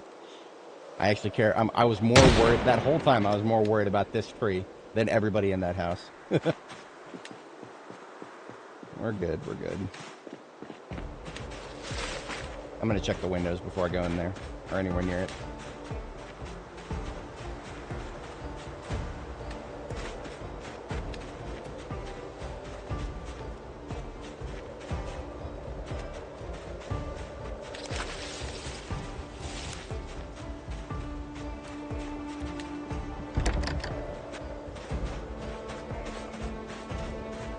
Oh, that's not a garage. It looks like a garage. In my defense, that does look like it. Okay, the basketball hoop should have been a giveaway. Yeah, the basketball hoop should have been a giveaway. Okay. Well, you know what? We're here. We might as well take the, tell me that they got this guy some chocolates for his birthday. No? Ah, sparklers. Yes. There's some more bombs for us. I actually didn't even, my brain didn't even process the possibility that a birthday party event would mean sparklers somewhere. That seems obvious in hindsight. Although I never got fireworks for my birthday. Maybe I was just, maybe I just missed out.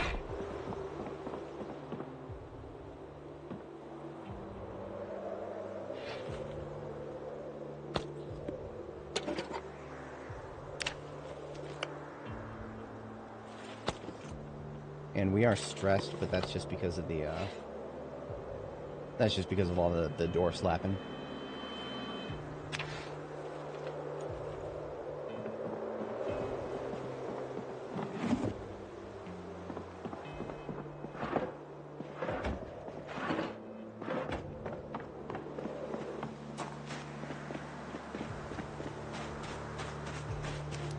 Did I actually sleep in this house?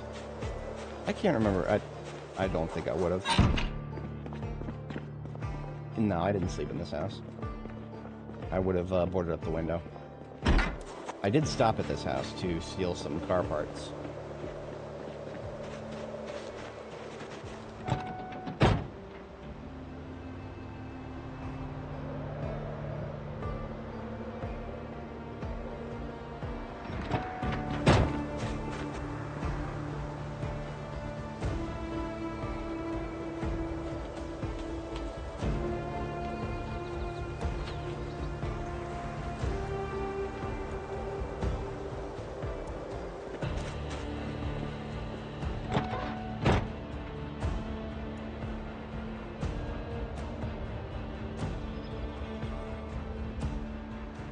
I'm not going to be fooled by that again. There's no garage in that house.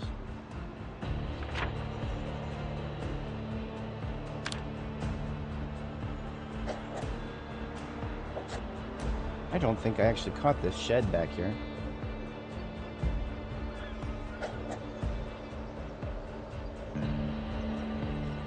So I want to take a left here. Yeah. there's going to be a couple of places to look at here.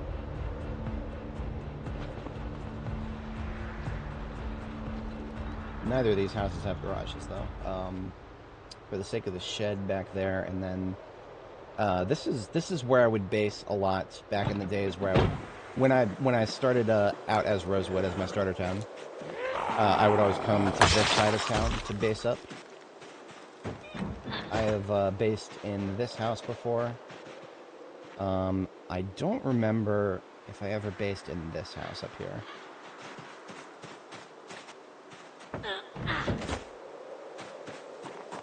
But I was an enjoyer of this area in general.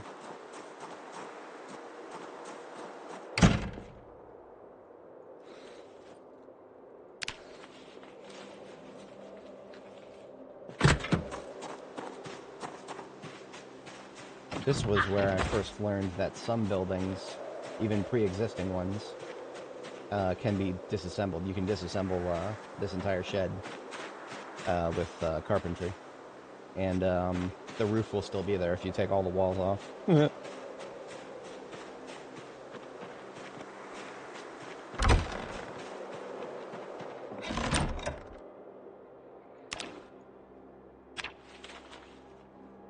Hang on, I did hear somebody make noise just now.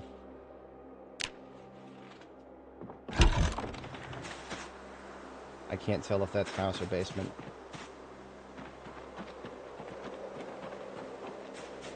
Doing a window check. Hello. Come on out. I gotta destroy my perfectly good windows. You fertilize your garden for me, pal.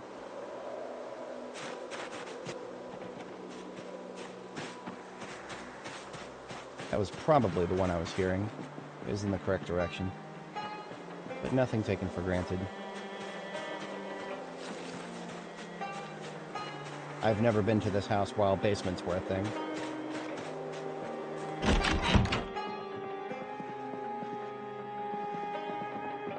Hello.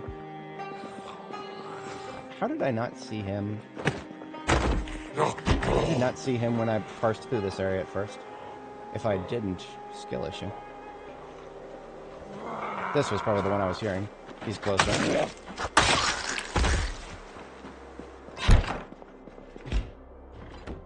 Be advised that it's very tight corners in this house. It doesn't look like it, but remember, you can't walk through these. You can't walk through these couches. So if there's ever a situation where you're in this house and there's zombies all over the place, well, that's not a good situation to be in. Don't be in that situation.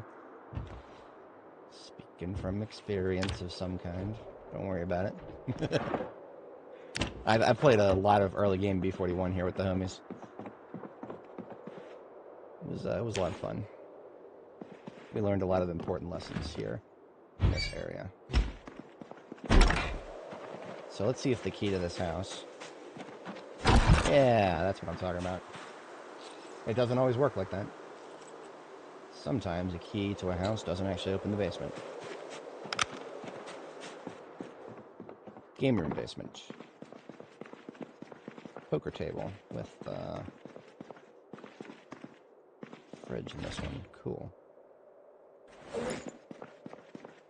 Ooh. Okay.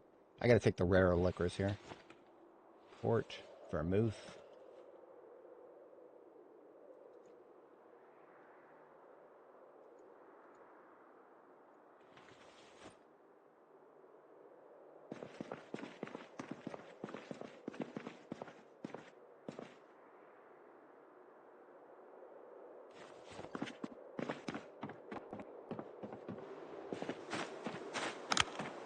Not bad. That was quite a hefty liquor collection.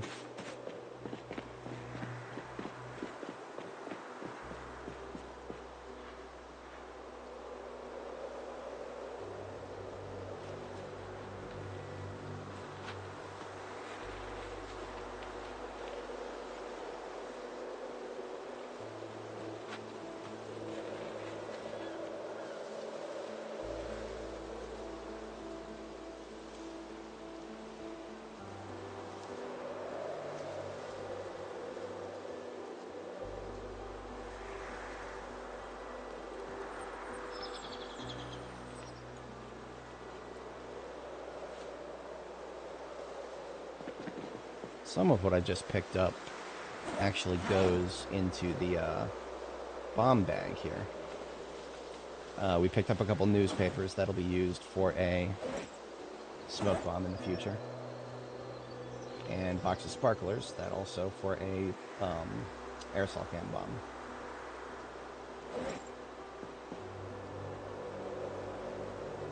I really don't want to make it sound like I've just accepted the paradigm of needing to find ridiculously rare materials just to finish off a bomb. It's silly.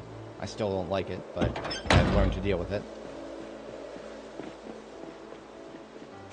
So I'm not even going to bother trying to drive down this road because of all the stupid trees on the dirt. There's two houses here. I think both have garages. At least one has a garage, because I remember one of the garages here actually had a, one of the garages here actually has a bandsaw in it. And, back when yeah, here, this one, okay.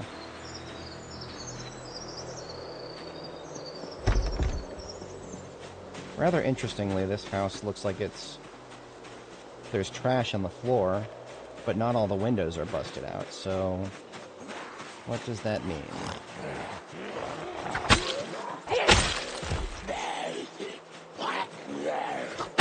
Does that just mean that the people living here were slobs? Because usually looted and trash POIs have none of their doors and windows intact.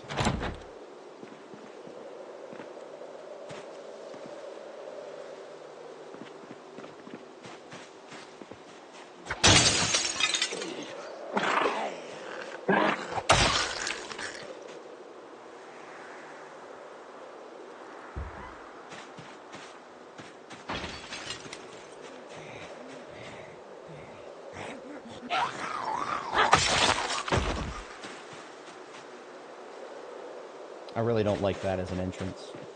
That door brings me close to a lot of ingress.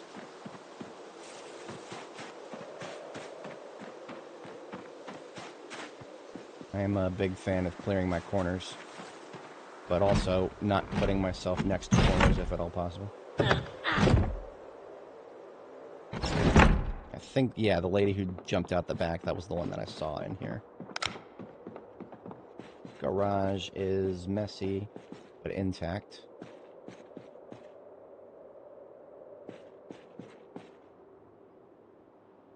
Always take welding rods.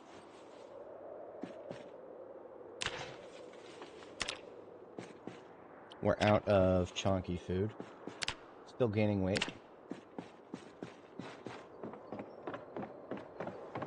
If there's something convenient to eat, I'll eat it. If not, we will hold over until we get home. Granola bar. That's convenient. Right there at that intersection of needing calories and just needing to shut the hunger up. I don't actually know the calorie count of a granola bar in this game.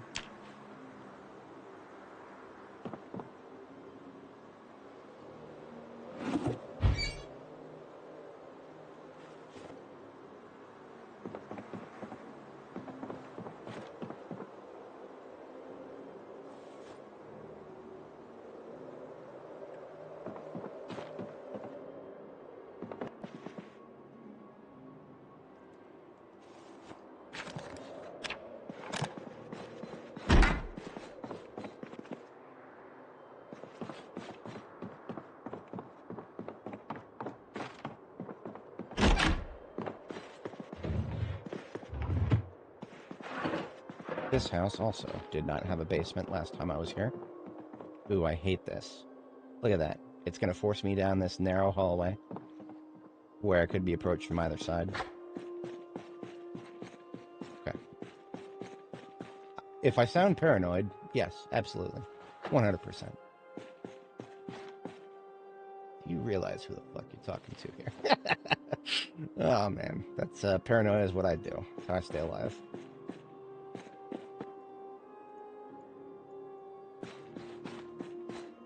Nothing of particular note down here. There's lots of paint. If I cared about painting something anywhere on this side of the entire map.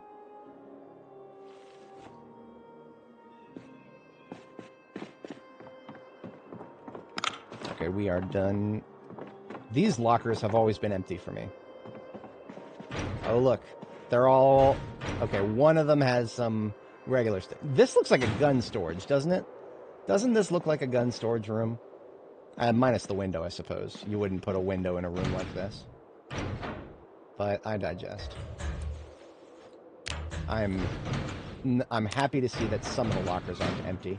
But these green ones, every time I go to a residential loot table, these green ones are always empty for me. Basement's not included.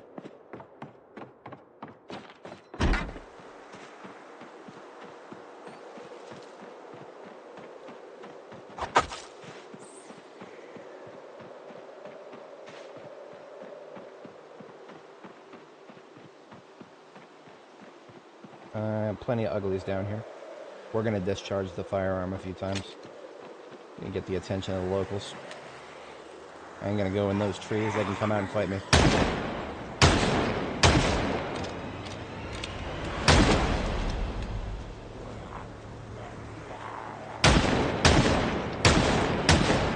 Look at all those uglies.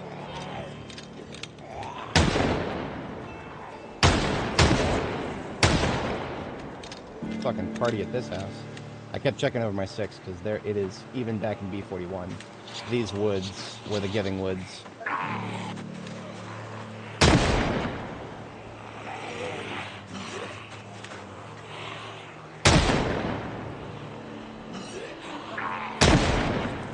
Looks like these woods are still the giving woods. Oh, we're out. Okay. Good to know. Well, we got the 9mm.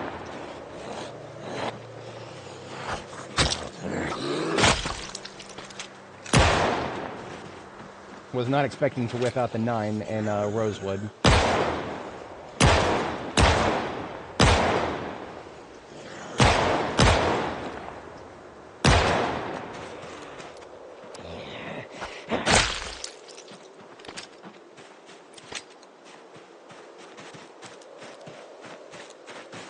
That was like 2 dozen or something like that. That was about 2 dozen zombies right there. Well, forgive me if I don't do a massive perimeter check here. Check the shit out of this perimeter. There will be no survivors of this perimeter.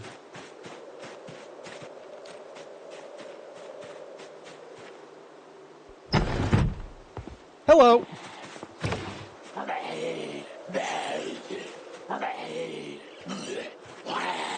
Almost got me, Fred. Let's try. I actually canceled the action to jump in the window by turning. That was interesting.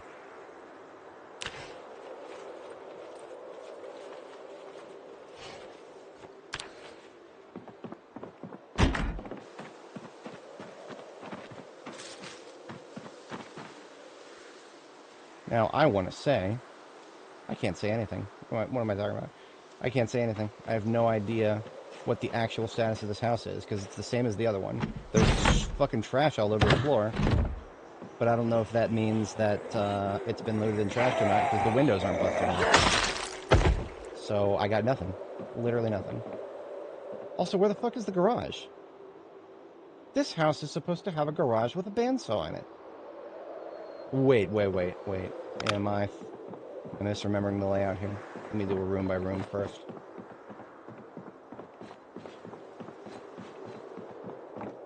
Yes, okay. Here's a garage, but there's no bandsaw. So they changed this house. Okay. I'm not misremembering another one, am I? No. They did change this house rather significantly. Because this, I vividly remember this house having a garage with a bandsaw, but whatever. Basement with a drill press instead. Drill press is something I have in real life. It's actually kind of cool. I can drill holes in things that you would never imagine being able to do outside of the factory. What do I do with this power? Not much. I live in a fucking apartment. There's only so much fun shit I can do with that. It did help me build this, but more than anything, the hand drill did that. Oh, this is your house? Oh, cool. Yeah, they changed it. This is in B41 and earlier in B42. This place was substantially different. I'm not mad about it, but I do kind of miss the strategic. I miss being able to say I know of a bandsaw in in Rosewood. I mean, I still do. I don't think I need another freezer right now. At the very least, I know where to find another.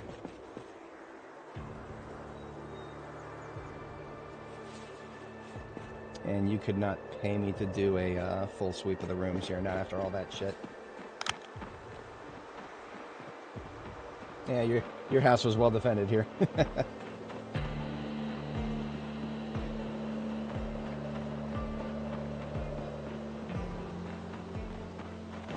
Oops.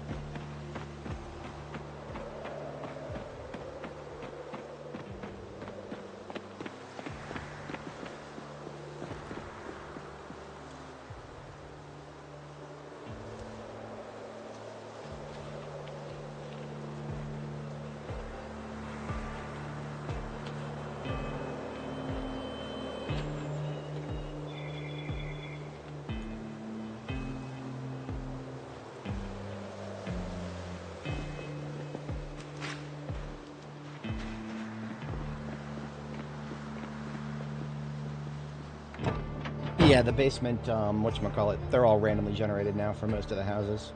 I've seen a few houses that are consistent, but it's few and far between. Most of the residential basements are randomly generated. I think all the commercial basements of, like, buildings and whatnot are fixed. And I have had either of these houses, if memory serves. Yeah, this one has been my starting house many times in the past.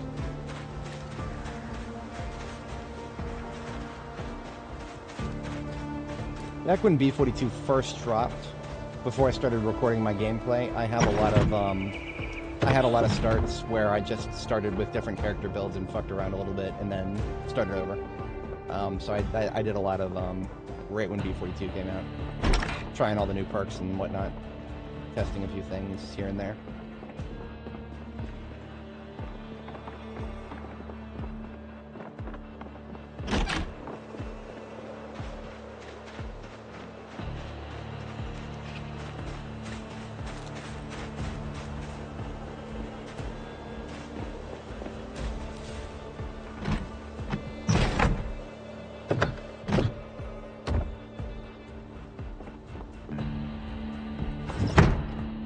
One of the houses got a bathtub in it.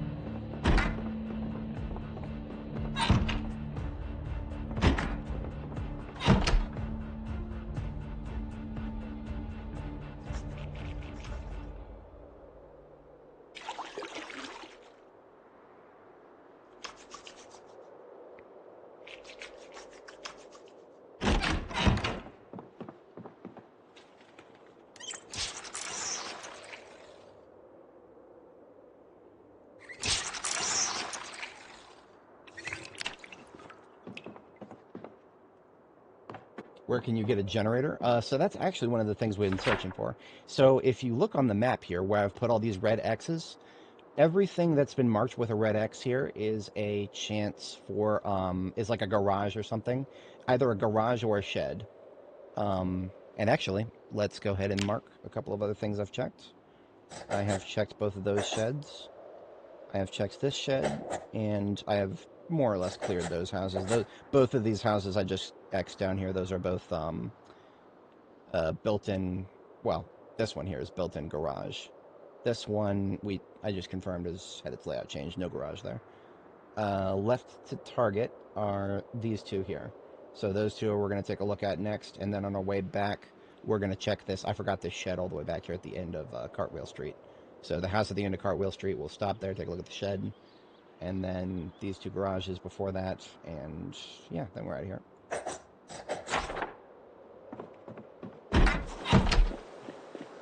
But yeah, basically everything just marked X on the map. Most of those are potential sites for generators. You just got to go house by house and check all of the garages. That's your best shot.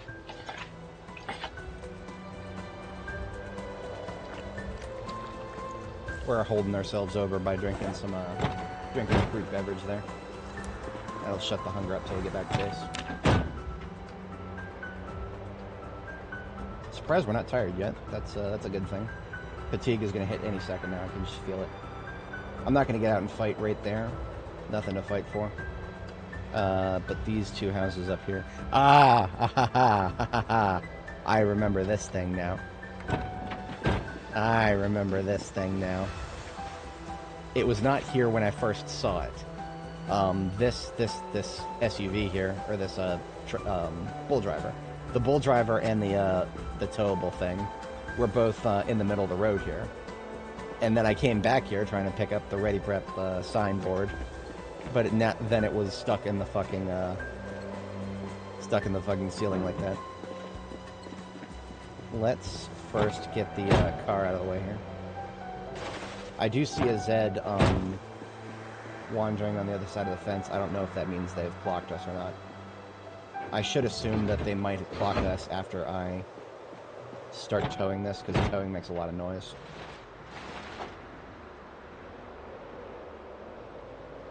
There's the fatigue. Yep, I know my character. I know my character. I know my daylight.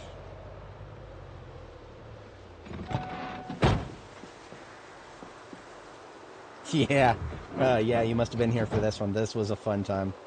This was a fun time. We ended up using fire to deal with zombies after realizing that we didn't have a spot replacement for the Spiffo battle axe. That was interesting. May you live in interesting times. Now, something I didn't even try at the time. What happens if I just... get a timestamp just in case this is something stupid. 7 hours, 45 minutes. Just in case something really stupid happens here.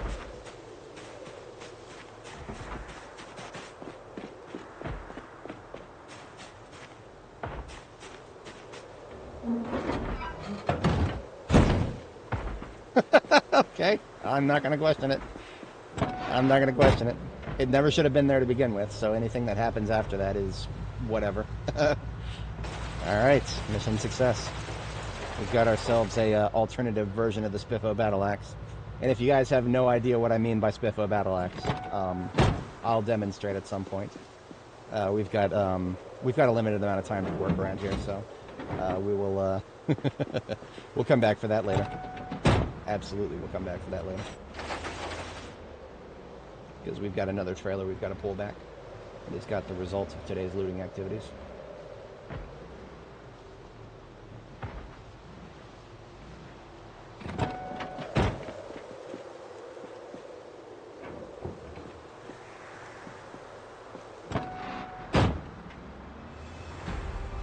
There is a basement to this house, but now that I'm fatigued, I'm questioning whether I want to do that.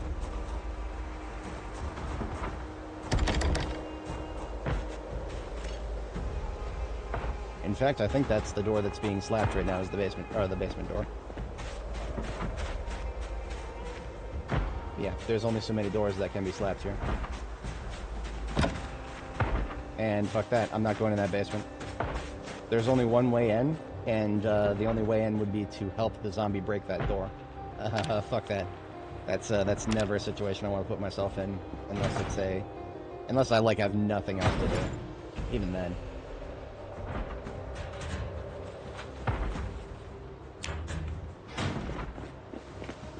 So that garage right there, that was another shot at a generator. One of many.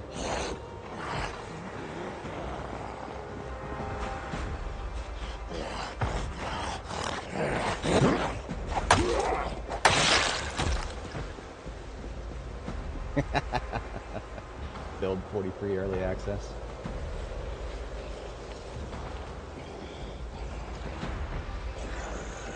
I had a feeling we were getting clocked by somebody on the other side of that fence. I'm just impressed they made it all the way over here. That's some dedication. Alright, so we got Grandpa's house here. Grandpa is the only house that has the garage without a window. So we get the sledgehammer for this.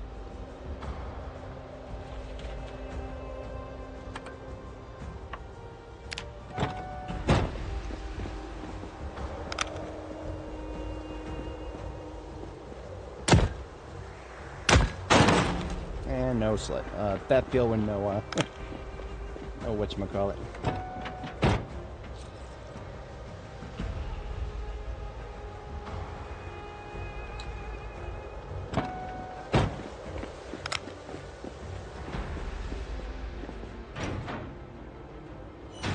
plenty of stuff. Just not the stuff I was after.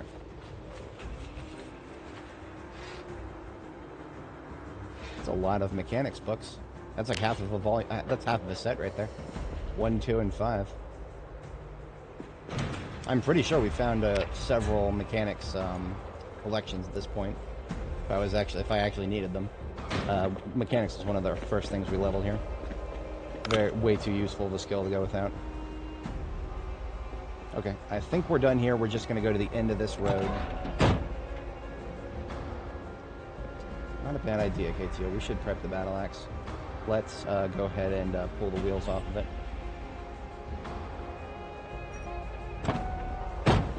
We'll need our kit for that. Tire iron in the primary, jack in the secondary.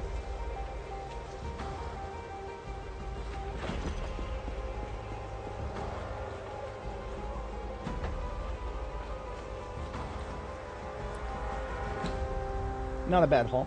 Everything that you see in the trailer here, that's all today.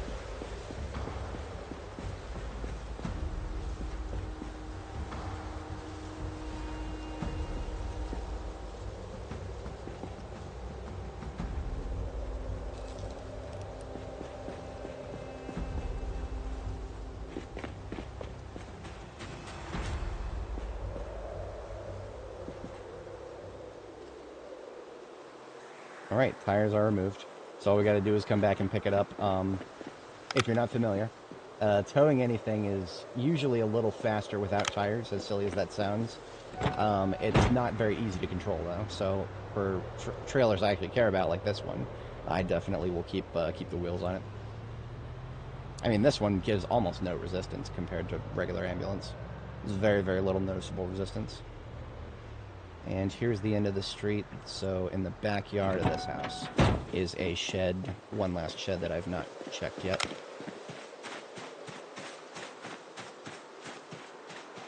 And it's looted and trashed, great. Quick perimeter check. I'm surprised, I'm pleasantly surprised. We've actually knocked out everything I wanted to knock out in Rosewood today. Partially full welding torch, sure.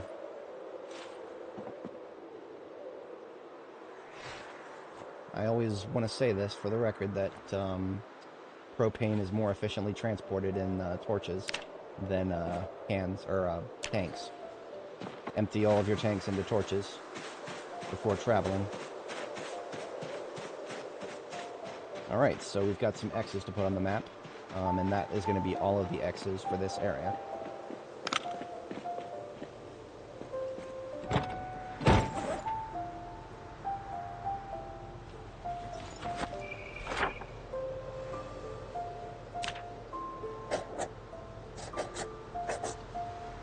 Glorious. Okay. Actually, okay. Maybe before I leave, before I leave town. This will be something I do tomorrow, because I am going to end the stream after tonight. So what I like to do with my streams, if anybody watching is new, I like to end my streams in the morning, after completing a milestone, if at all possible. So yeah, leaning towards the end of the stream here. We're going to end it tomorrow morning, and then next stream I fire up. I'm probably going to take the next 3 days off IRL, because that is the work schedule that I have to settle. Moving towards, in general, is Tuesdays, Wednesdays, Thursdays are the days they're going to want me in the office. So I won't be here for a few days, but when I'm back, we'll fire things up. Admittedly, I have to admit, I have been putting Terra Invicta on the back burner, and I've been feeling the itch to play it again. Terra Invicta is the other game that I stream. Unfortunately, I need all of my mental energy for that game, so I can never really split between I can't play a little bit of Zomboid and then a little bit of Terra Invicta. I can't do that. I have to put myself in the mindset of either or. So, I can't promise that I'll be on Zomboid next Friday. But I would say it's a high likelihood. If I decide, I'll go ahead and announce the stream ahead of time, feel free to subscribe and whatnot, and you'll see it in your subscription feed. But, it is bedtime now, and as an overnight task before I head out today, I will empty my backpack. And then next time we start up here, what we're going to do is empty the trailer, and then there are a few houses in the gated community up here. Each one of these has its own garage, and I've not, to the extent of my knowledge, I haven't checked any of those. So we'll do that next time.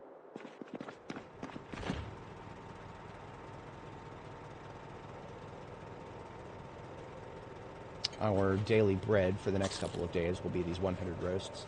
They're not too high in calorie, but they are very high in hunger reduction, so that's great.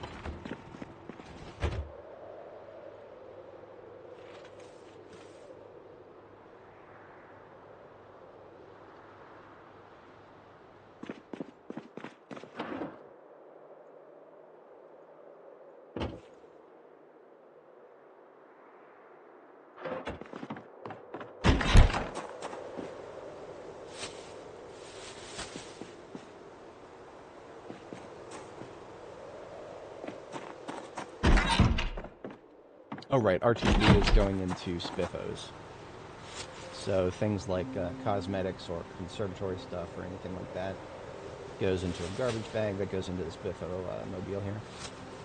I'm going to continue consolidating. I will continue consolidating, what's it called? Vinegar supplies. I'll continue consolidating that in Riverside. I don't know if I'll ever do jarring again. Who knows? Maybe the next update, maybe there'll be another update to the game, and we'll survive the update, and the next update will fix jarred food, so it doesn't go bad prematurely like it is right now. Who knows?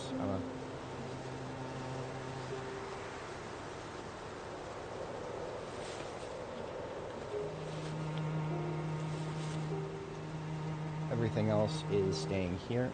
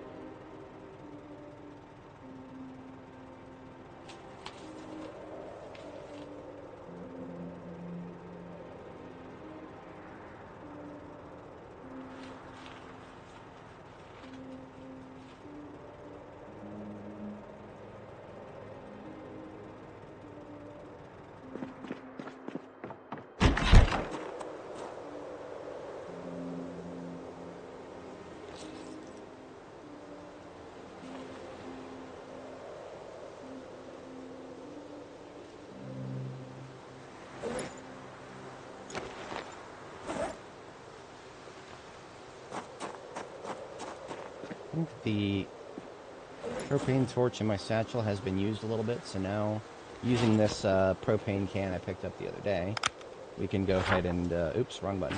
We can refill all 3 of those torches, I think. We've got enough for that.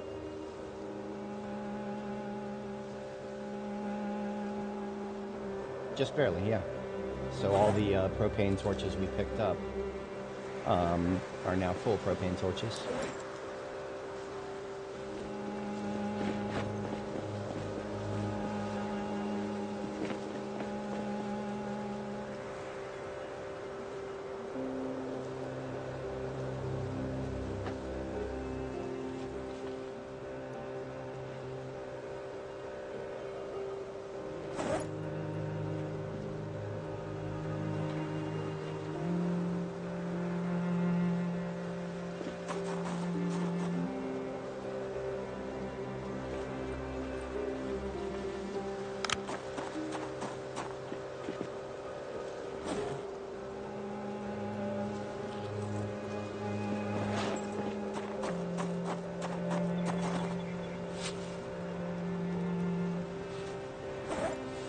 That's our backpack emptied.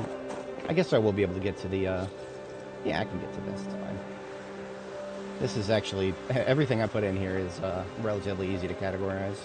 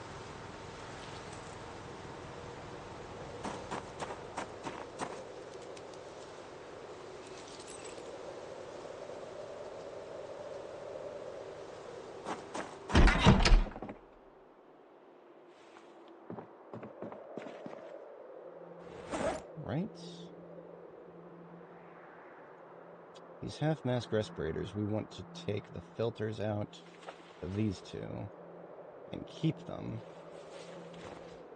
And then the filter in the third one is basically dead. We want to toss that. I remember, I don't know if this is up-to-date knowledge, but I remember the half-mask respirator filters not lasting long at all. I don't know how up-to-date that is, if that was a problem that has been fixed, but I will stockpile filters nonetheless. I feel like I can't go wrong if I do that. It's not too wrong. Okay, folks. We've had a good one today. We are going to have a good one when I'm back. Almost done here. I've got a little bit of booze to put away. Let's put that in the corner here. Fit that in food. Basically everything I'm putting in this pile, I'm not sure exactly where it's going to go. Whether it'll stay here, whether we take it forward, and if we take it forward, how far forward. So yeah, that's that can all stay there. This book is just something that I can read if I get bored. And put away the frying pan. Respirator filters that are ready to use have been going back here, just straight into the trunk.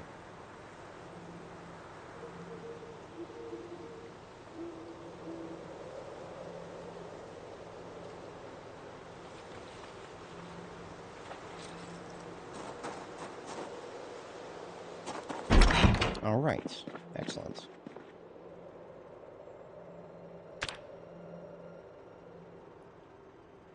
All right, folks, we've had a good one. We are going to go ahead and head out now. Always take a screenshot when I head out.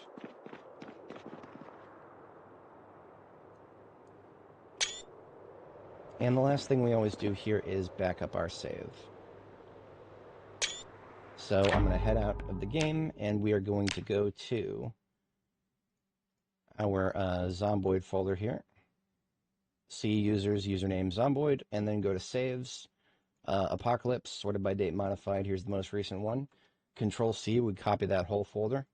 And then I go up a couple levels to my backups. You can put these anywhere. Folder with the same name there. And here is, this is part 42 of Nora the Explorer's journey through B42. Control-V, paste that whole folder. And our save size is up to still just 1.08 gigs. Almost to 430,000 files. So, all right, folks. Have a good one. I shall catch you guys on Friday. All right, peace out, folks.